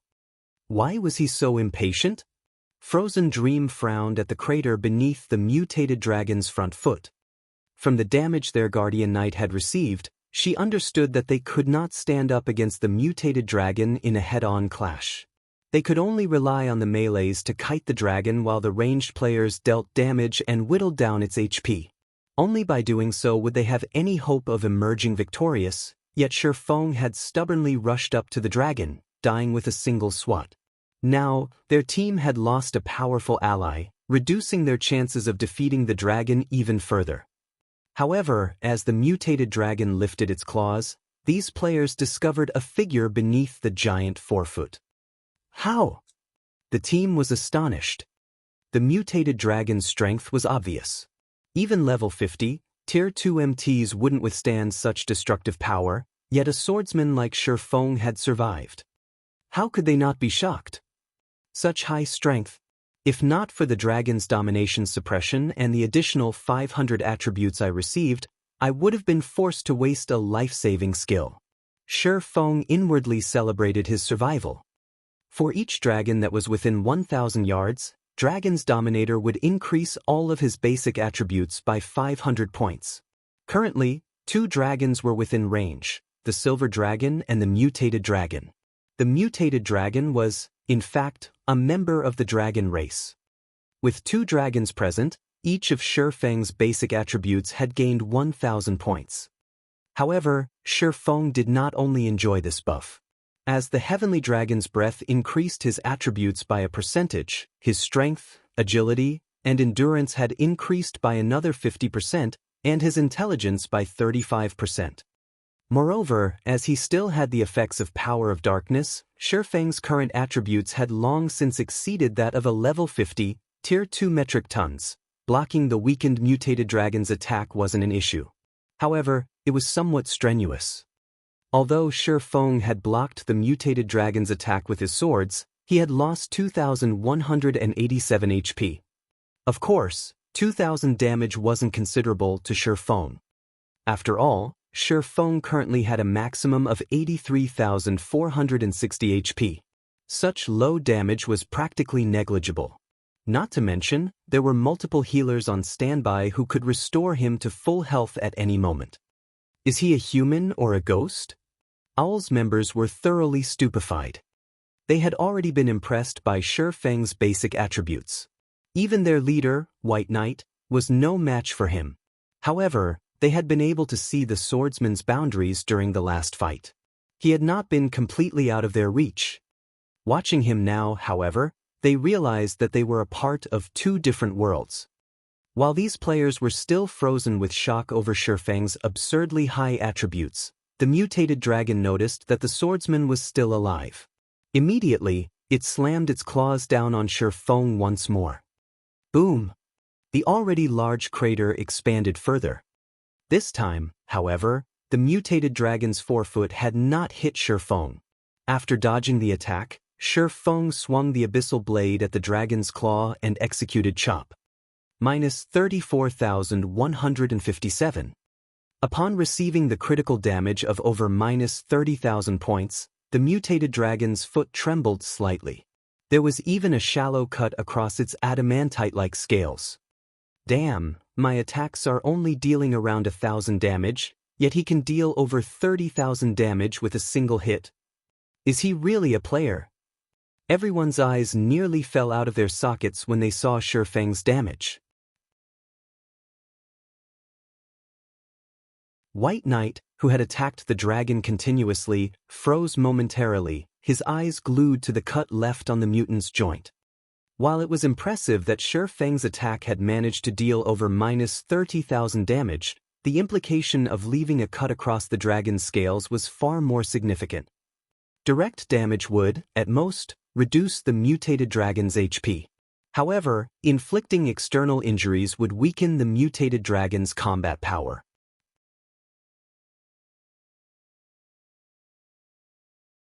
His longbow was an epic weapon, yet his attacks couldn't even scratch the mutated dragon. There was one thing he was very certain of. The ability to injure a monster's body was unrelated to a player's attributes. It was mainly due to the quality and sharpness of the player's weapon. Is he using fragmented legendary weapons? White Knight's shock increased as he glanced at Feng's 2 swords. He had gone through hell and back to obtain his current longbow. He had never once harbored any thought of obtaining a fragmented legendary weapon. With this revelation, White Knight considered befriending Feng. He had played God's domain with the intention of getting to know various experts. He wanted to challenge his limits and surpass them. However, what White Knight did not know was that Feng's weapons were not fragmented legendary rank. They were only on par with epic weapons. However, due to the magic devices he had equipped, their sharpness and destructive power had improved significantly, which allowed them to wound the mutated dragon. I'll serve as the MT. The rest of you, attack from afar. Feng commanded through the team chat after attracting the mutated dragon's aggro. Originally, the members of OWL had their issues with Feng leading their team. Now, however, they followed his commands without argument. The healers began to focus on Feng, whereas the melee players retreated to maximum range, attacking the mutated dragon with the ranged players. Although the melee players' ranged damage couldn't compare to their ranged companions, overall, they dealt a considerable amount. With a powerful MT like Feng, the healers had gained some peace of mind. They didn't need to worry about Feng being instant-killed. The ranged damage dealers could also attack without holding back. Even if the power of darkness ended right now, Feng was confident he could dodge the mutated dragon's attacks. However, he would have far fewer chances of counterattacking. In any case, Feng's goal in attacking the mutated dragon was not to decrease its HP, but to injure its joints. Although a single attack's effects were not noticeable, after 100 attacks, the effects were obvious. Once the mutant's joints were heavily wounded, both its reaction speed and attack speed fell drastically. This made evading the dragon's attacks and launching counterattacks even easier for Feng. Eventually, the mutated dragon became utterly helpless against Feng. It could only watch as the little human before it avoided every one of its attacks. In the end, even losing the buffs from Power of Darkness, Feng was still able to dodge the mutated dragon's attacks effortlessly. Meanwhile, although the other players' damages were not considerable, their total damage exceeded the mutated dragon's recovery speed. From time to time, Feng also dealt a heavy blow. As a result, the dragon's HP continuously decreased. Time passed quickly. The mutated dragon's HP had finally fallen to 20%. Humans, your luck ends here, the mutated dragon bellowed, its roar echoing throughout the valley. The mutated dragon, which had been 20 meters tall, started to grow, reaching 30 meters instantly. Not only did it receive an enhancement to its strength and speed, but its range had also increased, making it far more difficult for Feng to evade its attacks. In the next moment, the mutated dragon swiped its tail at Feng, the swipe's force instantly generating a storm. However, before the storm could devour Feng, the dragon's tail arrived before him. Moreover, the dragon's attack range with its tail was quite wide, and Feng did not have enough time to dodge. Defensive Blade. Peng! The attack threw Feng. Even the players attacking from over a dozen meters behind him died instantly. Unfortunately, the mutated dragon was not done. It began to swing its tail like a whip, covering the area with afterimages. One swipe, two swipes, three swipes. By the time the mutated dragon's attack ended, Feng's defensive blade had been exhausted of block counts. Meanwhile, there were less than 40 players still standing. If the mutated dragon launched that tail attack one or two more times, it would wipe out their team. The mutated dragon's terrifying chain attack had also devastated the surrounding forest, leaving very little behind. The dragon race's explosive power is truly terrifying. Fortunately, I haven't used all of my cards yet. Feng released a sigh of relief, following which he activated Heavenly Dragon's power.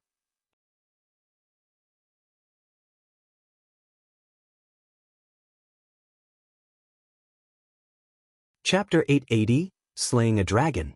Boss, the dragon's defense and reaction speed have improved quite a bit. With our remaining numbers, I'm afraid that we can't survive another round of chain attacks, a green-robed, level 40 male summoner anxiously reported.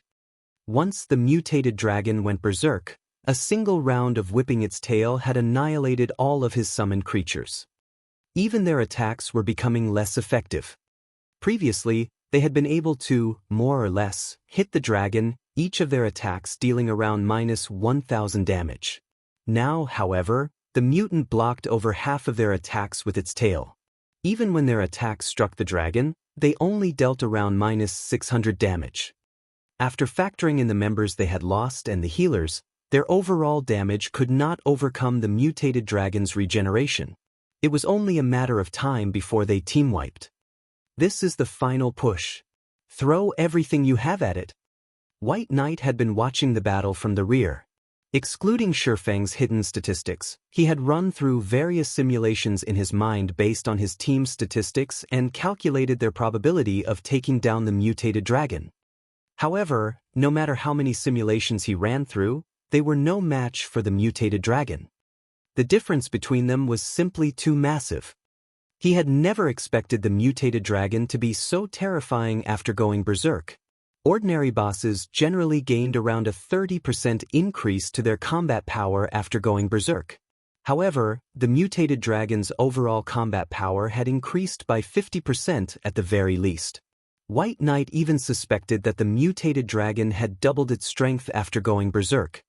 Even after Feng had joined, they had barely stood against the dragon. Now that the dragon's strength had grown, they had no hope of victory. Hearing White Knight's orders, every player began to use their most powerful moves against the mutated dragon.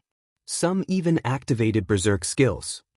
Although not every OWL member possessed a berserk skill, the remaining 40 or so members were all experts with the highest strength among the team. Over a dozen had learned berserk skills. Immediately, these dozen or so players attribute sword. White Knight and Frozen Dream experienced the greatest improvements, their main attributes increasing by 100%. "Buy me some time," Frozen Dream shouted. Immediately, she began to chant an incantation, the surrounding mana gathering rapidly around her. "Okay, everyone, aim for the dragon's joints," White Knight shouted. Their survival now depended on this very moment. Either the mutated dragon would wipe them out while it was still berserk, or they would finish off the mutated dragon's 8 million HP while they were berserk. Spells and arrows flew at the mutant. Seeing this, the dragon swiped its claws. Ping.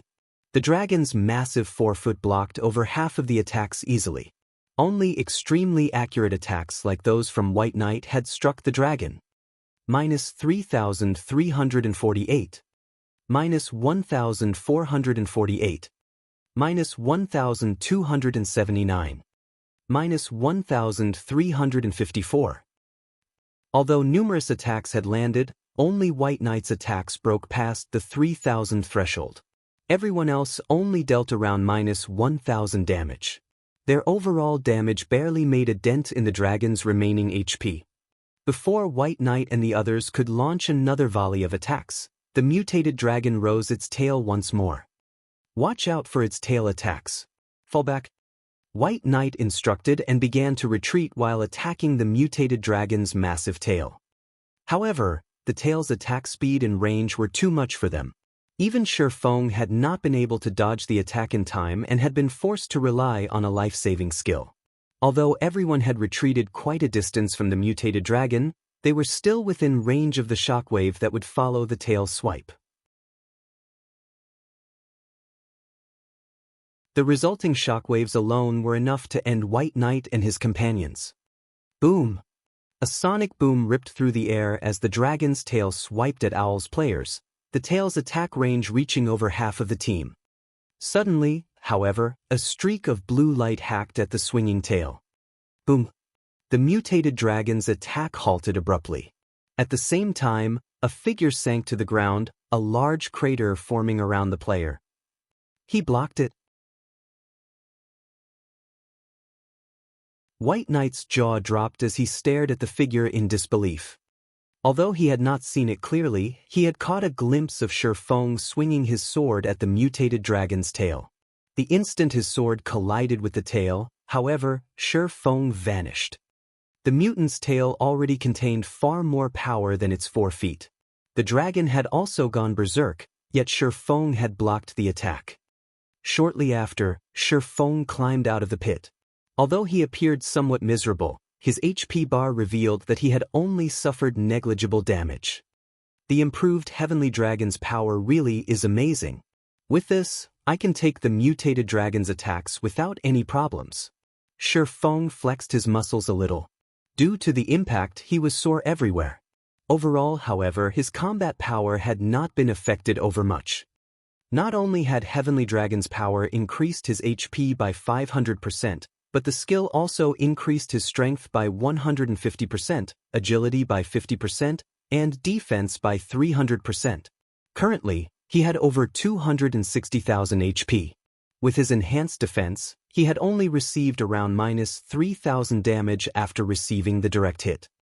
Even without the healer's assistance, he could easily withstand several hundred such attacks. He didn't need to fear the berserk mutated dragon at all. Following which, Feng activated Silent Steps and appeared behind the mutated dragon. He then used Phantom Kill and 9 Dragon Slash. Flame Burst.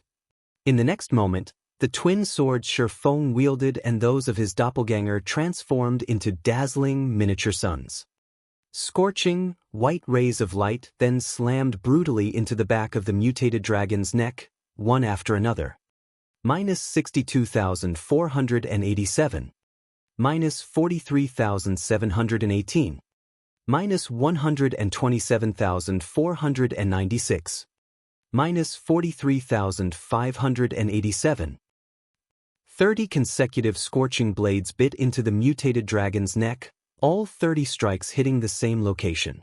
In addition, a dozen abyssal blade phantoms continuously assaulted the mutant, each dealing up to -6,000 damage.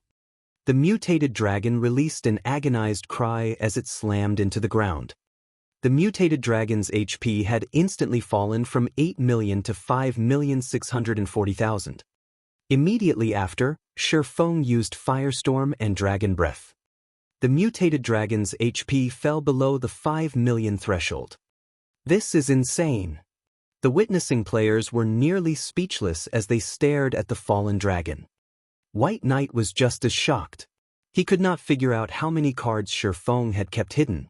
Feng alone was savagely beating a boss that his entire team had been helpless against. At this time, Frozen Dream finally completed her chanting as she waved her staff. A deep blue magic array suddenly appeared above the mutated dragon. A gigantic ice spear then emerged from the array and descended on the mutant. Tier 1 Curse, Frozen Earth. When the ice spear struck, not only did it inflict over -7,000 damage, but it also encased the dragon's 4 limbs in a layer of frost, restricting it. Despite the mutated dragon breaking free from the layer of ice, the ice reformed instantly. Moreover, each time the dragon struggled free, it wasted a lot of time to do so. As a result, the mutated dragon's reactions were somewhat delayed. Taking advantage of this opportunity, Feng launched one attack after another. With an absolute MT like Feng pinning down the mutated dragon, the other team members began to launch a fierce assault. As a result, the mutated dragon's HP fell rapidly. 4, 500, 000. 4, 000, 000. 3, 000, 000. 1, 000, 000. When the mutated dragon had less than 500,000 HP remaining, Feng activated Divine Providence and used the Tier 2 Taboo skill Instant Strike. In the blink of an eye, he appeared before the mutated dragon. Over a dozen consecutive slashes bloomed over the mutated dragon's heart. The mutated dragon's HP hit rock bottom instantly, falling to the ground with a loud boom.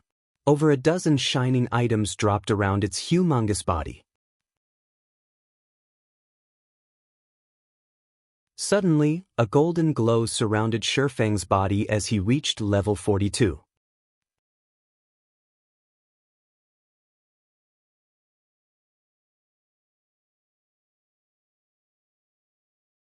Chapter 881, 3-star promotion order. As the golden glow engulfed Feng's body, the rest of the team experienced the glow as well. Some even experienced the phenomenon twice, their levels launching from 40 to 42. The bountiful EXP that the mutated dragon had provided stunned them all. Even at their level, the mutated dragon had awarded them enough EXP to level up at least once. They had just saved several days of effort. Success! We won! Everyone cheered as they looked at the motionless mutated dragon. The mutant had been far stronger than any monster they had faced before. They shouldn't have survived it at their level, yet they had defeated it. Although they had relied on Feng's strength, they were excited. Some of their excitement was also due to the system notification they received after the dragon had died. System, congratulations! You have received the Dragon Slayer title. Wielder of this title will gain a 10% increase to their humanity reputation. Although this title did not affect their combat power, many players dreamed of the buff it provided. In God's domain, humanity reputation was crucial. Aside from the fact that one needed a certain amount of reputation to purchase land and housing, higher reputation allowed players to enjoy discounts when repairing or purchasing items in NPC cities. After reaching the highest achievable reputation, one could even enjoy a 40% discount. Although players were discovering more methods of earning coins, players still needed more. Aside from purchasing consumables and some luxury items, such as delicious food, most of a player's money went to repair fees. Moreover, as players equipped higher quality and leveled equipment, the repair fees increased. With a 40% discount in cities, a player could save a large sum of money. Moreover, as players gained more levels, raising one's reputation in a single city would not be enough. Many high-resource leveling spots were quite far from starting cities. Traveling back and forth was inconvenient. If a player wanted to level up quickly, they needed to have high reputation in multiple cities. However, reputation was not easy to obtain. Even until now, players still had headaches over gaining reputation in their respective cities. Now that these players had the Dragon Slayer title, they wouldn't have to put in as much effort. It was especially true for independent players. However, the team was more interested in the mutated dragon's loot. The mutated dragon had dropped over 10 items. Needless to say, such a powerful monster's loot would be astounding. It would not surprise any of them if it even dropped an epic item. Watching Feng collect the items, one after another, they nearly drooled. However, White Knight had promised Feng that he could claim all of the drops. Hence, they could only watch enviously. Look, is that an epic weapon? Crap. Look at that magic scroll. It can concentrate mana naturally. It should be a tier 3 scroll at the very least, right? That design is huge. Although these players realized that the items belonged to Feng, they still wanted to know what they were. As Feng picked up the scattered coins and items, he noticed a purple gold, diamond-shaped token. A single word had been engraved on this token. Promotion. As expected of a dragon, its loot is awesome. Feng tried to calm his excited heart as he looked at the token. If not for White Knight and the others' presence, he would have laughed like a maniac. This promotion order was no ordinary promotion order. It was a shop promotion order. Moreover, it wasn't a 2-star shop promotion order, but a 3-star shop promotion order. In God's domain, even 2-star shop promotion orders were extremely difficult to obtain. Throughout Starmoon Kingdom and its neighboring kingdoms, no other trading firm, aside from the Candlelight Trading Firm, possessed a 2-star shop.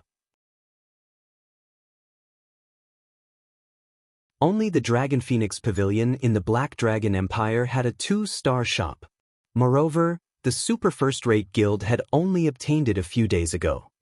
Current players had no hopes of getting their hands on a 3-star shop. To obtain one, players would need to kill a relatively high-leveled, high-tiered field boss, open a high-ranked treasure chest, or complete the challenge quest.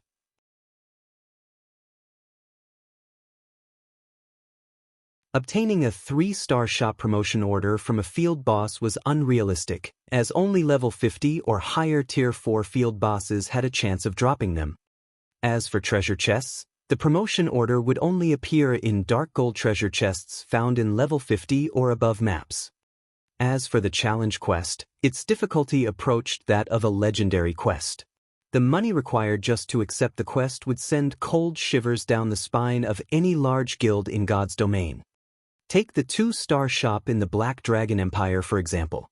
The Dragon Phoenix Pavilion had accepted the challenge quest to promote that shop. However, the super first-rate guild had challenged the quest 3 times before it succeeded, and each challenge had cost 6,000 gold. Ordinary guilds could not afford that right now. Only super first-rate guilds and super guilds might have enough to take on the challenge quest. Although promoting a shop to 3-star status was exceedingly difficult, any guild that could afford the fee would make an attempt. After all, there was a qualitative difference between a 3-star shop and a 2-star shop. The greatest difference was that, when a shop reached 3-star status, its 1-star shops could be promoted to 2-star status. This one aspect was more than enough to throw the various large guilds into a frenzy. Aside from this, a 3-star shop offered far more functions than a 2-star shop. After reaching 2-star status, a shop would gain access to the special workshops. At 3-star status, a shop would gain access to the basic meditation room. As the name suggested, the meditation room was a space that allowed players to process their thoughts. Moreover, due to the dense mana inside the meditation room, players could maintain a clear state of mind, allowing them to better exert their abilities. The special workshop, on the other hand, only altered the environment to adjust one's mood. Of course, the meditation room also offered every function a special workshop possessed, allowing a player to alter the room's environment. This was the main reason why the various lifestyle masters in the past had surged towards high star ranking shops. A positive work environment was crucial to lifestyle players. However, there were 2 downsides to the basic meditation room in 3-star shops. The first was the cost. To maintain the mana density inside the room, one needed to spend a lot of magic crystals. Maintaining the mana density for a day cost a total of 300 magic crystals. The price of a single magic crystal had already reached 25 silver. A total of 300 crystals was the equivalent of 75 gold coins. Hence, meditation rooms were only used to produce high-valued items. The second drawback was its scarcity. At 3-star status, a shop could only offer 3 basic meditation rooms. For an establishment like the Candlelight Trading Firm, that was far from enough to satisfy its advanced lifestyle players. Forget it. It's better to not have one at all. Melancholic can worry about it later. Feng chuckled. He then stored the promotion order. Currently, he was eager to return to White River City and promote the Candlelight Trading Firm there to 3-star status. Among the many items that had dropped, there were also 2 Tier 3 magic scrolls, 4 bottles of exotic potions, and 3 forging designs. The rest were weapons and equipment. Among these items, the most valuable outside of the promotion order were the 2 epic items. One was a scale-covered shield, engraved with divine runes, while the other was an aqua robe.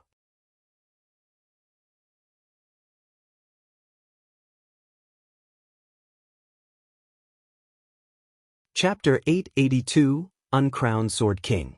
The guild's MTs are quite lucky this time. Feng smiled at the scaled shield covered in divine runes. A shield was an integral part of an MT's equipment. A good shield could elevate an MT's strength significantly. On the market, MT's shields were always the most expensive equipment. They were worth at least double that of a weapon of the same rank and level. Dragon Scale Shield, Epic Rank. Level 40, Level 100. Equipment requirement, Strength 600. Attributes adjust according to user's level. Defense plus 4020 level 40. Block rate, 39%. Strength plus 84, Endurance plus 107. Magic resistance plus 20. Defense skill plus 2 levels. When equipped, Strength and Endurance increased by 10%. All skills plus 1 level. Ignore levels plus 10. Additional skill. Dragon Scale Body forms an energy shield around the user's body, increasing defense by 200%, HP by 300%, and recovery ability by 500% for 30 seconds. Cooldown, 30 minutes. Additional passive skill 1. Sturdy, halves received impact and reduced damage received from the front by 15%. Additional passive skill 2. Lightweight, increases shield movement by 20%. The epic ranked purification robes also had high attributes. However, it was far less valuable than the dragon scale shield. As for the other pieces of equipment he had obtained, they were either level 50 dark gold equipment or fine gold equipment. It was still too soon for current players to equip them. This should be White Knight's quest item. After Feng tidied up the dropped equipment, he discovered a glass bottle. The bottle contained a black liquid. It was none other than the mutated dragon's original form.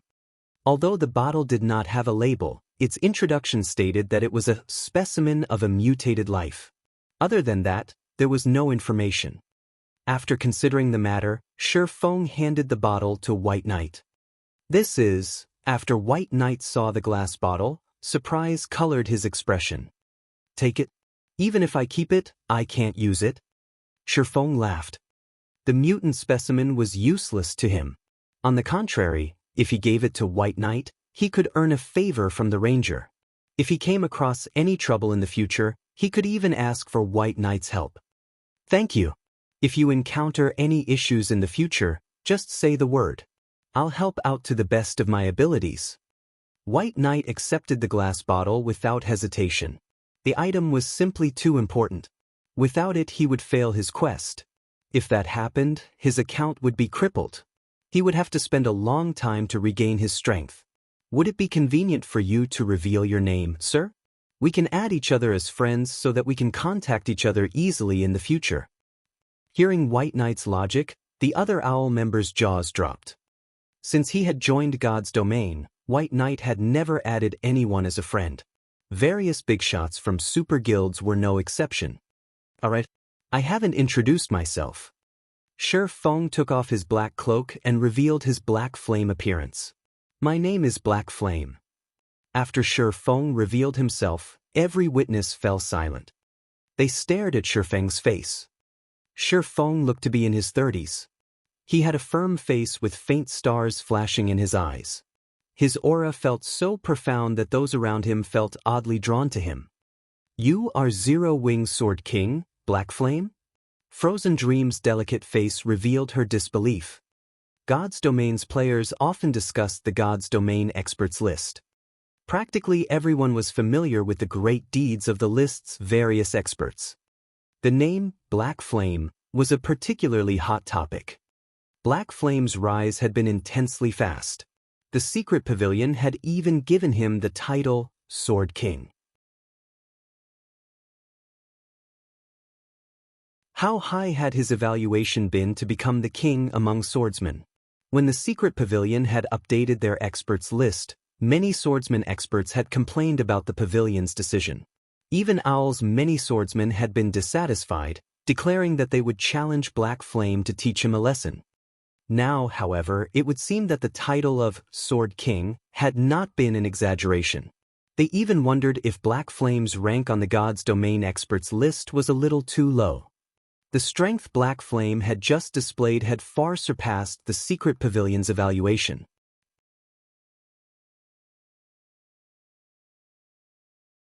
Even some of the swordsmen, who had previously intended to challenge Black Flame, were dumbfounded. Strong Slash, didn't you say that you wanted to challenge Black Flame? This is your chance. A few of the owl members teased their companion, grinning at a youth in silver light armor. In terms of strength, Strong Slash ranked 15th among their adventurer team. Although his battle records weren't necessarily stunning, he was undefeated in their home city's underground arena. He had already won 99 battles with a perfect winning streak. His defeated opponents even included large guilds' well-known experts. Back when Strong Slash had declared that he would challenge Black Flame and defeat him, nobody had doubted the youth's words. After all, Strong Slash's combat standards had reached the second stage of the realms of refinement, the flowing water realm. With his skills and equipment, it was not impossible to contend with a void realm expert. I said, in the future, not now. Strong rolled his eyes at his laughing companions. If he challenged Black Flame, someone who had just stood against the mutated dragon and won, it would not even be a fight. It would be a miracle if he survived even one of the Sword King's attacks. The players laughed when they heard Strong's response. My name is White Knight, the leader of an adventurer team. Guild leader Black Flame, if you need help with anything in the future, just call me. White Knight had also begun to size up Feng, shock filling his heart. Only now did he understand why Zero Wing had risen to power so quickly and had grown strong enough to challenge God's domain's major powers. With such a powerful leader, what did Zero Wing need to fear? Following which, White Knight and Feng added each other as friends. Since team leader White has said as much, I happen to have something that I need your help with in 1 or 2 days. After giving it some thought, Feng continued. Recently, our guild has tried to raid a certain area, and we urgently need experts. We need roughly 30 players. Favors should not go to waste. It was wise to use them frequently to increase a bond between two parties. Moreover, he required the help of a group of experts to raid the holy city of Titan's entrance trial. His strength alone was not enough to pass the trial. Alright, when the time comes, just say the word. I'll lead a team over. White Knight did not hesitate to agree. On the contrary, Feng could see anticipation in his eyes. A place that even Black Flame had trouble raiding. It must be immensely difficult. Moreover, he really wished to experience Black Flame's world. After both sides agreed, White Knight led his team, departing from the valley. Feng, on the other hand, approached the silver dragon that had stood by the side all this time. Young hero, thank you for accomplishing my long-cherished dream. At this moment, the silver dragon appeared extremely weak. Even speaking seemed laborious. I only did what needed to be done, Feng politely replied. The silver dragon then took out a flashing, golden magic scroll and said to Feng, this magic scroll will take you to the shrine where the stone tablet sleeps. However, the shrine is very dangerous. With just your current strength, you will not survive. It is best if you go there only after you have achieved your Tier 2 class. At that time, you will have somewhat higher chances of obtaining the stone tablet. Saying so, the silver dragon handed Feng the magic scroll. It then flapped its wings and left the valley. Before Feng could examine the golden magic scroll, a system announcement reached his ears. System announcement, system upgrading. Please prepare to log out. The estimated duration is 40 hours. System, you have 10 minutes remaining to log out. Please prepare to log out.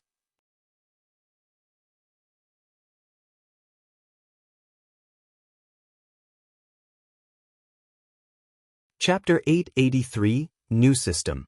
Feng was momentarily stunned when he heard the system announcement. Isn't the 4th evolution happening a little too soon? Feng frowned deeply. This was not good news for God's Domain's players. Every evolution the main God system underwent increased the realism and difficulty of the fights against monsters. Moreover, this was the first time Feng had seen a system upgrade require 40 hours. Generally, system upgrades only lasted from 12 to 24 hours. Even in the past, none of the upgrades had needed more than 24 hours to complete. However, Feng did not have time to consider the situation.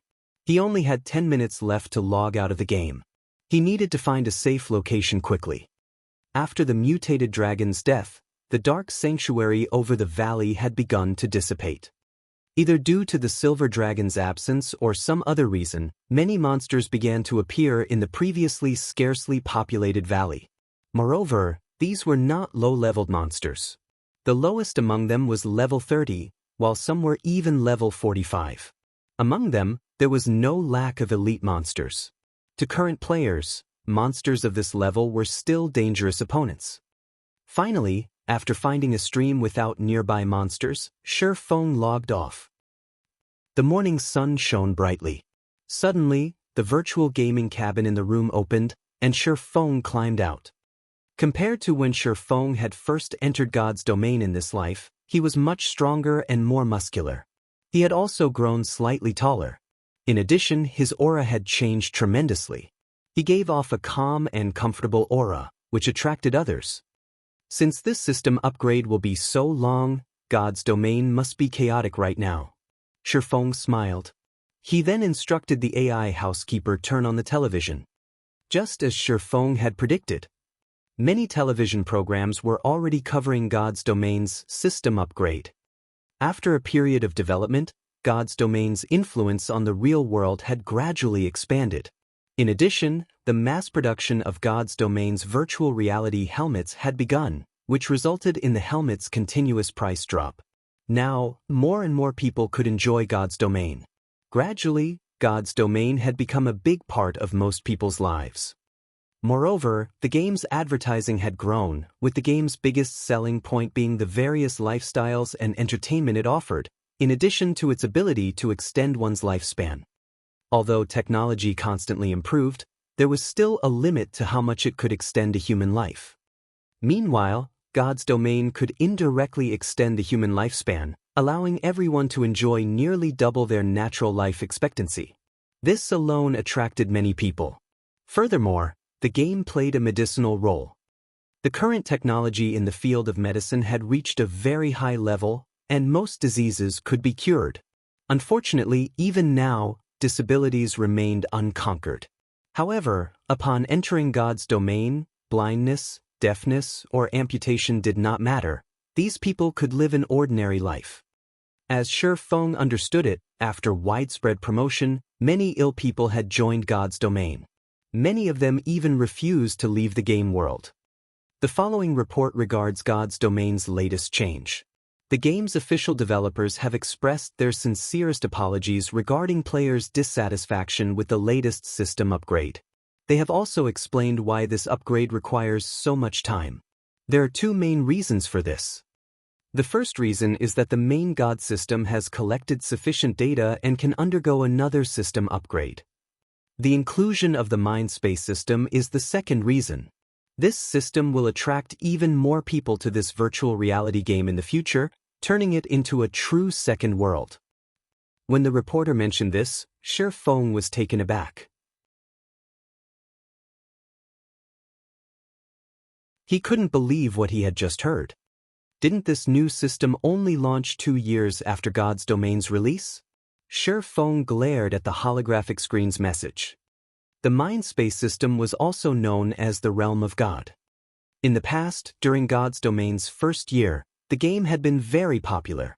However, its influence on the real world had been limited.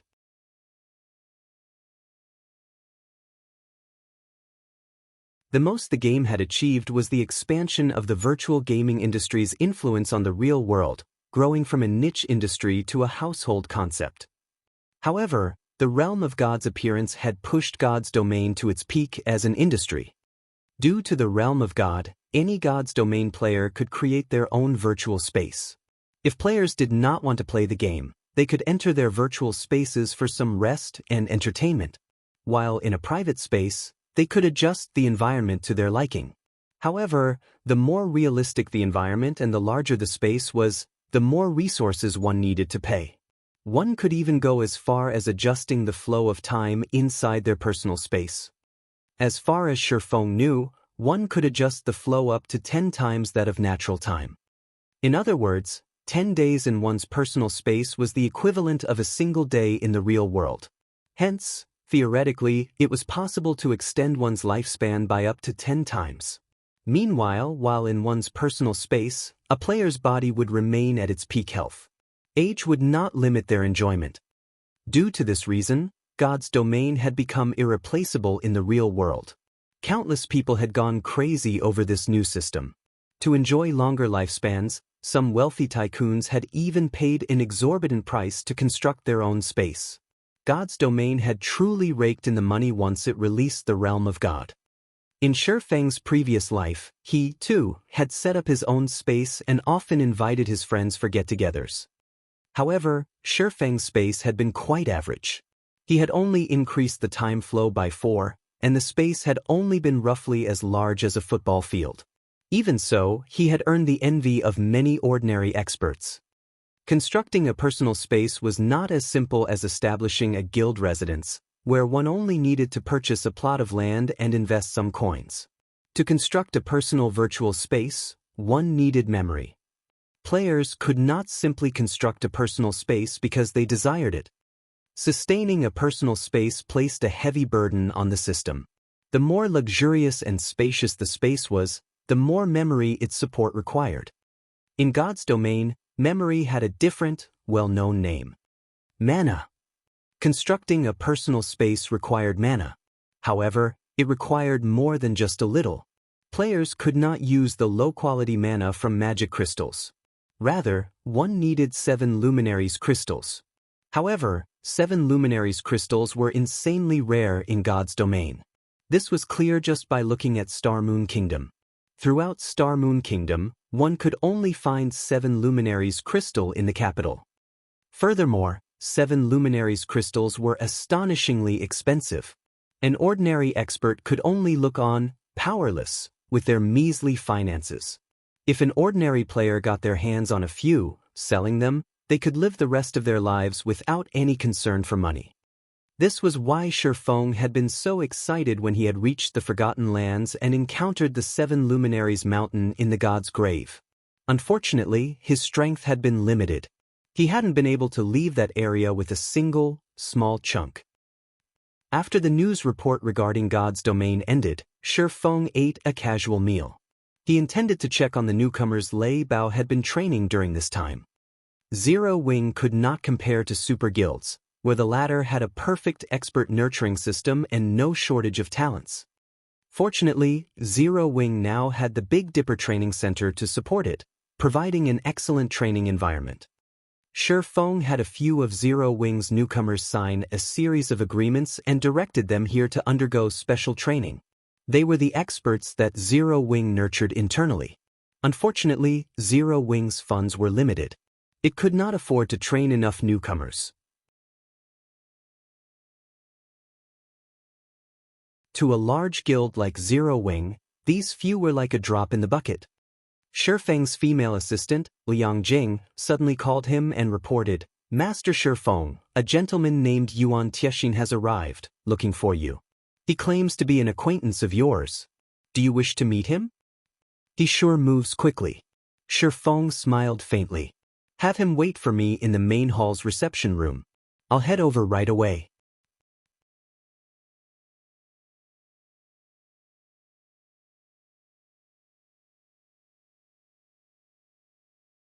Chapter 884 Empress Purple Jade. The Mind Space System's sudden launch in God's domain had massively impacted the real world. Feng could clearly remember that when this system had launched in his previous life, the world had gone crazy over it. Before the new system had been revealed, very few major corporations and financial groups had been willing to invest into God's domain. Most only wanted to observe. Take the Big Dipper Training Center, for example. Although the corporation's higher-ups had known about God's domain, none of them had paid particular attention to the game. Instead, they had focused on developing the training center itself. The other corporations within the city shared similar thoughts. After all, without any clear signs of profit, who would recklessly invest in the game? However, when the new system had been implemented, these individuals could no longer resist. Every one of these corporations had invested into God's domain, hoping to get a share of the pie. Due to these people, the cost of coins had undergone massive inflation. Feng had even earned a small fortune by taking advantage of the price increases. Considering the situation, Feng immediately called Melancholic Smile and Aqua Rose, instructing them to start purchasing large sums of coins as soon as they could log back into God's domain. The more coins they amassed now, the more profit they could earn in the future. Inside Big Dipper Training Center's reception room, a middle-aged man lounged on a sofa made of soft, white tiger leather. On either side of him stood a man and a woman. Both this man and woman only looked to be around 18 or 19 years old. However, they both carried a martial artist's aura. "Uncle Yuan, this Feng fellow is too arrogant. He has made us wait for so long. Even Big Dipper's director wouldn't dare to neglect us like this." The young man wearing blue, martial arts robes said impatiently, frowning deeply. Although the secret pavilion was different from super guilds, it still had significant influence in the real world. Moreover, the pavilion had recently agreed to collaborate with a few international corporations, elevating its status. Every single corporation within this city would be more than eager to gain the pavilion's favor. Yet, even after venturing this far for a personal visit, not only had Feng not welcomed them himself, but even after over 10 minutes, Feng was nowhere to be seen. He wasn't taking them seriously. "We're not in a rush. In any case, he hasn't refused to meet us," Xianxia said, chuckling. "Moreover, we are the ones who want to collaborate with Zero Wing. A small wait doesn't matter. You're still too brash. This is why the guild leader told you to temper yourself. You should learn from Wenhua." At Xianxia's words, the male youth turned to the beautiful woman standing on the other side of Xianxia, falling silent. He wasn't qualified to respond. There were 3 great geniuses among the experts the secret pavilion nurtured internally. The most popular among the 3 was Cold Autumn, as he had broken through the half-step refinement realm at such a young age and had officially entered the refinement realm. Wenhua, who had joined a little before Cold Autumn, followed closely behind. Even the secret pavilion's old monsters repeated praised Wenhua's combat talents. They all concluded that her chances of reaching the domain realm were quite high. People like them constantly pursued the domain realm. However, entering the refinement realm was already extremely difficult, not to mention reaching the domain realm. Those who did so were incredibly rare, even in super guilds. The fact that these old monsters' evaluation had been so high spoke volumes about their high opinions of Wenhua. If the young man attempted to compare himself to Wenhua, the difference between them was like the difference between heaven and earth.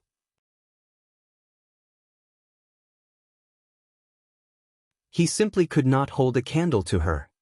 As Xianxia finished speaking, Feng walked into the reception room with Liang Jing. "I apologize that I've made you wait," Feng said as he sat across from Xianxia. When he glanced at the man and woman beside Xianxia, he was momentarily surprised, though he did not reveal it. Feng recognized the great beauty beside Xianxia. Empress Purple Jade. Although her appearance was slightly different from her game avatar, the difference was minor. However, she still looked very young and immature. The arrogant aura that she had possessed in the past was also absent. Feng was familiar with Purple Jade because he had learned void steps from her. He had lost count just how many times he had watched her battle videos. Even if her physical appearance was slightly different, he still recognized her with a glance.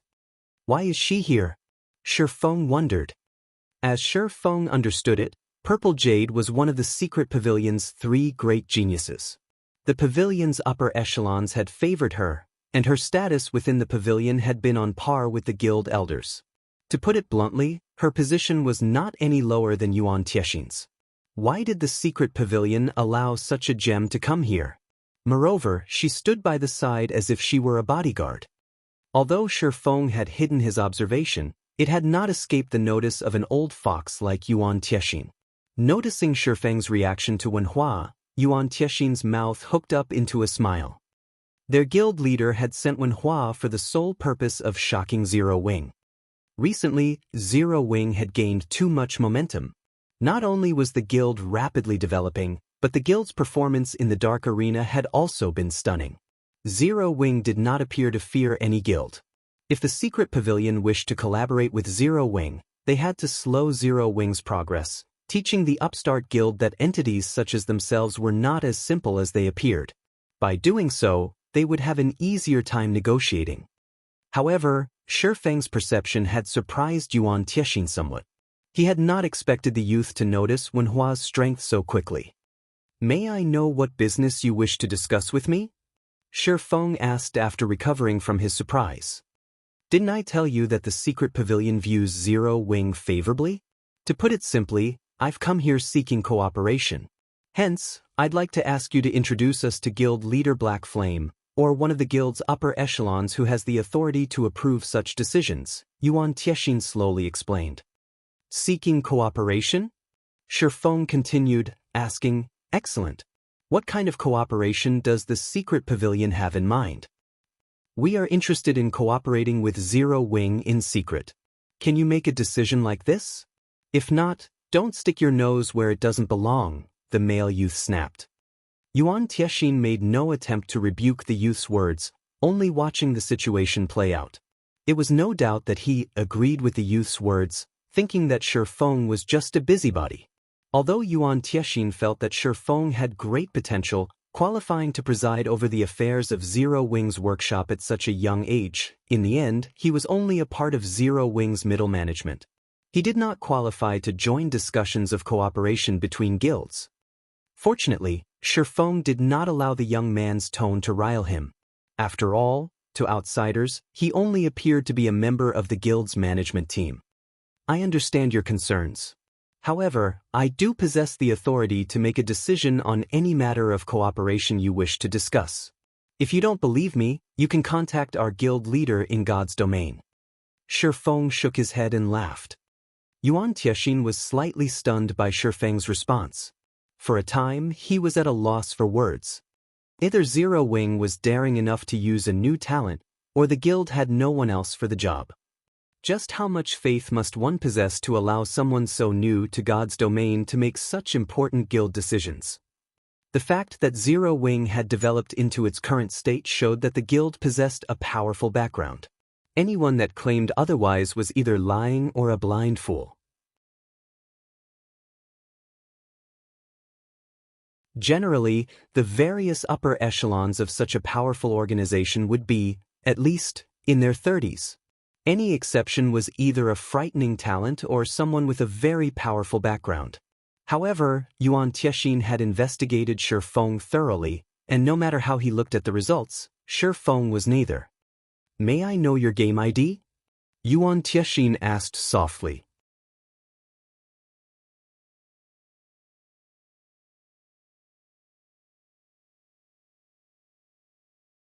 Chapter 885, Guild Secret.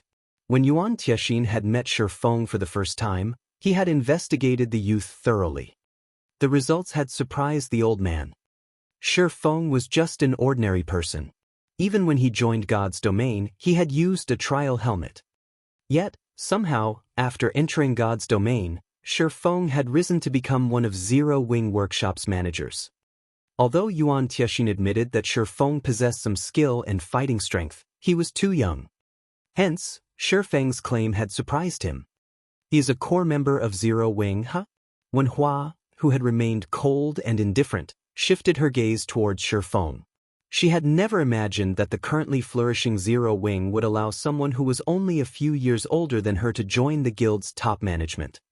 Initially, she had not wanted to take part in the negotiations. However, upon hearing that she might meet Zero Wing's guild leader, Black Flame, she had agreed.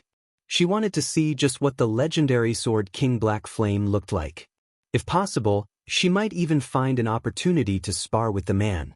Now, however, she was disappointed. "My game ID?" Feng laughed.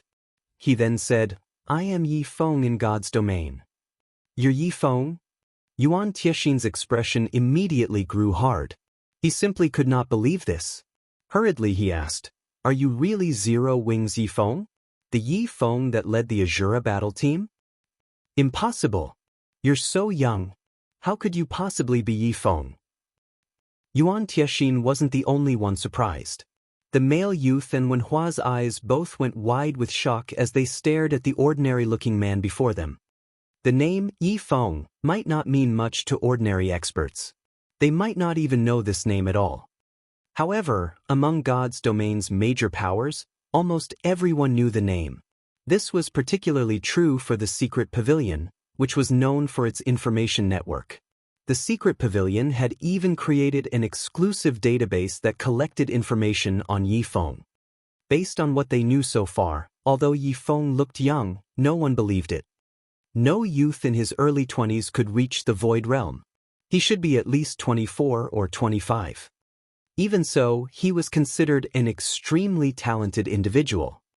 God's domain's various major powers also suspected that Yi Feng had been secretly nurtured by whatever major power stood behind Zero Wing. Otherwise, he never would have defeated the Battle Wolves' Wolf King Sirius.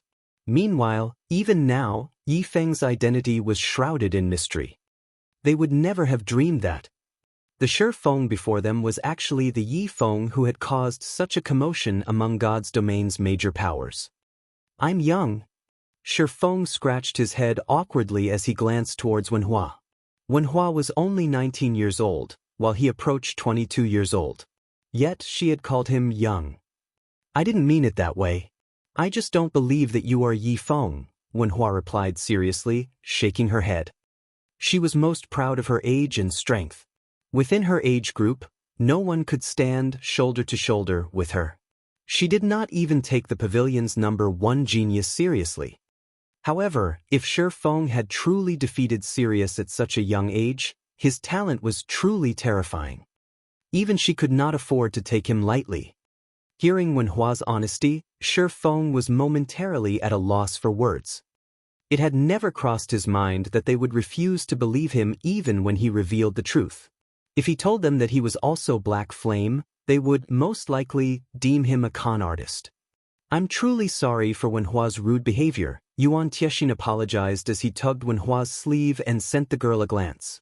He then returned his gaze to Shi Feng, smiling as he said, I have come here representing our guild leader, and we would like to keep the subjects of our talks absolutely secret. Hence, Wenhua has spoken out of hand. Since we've confirmed that there are no issues, let's discuss business. Although Wenhua had fallen quiet, her interest in Shi Feng grew. A passion-fighting spirit filled her eyes when they landed on Shi Feng. He felt as if she would challenge him to a duel at any moment. If Wenhua's past admirers could see this, they'd probably tear Shi Feng apart.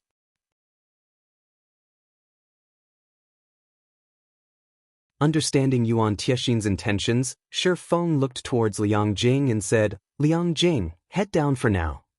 Liang Jing sighed helplessly as she left the room. Truth be told, she was very curious about who Yuan Tiexin and his companions were. Rather than fear or awe over Shi Feng's identity as a martial arts master, the two youths had been shocked by his game ID. After watching Liang Jing leave the room, Yuan Tiexin adopted a serious tone as he said, You are aware that the various super guilds and super first-rate guilds in God's domain have their own expert training programs, correct? I know a little about it. After selecting a few talented youths, these guilds have them sign an agreement and put them through a training regimen, helping them become peerless experts. Shi Feng nodded. These powerful guilds' internal nurturing programs were no secret. However, the majority of virtual gaming guilds could not establish their own programs. You are correct. But that is only on the surface. Regarding cost, many first-rate guilds could easily do the same, Yuan Tiexin said, smiling. You're saying that it is not a matter of funding? Shi Feng was slightly surprised. As he understood it, one needed a specialized training venue and expert instructors to nurture expert players. In addition, one needed a large supply of advanced nutrient fluids. All of these aspects required money. Without sufficient capital, it was simply impossible to nurture a large number of experts. That's right, it's not an issue of capital. A simulated training system is far more important.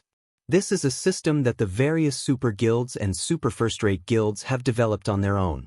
They have collected information on countless experts with this system, and with it, can allow their newcomers to spar with the simulations at any time. Think about it. Which has not had to experience countless life-threatening battles to reach their current status, a real martial artist or a virtual gaming expert. The main reason behind the Secret Pavilion's transcendental status in the virtual gaming world is our dabbling in the sales of information on various gaming experts, a practice that other guilds rarely implement. With this information, one can realistically reproduce these experts in their simulation training system. You understand now, right? No matter how much capital those first-rate guilds manage to obtain, as long as they do not possess the simulation training system, they can't progress, and they will never become true powerhouses in the virtual gaming world. I believe that you are aware that there are multiple first-rate guilds in the virtual gaming world that are even stronger than a few super first-rate guilds, yet they have failed to be recognized as super first-rate guilds themselves. The reason for this is their lack of a simulation training system. Yuan Tiexin's explanation had shocked Shi Feng once more. At the same time, Shi Feng now had answers to many of the issues he had faced before. Meanwhile, there is a defining difference between a super guild and a super first-rate guild.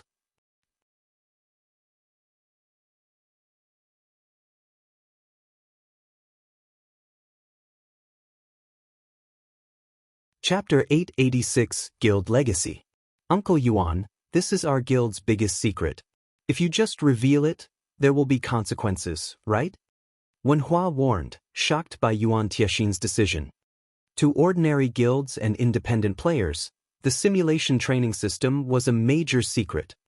However, first-rate guilds who wished to further themselves already knew this.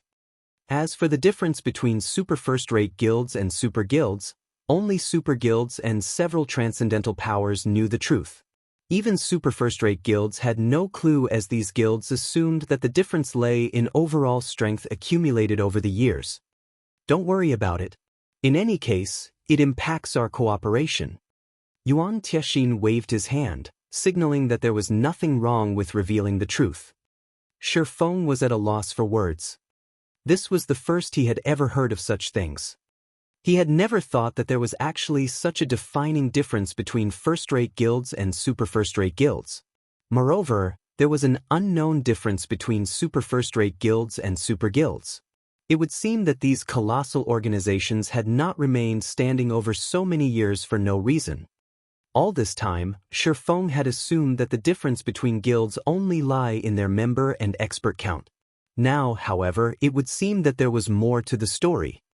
The main reason why super first-rate guilds fail to gain recognition as super guilds is insufficient guild legacy completion rate, Yuan Tiexin said, a hint of envy flashing in his eyes as he mentioned guild legacy completion rate. Guild legacy? Shi Feng drew a blank.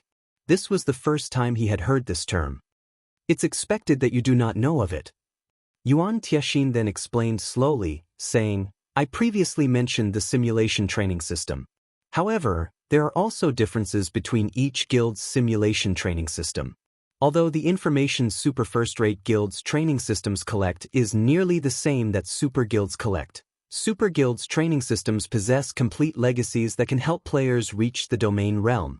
Super first-rate guilds' legacies, on the other hand, are incomplete and can only help one reach the void realm. This makes it extremely difficult for the top-tier experts in super first-rate guilds to cross that final threshold. That is why there are so few experts capable of reaching the domain realm in super first-rate guilds. Shi Feng suddenly came to a realization. The gap between a void realm expert and a domain realm expert was massive. Moreover, as players' levels increased, combat techniques became extremely important. It was especially true if one wanted to obtain top-tier equipment. The main god system would provide all sorts of trials, and these trials tested a player's strength. That's right. This is the biggest difference between super first-rate guilds and super guilds. Yuan Tiexin nodded. He then added softly, after many years of gathering information and working to improve ourselves, the secret pavilion has finally completed our guild legacy. As an upstart guild, Zero Wing's background is too shallow. It lacks the resources to nurture experts efficiently. Zero Wing doesn't have a chance of competing with super first-rate guilds, much less super guilds. Moreover, even if Zero Wing successfully established its own simulation training system, its operation is very costly. It requires the latest high-level energy. I believe that you understand just how difficult it is to collect high-level energy. Like the S-rank nutrient fluid, one cannot purchase it with money alone. The secret pavilion is trying to expand and requires a large number of talented players. We believe that Zero Wing has great potential, and we have decided to invest in Zero Wing. In exchange for 50% of Zero Wing's shares, not only will we supply significant funding, but we will also offer various support using the secret pavilion's connections. This will allow Zero Wing to rise instantly and significantly. Furthermore, we will provide 20 slots for our training system. Your guild wouldn't need to create its own system, Yuan Tiexin explained temptingly. You might not think that 20 slots are a lot, but the secret pavilion has also invested in other large guilds. Even for first-rate guilds, we only provide 10.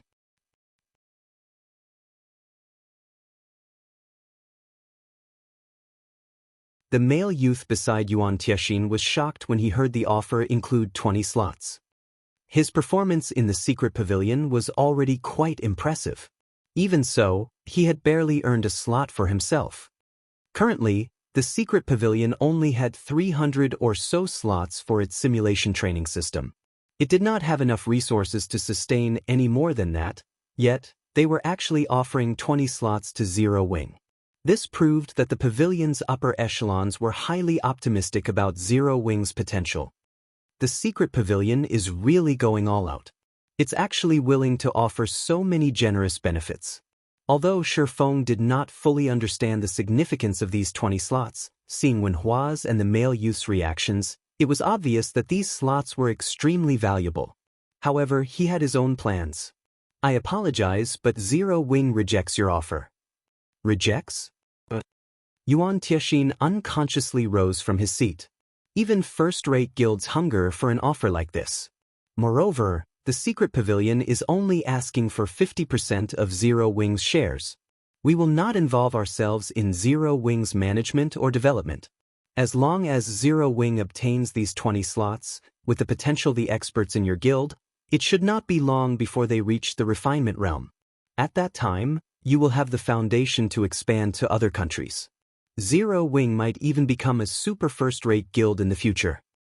50% of Zero Wing's shares is simply too high, Feng responded as he shook his head. However, I am very interested in your simulation training system. I would like to buy a few slots. Is that possible? The secret pavilion's price was indeed tempting. However, Feng was very familiar with just how frightening major powers like the secret pavilion could be. With even 30%, the secret pavilion could take control of Zero Wing in the future. The only way Feng could accept this offer was if the secret pavilion offered a portion of its own shares in exchange. However, this was clearly not possible. Hence, Feng did not bother asking. You want to buy a few slots? Yuan Tiexin shook his head, laughing. Kid, you're taking the training slots too lightly. Do you know how intense the competition for the training slots is within the secret pavilion? We don't even have enough slots to satiate our own members, much less sell them to other guilds. How can we possibly sell any slots to Zero Wing? What if I offer a high price? Feng laughed. A high price? Are you talking about epic items? Yuan Tiexin's smile grew even brighter when he heard Feng's comment. Feng, you know that, at the end of the day, weapons and equipment are external components. Even if epic items are quite rare, they are not nearly as important as training slots to the secret pavilion. What if I offer a large stock of strengthening devices and bronze mounts? Confidently, Feng said, I believe that you have already heard about the mind space system on the news. I suspect that you know the value of this system. This system is one of the driving forces behind major corporations' investment into God's domain. If the secret pavilion obtains a large stock of strengthening devices and bronze mounts, it will surely gain an advantage over the various super guilds.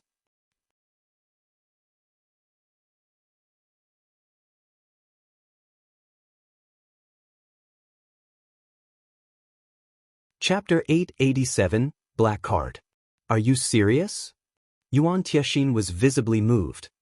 The strengthening device had only appeared on the market recently, and there were still very few available. Not only could it extend a player's time in combat, but it could also help players save meaningless travel time and some repair fees. Various large guilds were also hungering after bronze mounts. Unfortunately, obtaining a bronze mount was immensely difficult. Even the secret pavilion only had a few thus far. By the time the guild members reached level 40, most of the guild's experts would only have common mounts. One should not underestimate the difference between a bronze and a common mount. Although a bronze mount was only slightly faster than a common mount, the former could assist players in battle. It could significantly impact a player's combat capabilities in the field. As for guild mounts, various super guilds already had a massive headache over obtaining the stable design, much less taming a mount. Meanwhile, Zero Wing's guild mount was one of the major reasons for the Secret Pavilion's optimistic view of the guild. Zero Wing's advantage would surface as God's Domain's players reached level 40. With the Secret Pavilion's resources, Zero Wing could quickly expand into the several surrounding countries and stand to rival super first-rate guilds. Without its potential, the Secret Pavilion would not have approached an upstart guild with no background with such a generous offer. Of course, I'm just not sure if the Secret Pavilion is interested, Feng said, laughing. It seems I have underestimated Zero Wing once again. I had not imagined you had such a card. Yuan Tiexin scratched his head awkwardly. If Feng had offered anything else, the Secret Pavilion would have undoubtedly rejected the offer. There would be no rooms for negotiation whatsoever. However, the pavilion was interested in the strengthening devices and bronze mounts. I'll need to consult with our guild leader. Sure. Feng understood that Yuan Tiexin did not yet qualify to make such important decisions. Yuan Tiexin left the reception room alone, returning after 15 minutes or so. His gaze, which had been hesitant, was now firm. I've contacted our guild leader about this. We will provide 5 training slots. However, you need to give us 100 bronze mounts and 10,000 strengthening devices in return. There is no room for negotiations on this, Yuan Tiexin said in determination. You guys sure are asking for a lot. It's not a guarantee that we will be able to nurture 5 domain realm experts. Feng frowned slightly. Although the simulation training system was valuable, it was not that valuable. Based on the current market price, a bronze mount was worth roughly 300 gold. However, while there was a demand for bronze mounts, their supply was practically non-existent. Nobody would truly sell a bronze mount. Even if one offered 500 gold, one might not find a seller. After all, they were simply too rare, even rivaling epic items. Yet, the Secret Pavilion wanted 100 bronze mounts. Even with a conservative calculation, the total value would be at least 50,000 gold. As for the strengthening devices, based on current market value, 10,000 devices was worth roughly 100,000 gold. All in all, the Secret Pavilion was asking for 150,000 gold. Even to first-rate guilds, 150,000 gold was astronomical. Even if the Secret Pavilion were a transcendental power, this sum was massive. It would take the pavilion several days to gather so much money. Moreover, even if one had 150,000 gold, purchasing so many mounts and strengthening devices was impossible, yet the Secret Pavilion had asked for exactly that in exchange for only 5 training slots. They were essentially asking Zero Wing to foot the bill for their members' training. There are only so many training slots available each year.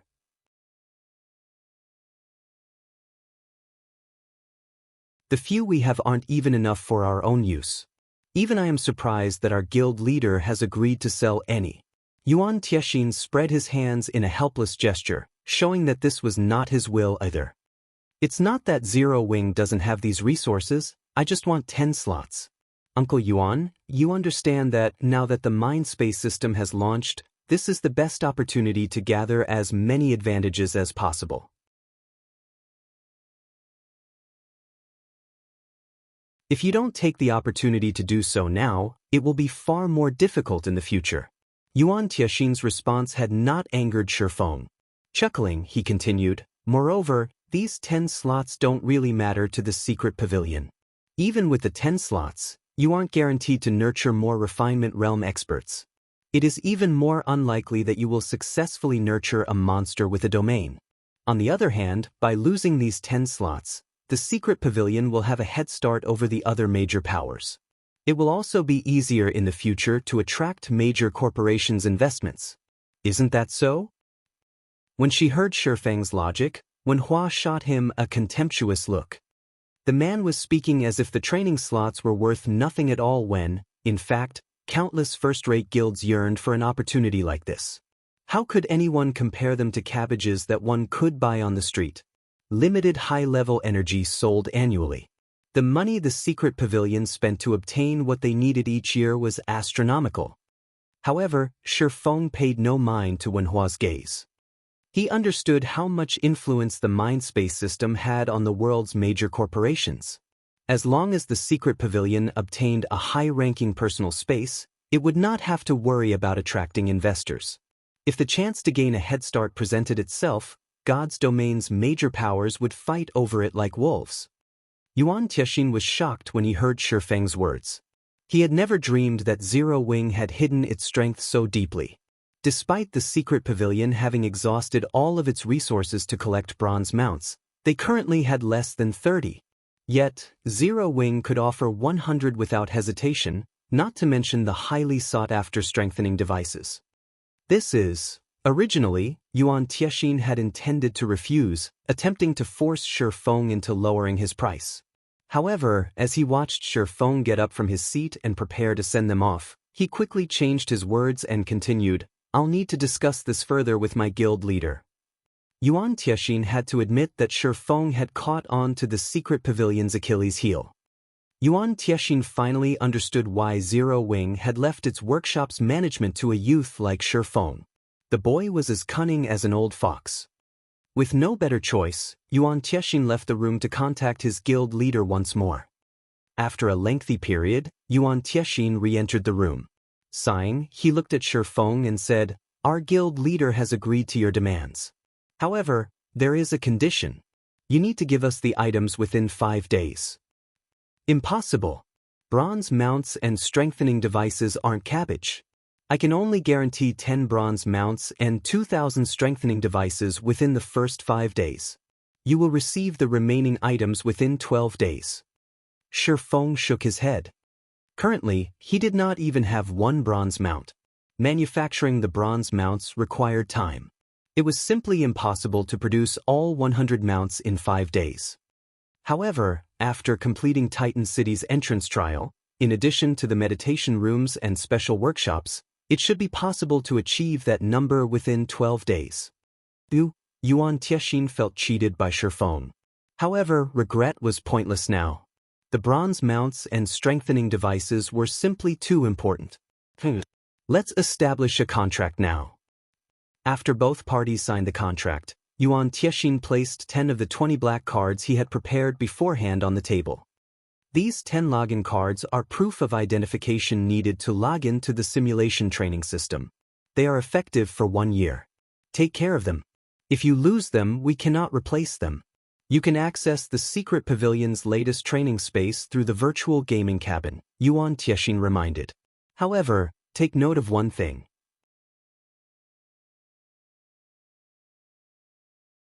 It is best to prepare a few bottles of S-rank nutrient fluids.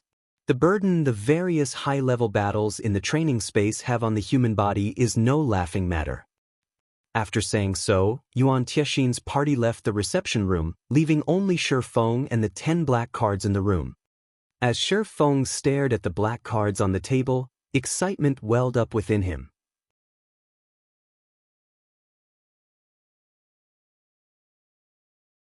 After suppressing his emotions as much as he could, he called out for Liang Jing, who stood just outside the room, saying, "Liang Jing, call Fire Dance and the others here."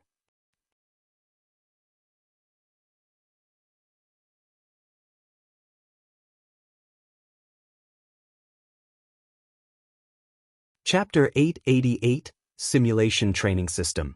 Outside the Greenwater Villa, a long, black hovercar was quietly parked at the entrance. "Isn't this a limited edition Pioneer? It is so cool. I've heard that there are only 1,000 of these luxury sedans around the world. I never thought we would see one in our third-tier city. This is amazing. The Pioneer's fuel alone is extraordinary. It can't use any kind of normal fuel." Passers-by began to gawk and chat as they noticed the car in front of the villa. As they wondered what kind of powerful individual had arrived, Yuan Tiexian's group emerged from the automated door. Suddenly, a robust man, standing over 2 meters tall, rose out from the Pioneer. He was so naturally intimidating that everyone trembled involuntarily when they saw him. The robust man wore a black suit with a silver shield logo embroidered on his left lapel. The silver shield bore 3 stars. Everyone at the training center understood the fighting world. They immediately knew that the man before them was a fighting expert. A silver shield logo? Isn't that a bodyguard from the Guardian Group? Guardian Group? That's an international, first-rate security agency, isn't it? He seems to be a 3-star bodyguard. Even people from the city's top corporations can't hire one of them. Who are those people? As the passers-by watched in shock, the bodyguard respectfully opened the pioneer's door for Yuan Tiexin and his young companions. After Yuan Tiexin's group took their seats, the bodyguard returned to the front passenger seat. Following which, the roar of the pioneer's engine echoed throughout the area, stunning everyone present. Poor they. Why would such important individuals seek out Feng? Liang Jing was confused and surprised as she watched Yuan Tiexin and his people depart. I'll have to let Director Xiao know about this. Not just anyone could hire the Guardian Group's bodyguards. Even the Big Dipper Corporation did not qualify to hire a 2-star bodyguard, only allowed to employ a 1-star bodyguard. Only major international corporations could afford 3-star bodyguards. Uncle Yuan, why did Guild Leader agree to give away 10 slots? When Hua asked, the price the Star Alliance offered us was only worth 10 slots. On the other hand, we gave Zero Wing the same without obtaining a sliver of its shares. This is the Guild Leader's will. As for the Guild Leader's thoughts, even I don't know. However, the items Feng offered are extremely important to the secret pavilion. Yuan Tiexin then shook his head and continued, fortunately, we didn't lose too much if we help nurture Zero Wing's experts. We'll see even more interesting matches in the Dark Arena in the future. Interesting? When Hua chuckled, I recall that the Azura battle team's next opponent is the Evil Dragon battle team. Although there are a few experts in that team, overall, they are significantly weaker than the Glorious Lions battle team. Even if Feng doesn't participate himself, the Azura battle team can win easily. When Hua, you're not seeing the big picture. If the latest system upgrade had not happened, the Evil Dragons would lose without a doubt. However, after the Mindspace system's launch, the various large guilds are rushing to gather money and resources. Naturally, they will not ignore the opportunity to make a fortune in the Dark Arena, Yuan Tiexin said meaningfully. But the Evil Dragons don't have backing from any super guilds. It will be difficult for them to present fighters on the same level as Zero Wing's experts. When Hua was very interested in the Azura battle team. Hence, she had investigated their next opponent, hoping for another exciting match. However, the outcome had disappointed her. I don't expect you to know. The corporation backing the Evil Dragons has hidden itself quite well.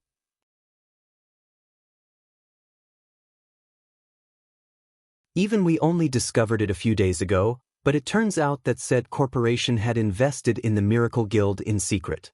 When it comes time for the Dark Arena match, the Miracle Guild will make its move. Winning will not be easy for the Azura battle team, Yuan Tiexin said, a hint of anticipation flashing in his eyes. If the Azura battle team can force Miracle to display its true strength, the secret pavilion will benefit. The Miracle Guild? That Miracle Guild actually agreed to give away a portion of its shares.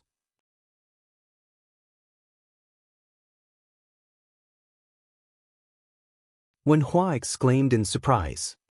Although the Miracle Guild was not a super guild, it was in no way inferior. However, its guild legacy was incomplete. Hence, it had failed to become a super guild. However, it was still stronger than the Dragon Phoenix Pavilion, who could not yet rival super guilds. Haven't you wanted to witness Yi Feng's battles personally? This is a good opportunity to do so. Yuan Tiexin then handed Wen Hua a list of names. Mad Sword Miracle Dragon, who you've wanted to defeat, might even make a move. Shortly after Yuan Tiexin's group left, Feng handed the black cards to Fire Dance and the others. Guild leader, what's this for? Fire Dance, who wore short-sleeved sportswear with her long hair draped over her shoulders, asked curiously. Fire Dance wasn't the only one curious about the black cards. Cola, Violet Cloud, Flying Shadow, Yiwumian, Rampant Blade, and Blackie were also confused. This is a treasure, Feng laughed. Haven't you all wanted to strengthen your combat techniques? This can help you do so quickly. However, how much you actually learn will depend on you. Following which, Feng explained how to use the black cards and sent them to their rooms to try. The purpose behind the cards surprised them all. However, Feng's procurement of them surprised them more. Excitement overtook them as they looked at the black cards in their hands. They had yearned to improve their combat techniques. It was especially true after watching Fire Dance break through into the refinement realm. After everyone left, Feng quietly returned to his own room.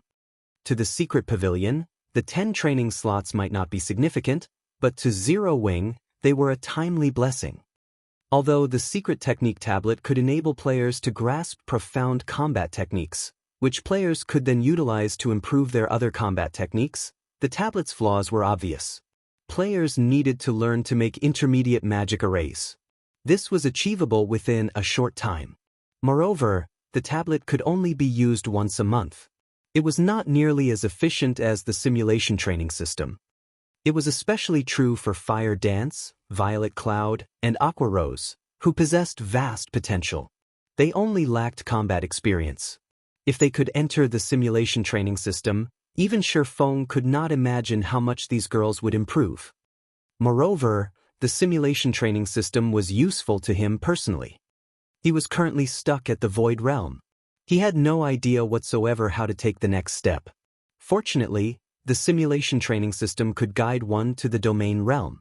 Feng was satisfied with the cost he had paid due to this fact alone. On the surface, although it seemed as if he had paid a massive price for the black cards, that was limited to market price. Of course, the production cost for the bronze mounts and strengthening devices wasn't 1/10 of their market price. Throughout this time, he had also been training frantically in the real world. He had already pushed his body to its very limits and could not improve any further. Even Lei Bao had been surprised by his progress, looking at him as if he were a monster. Feng understood that his body was no longer a limiting factor. Only he did not know what was. After all, he had never truly interacted with any of those old monsters and relied on himself to fumble and improve. After refilling the virtual gaming cabin's nutrition solution, Feng inserted the black card into the machine's card slot. He then lay in the cabin and launched the system connection, accessing the simulation training system.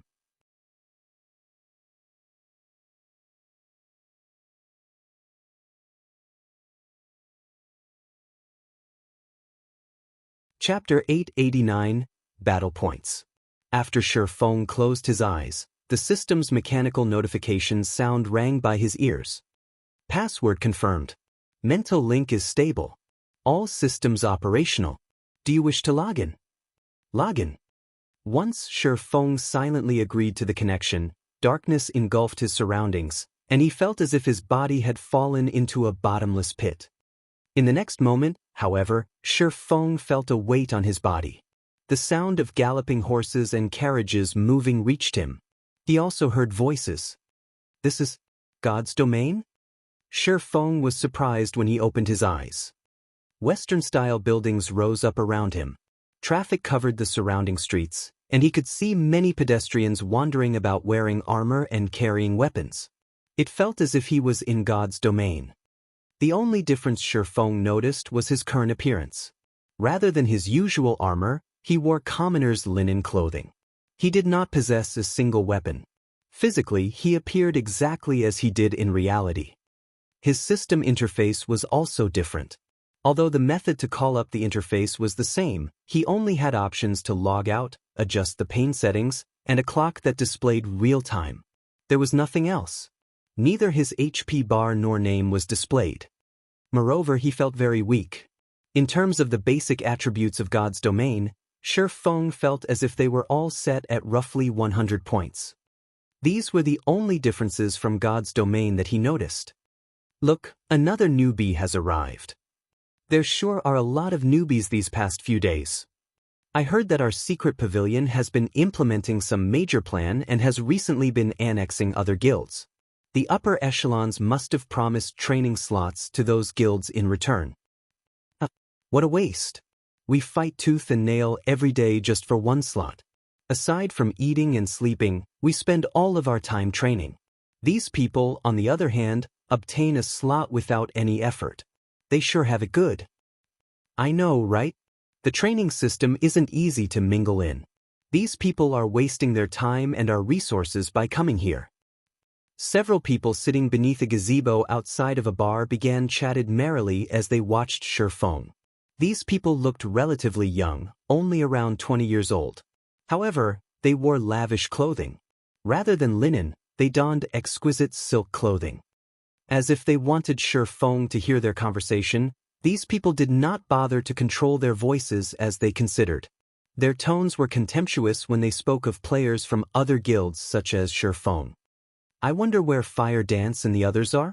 I should find them before we start researching this simulation training system. Feng paid no attention to these people's belittling comments. However, he did feel a headache begin when he noticed that the training system lacked a communication function. Although this place seemed like a city in God's domain, it was much smaller. This place was roughly the size of a town. Feng also noticed a massive fortress looming in the city's heart. He could probably see the very edges of the city from the top of that fortress. Just as Feng was about to head to the fortress to investigate, a deep, heavy voice came from behind him. You have just arrived today, right? Feng turned at this question, noticing 3 people, similarly dressed in linen clothing, approaching. The 2 men and 1 woman looked to be around 20 as well. Meanwhile, the person that had called out to him was a tall, powerful-looking man. The man smiled and gave off a friendly aura. That's right. Do you have some business with me? Feng nodded. Hello, my name's Kong Haoren, and these 2 are my friends, Huajiang and Du Exin, the man named Kong Haoren introduced, smiling. Like yourself, we belong to other guilds and have recently arrived.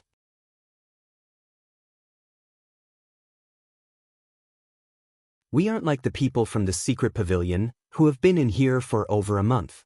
As a newcomer, if you aren't careful, you might suffer. Suffer? Feng grew curious. He then asked, isn't this place meant to gain combat experience and nurture techniques? In the beginning we thought the same, Kong Haoren said, shaking his head. However, after being here for some time, you'll learn that things aren't as simple as the people from the secret pavilion made it out to be.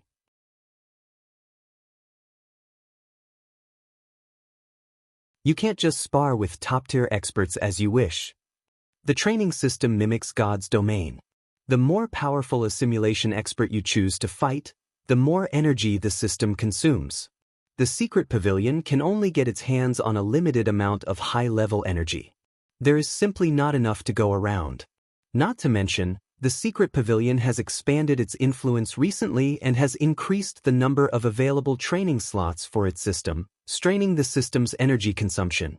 Hence, the pavilion introduced a battle point system to cope. With these battle points, one can choose their opponent. Of course, the more powerful an opponent is, the more battle points you have to spend. A lot of newcomers don't know about this yet, so the secret pavilion's veterans scam them. If one loses the starting battle points they receive, it becomes harder to earn battle points in the future. Hearing Kong Haoren's explanation, Feng came to a realization. It's no wonder why Yuan Tiexin was so willing to hand over those 10 slots.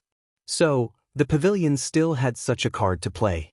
Feng inwardly cursed the secret pavilion's guild leader for being a sly, old fox. However, after giving it some thought, Feng realized that it was actually quite reasonable. He had been a fool to think that he could fight monster-level experts stored in the system's database without limit and gain a wealth of combat experience. Such a generous opportunity wouldn't exist. Thank you for your warning, Feng said as he looked towards Kong Haoren. He then introduced himself, my name is Feng. No need for thanks. Those of us from other guilds need to look out for each other.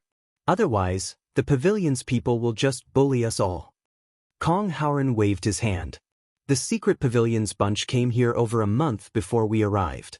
Moreover, they enjoyed the secret pavilion's nurturing before this. Their combat standards are much higher than ours.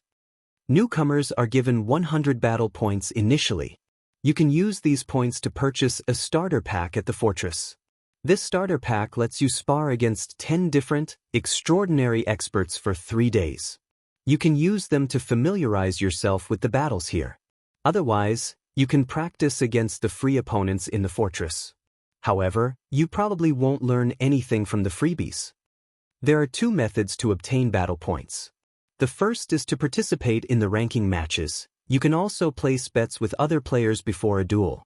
Some of the veterans trick many of the clueless newcomers. As a result, they lose their 100 starting points, just like that. After Kong Haoren finished explaining the simulation training system, he led Feng to the battle fortress. However, as Feng's group was about to enter the fortress, they heard a loud commotion from the fortress's main hall. "Quick, come and take a look. Another newbie is challenging a veteran." "Damn, these guys sure are quick. Why can't I ever find these newbies?"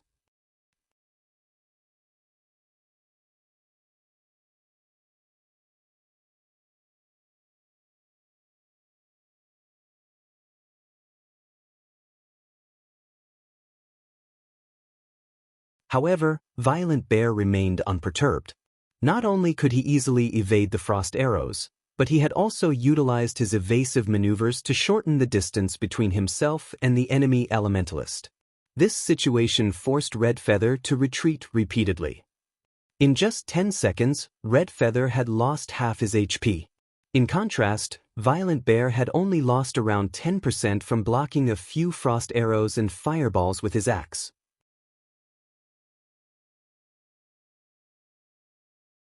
Moreover, Red Feather had exhausted his blink charges and was now at the Berserker's mercy. In Feng's opinion, Red Feather had performed quite well. If he had faced an ordinary expert, he would have long since emerged victorious due to his unending assault and ice walls. Unfortunately, Violent Bear was no ordinary expert. Ordinary experts lacked sufficient physical control. Against Red Feather's attacks, they would busy themselves with dodging and blocking. Violent Bear, on the other hand, had excellent control over his body. He could make the necessary movements during crucial moments, easily avoiding Red Feather's accurate attacks while closing in on his enemy, slowly but surely, forcing the elementalist into a corner. Even before the battle had begun, the outcome had been determined. Red Feather currently had yet to reach the half-step refinement realm. He simply stood no chance against Violent Bear, someone who had reached the refinement realm. The difference between their combat techniques was like the difference between heaven and earth. With both sides having equal attributes and no special skills or tools, Red Feather had no chance of winning. Sure enough, in less than half a minute, Violent Bear approached Red Feather with a charge and claimed the elementalist's life with a whirlwind slash. "Ha! Little noob, consider the 100 points you've lost as a tuition fee. When you have points again, I welcome a rematch." The man known as Violent Bear smirked at the angry Red Feather disdainfully after teleporting back to the main hall. He then turned around and exclaimed, "Ah, this feels great. With these 100 points, I can face a decent opponent again." Phew. Red Feather wanted to charge at the Berserker. However, Purple Eye held him back. "Red, you're no match for him right now. He has already reached that realm," Purple Eye advised sternly, her voice containing both helplessness and excitement. Although she was slightly stronger than Red Feather, her strength was limited. There was still a massive gap between herself and Violent Bear. In the past few years, she had followed Galaxy Past around and had defeated many well-known experts. She acknowledged that she had improved significantly since leaving her super guild. However, she had never imagined that she would still suffer defeat against the internal experts that God's domain's major powers nurtured. Refinement realm experts, which were extremely rare in God's domain, were abundant here. Yet, even a refinement realm expert like Violent Bear only ranked 141th here. Purple Eye finally understood just how terrifying the virtual gaming world's giants were. What she had seen in the past had only been the tip of the iceberg. As Violent Bear approached the exchange counter, his gaze landed on Feng. He immediately walked up to the swordsman, smiling brightly as he said, "Oh, I've never seen you before. You must be new to the training system, right? Interested in a match against me?" If I win, I want your 100 points. If you win, I'll give you 500. What do you think? I'll teach you how precious the battle points here are. Those ranked beyond 300th place only get 20 points each day, 50 points if you rank between 201st and 300th, 100 points if you rank between 151st and 200th, 200 points if you rank between 101st and 150th, and 300 points if you rank between 51st and 100th. And don't even dream of reaching the top 50 ranks. How about it?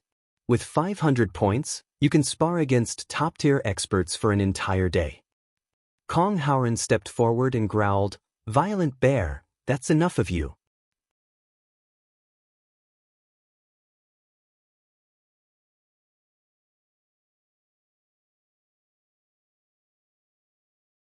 Chapter 891, Newcomer's Nightmare. Violent Bear's explanation of the daily battle point allotment was correct. However, it had been a petty move from the secret pavilion. It was true that there were a total of 350 slots for the simulation training system this time. It was also true that the training system was a holy ground for rapid improvement. However, to face a decent opponent for a day, one needed at least 100 points. Even so, that was only enough to afford a half-step refinement realm opponent. To obtain 100 points or more each day, one needed to rank within the top 200. Among the 350 people participating in the training system this time, 200 happened to be the Secret Pavilion's members. These elites, whom the Secret Pavilion had nurtured, had already displayed relatively high combat standards. Now, they had received over a month's head start in this training system. To put it simply, the members from other guilds had no chance of claiming any of the top 200 positions. Meanwhile, those who ranked between 200th and 300th place could only afford to practice every other day. To newcomers, this was a nightmare. When they first joined the training system, they ranked below 300. Receiving only 20 points each day, newcomers had to wait for 5 days to fight a decent opponent. If they did not purchase the 100-point starter pack, they would have to waste even more time to familiarize themselves with the training system's battles. Individuals could only purchase the starter pack once, and among the 10 experts within the starter pack, 8 were half-step refinement realm experts, and 2 were refinement realm experts. If newcomers trained with these experts for 3 days, they could improve their techniques significantly. This way, they could qualify to fight for one of the top 300 rankings. Although joining the top 200 would be difficult, it wasn't entirely impossible. While the Secret Pavilion's members could face half-step refinement realm experts once a day at the very minimum, members from other guilds could only face one every other day at best. As for challenging refinement realm experts, that required 200 points. Those in the top 200 only needed to wait 2 days, while they needed 4. As time passed, the difference between both sides would only grow. Sure, Feng, don't let him trick you. Your starting 100 points are crucial, the elegantly beautiful Duoxian advised. Newcomers like them could not contend with Violent Bear. Even those in the refinement realm had difficulty defeating the Berserker. After all, Violent Bear had reached the refinement realm a long time ago. Experts who had just reached the refinement realm could not compare to his physical control. Although Duoxian did not know which guild Feng originated from, she knew that even first-rate guilds' top-tier experts were no match for Violent Bear. Kong Haoren, I'm not talking to you right now. I'm offering a sincere invitation to this little brother. I'm sure he isn't a scaredy cat like you are, afraid of challenging me even once. In the end, you can only boast your strength in your little guild, Violent Bear sneered. Although the man scolded Kong Haoren for his incompetence, his words were meant for Feng. Little brother, you agree with me, right? Even if he does lose, it's just 100 points. As long as he ranks among the top 300, he'll earn those points back in 2 days. Although he won't be able to face a decent expert during that time, at least he can still challenge the ranking competition once a day and practice against the normal simulated experts. Kong Haoren, you're just exaggerating to scare him.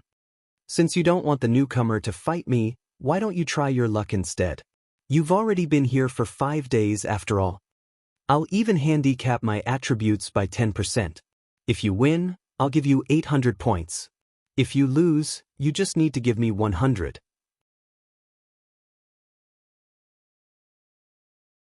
How about it? Do you dare to accept my challenge? If not, get lost. Letting a coward like you in here was a waste of a precious training slot. Kong Howren turned ashen as he glared at Violent Bear. However, he hadn't been able to utter a single word. It's not that he feared a fight, it's just that he had other uses for his points. Yesterday, one of his companions had joined the system and fell for a veteran's provocation. In the end, that companion of his had lost their points.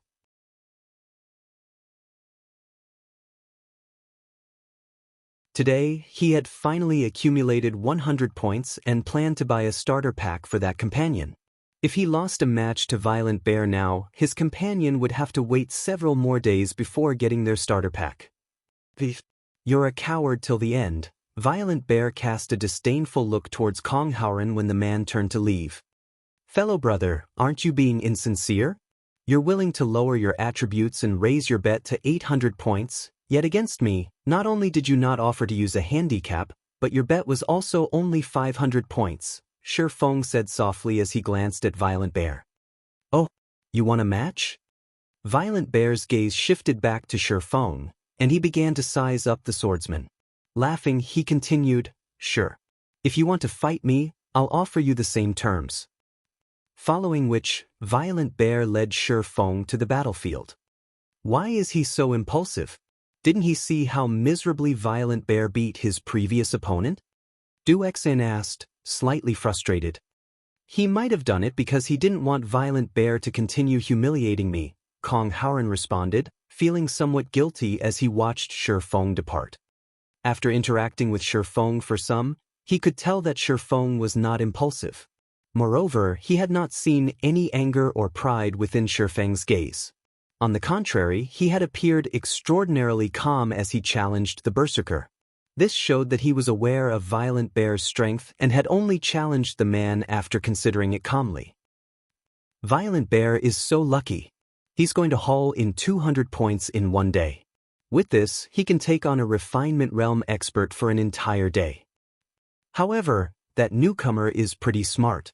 He got Violent Bear to lower his attributes by 10%. Violent Bear has already set foot into the refinement realm. Against a newcomer, a 20% handicap wouldn't change anything, much less 10%.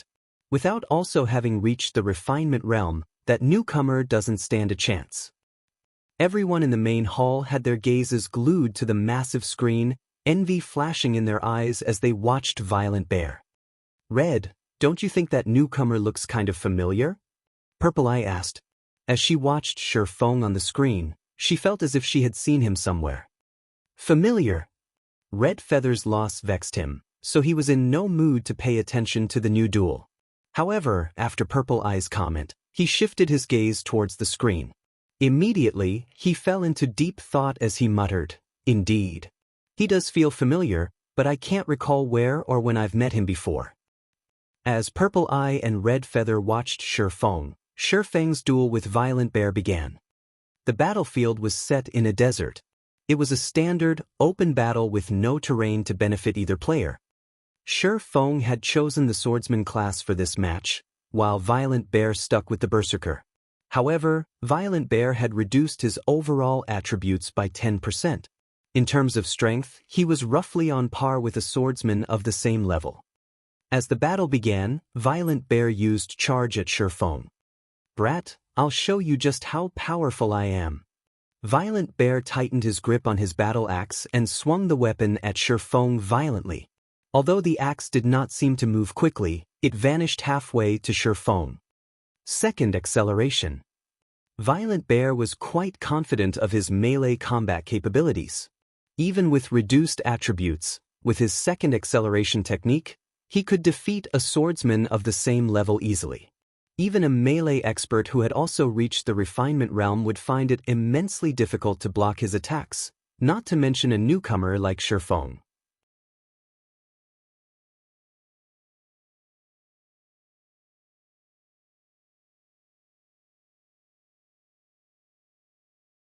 Chapter 892, Breaking the Norm. So fast. His attack disappeared. What technique is that? Many of the spectating newcomers were shocked when Violent Bear's battle axe suddenly disappeared before their eyes. However, when Red Feather witnessed this, wrathful flames flared in his eyes. That bastard! He held back against me. Red Feather clenched his fists as he glared at Violent Bear on the screen. If Violent Bear had used this move against him, the match wouldn't have even lasted 30 seconds. Although the newcomers in the hall were surprised, the secret pavilion's veterans were indifferent. They were used to seeing this move. Does he really need to be so serious against this newcomer? He might want to end the battle quickly. But this newcomer sure is unlucky. He's forced to realize the disparity between us so soon after entering the training system. I'm guessing his confidence has shattered by now. As the various fighters discussed the fight, Violent Bear's battle axe struck Feng again and again, leaving the swordsman with no opportunity to catch his breath. Ding, ding, dang! After a series of over a dozen strikes, Violent Bear's expression darkened. He then retreated, glaring at the unharmed Feng. Just who is he? Violent Bear suddenly felt an immense, heavy pressure weigh down on him. Second acceleration was an attack technique that utilized afterimages to trick the enemy. Even an expert of the same standard would struggle to defend against his attacks, yet Feng had blocked every slash and hack. However, this was not why Violent Bear had retreated. As he had swung his axe, Feng's sword had met his blade as it began to accelerate, preventing him from gathering enough momentum in his weapon. As a result, Feng's sword easily deflected his axe, forcing the berserker into a passive state. However, Feng had no intentions of giving Violent Bear any time to rest.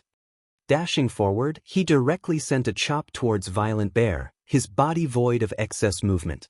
In the next moment, his sword vanished. The spectators only saw a flash of white light leave Feng's hand. Violent Bear panicked. He could not even see any afterimage of Feng's sword. However, he instinctively used Whirlwind Slash. Unfortunately, Violent Bear had been too late. Before he could begin to execute Whirlwind Slash, Violent Bear saw a flower of blood bloom on his chest. His Whirlwind Slash only began after the blood had blossomed. However, before his spinning axe could strike Feng, the weapon stopped as if it had struck a wall, scattering sparks. The sudden halt forced the berserker back a step.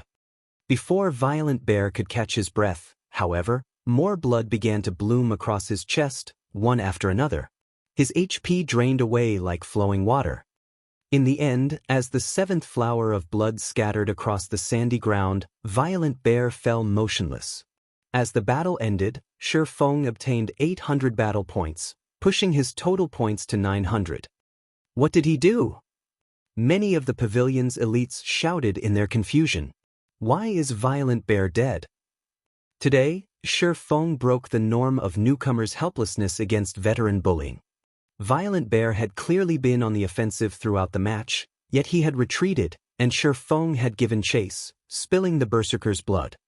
Seeing the gashes decorating Violent Bear's body, it was obvious that the berserker had been cut. However, none of them had seen even an afterimage of a sword leave Feng's hand, striking Violent Bear. A deathly silence overtook the main hall. Everyone stared at Feng, who was just returned from the battlefield, with dumbfounded expressions. Feng. That's right, he is Feng. After seeing Feng's attack, Red Feather realized where he had seen that familiar face.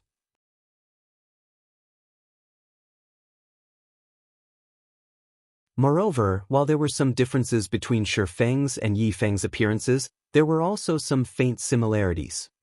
Purple Eye also recognized Feng. The invisible attack had also been familiar. Purple Eye couldn't think of anyone, aside from Feng, who used that technique. Why is he here? Purple Eye was astounded. She couldn't believe her eyes. Feng might not be very famous among God's domain's general populace, but to first-rate guilds and the game's major powers, the young man's name reverberated like thunder.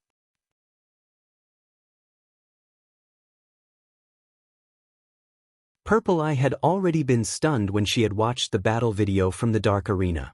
Now that she had seen Feng fight personally, even her soul trembled.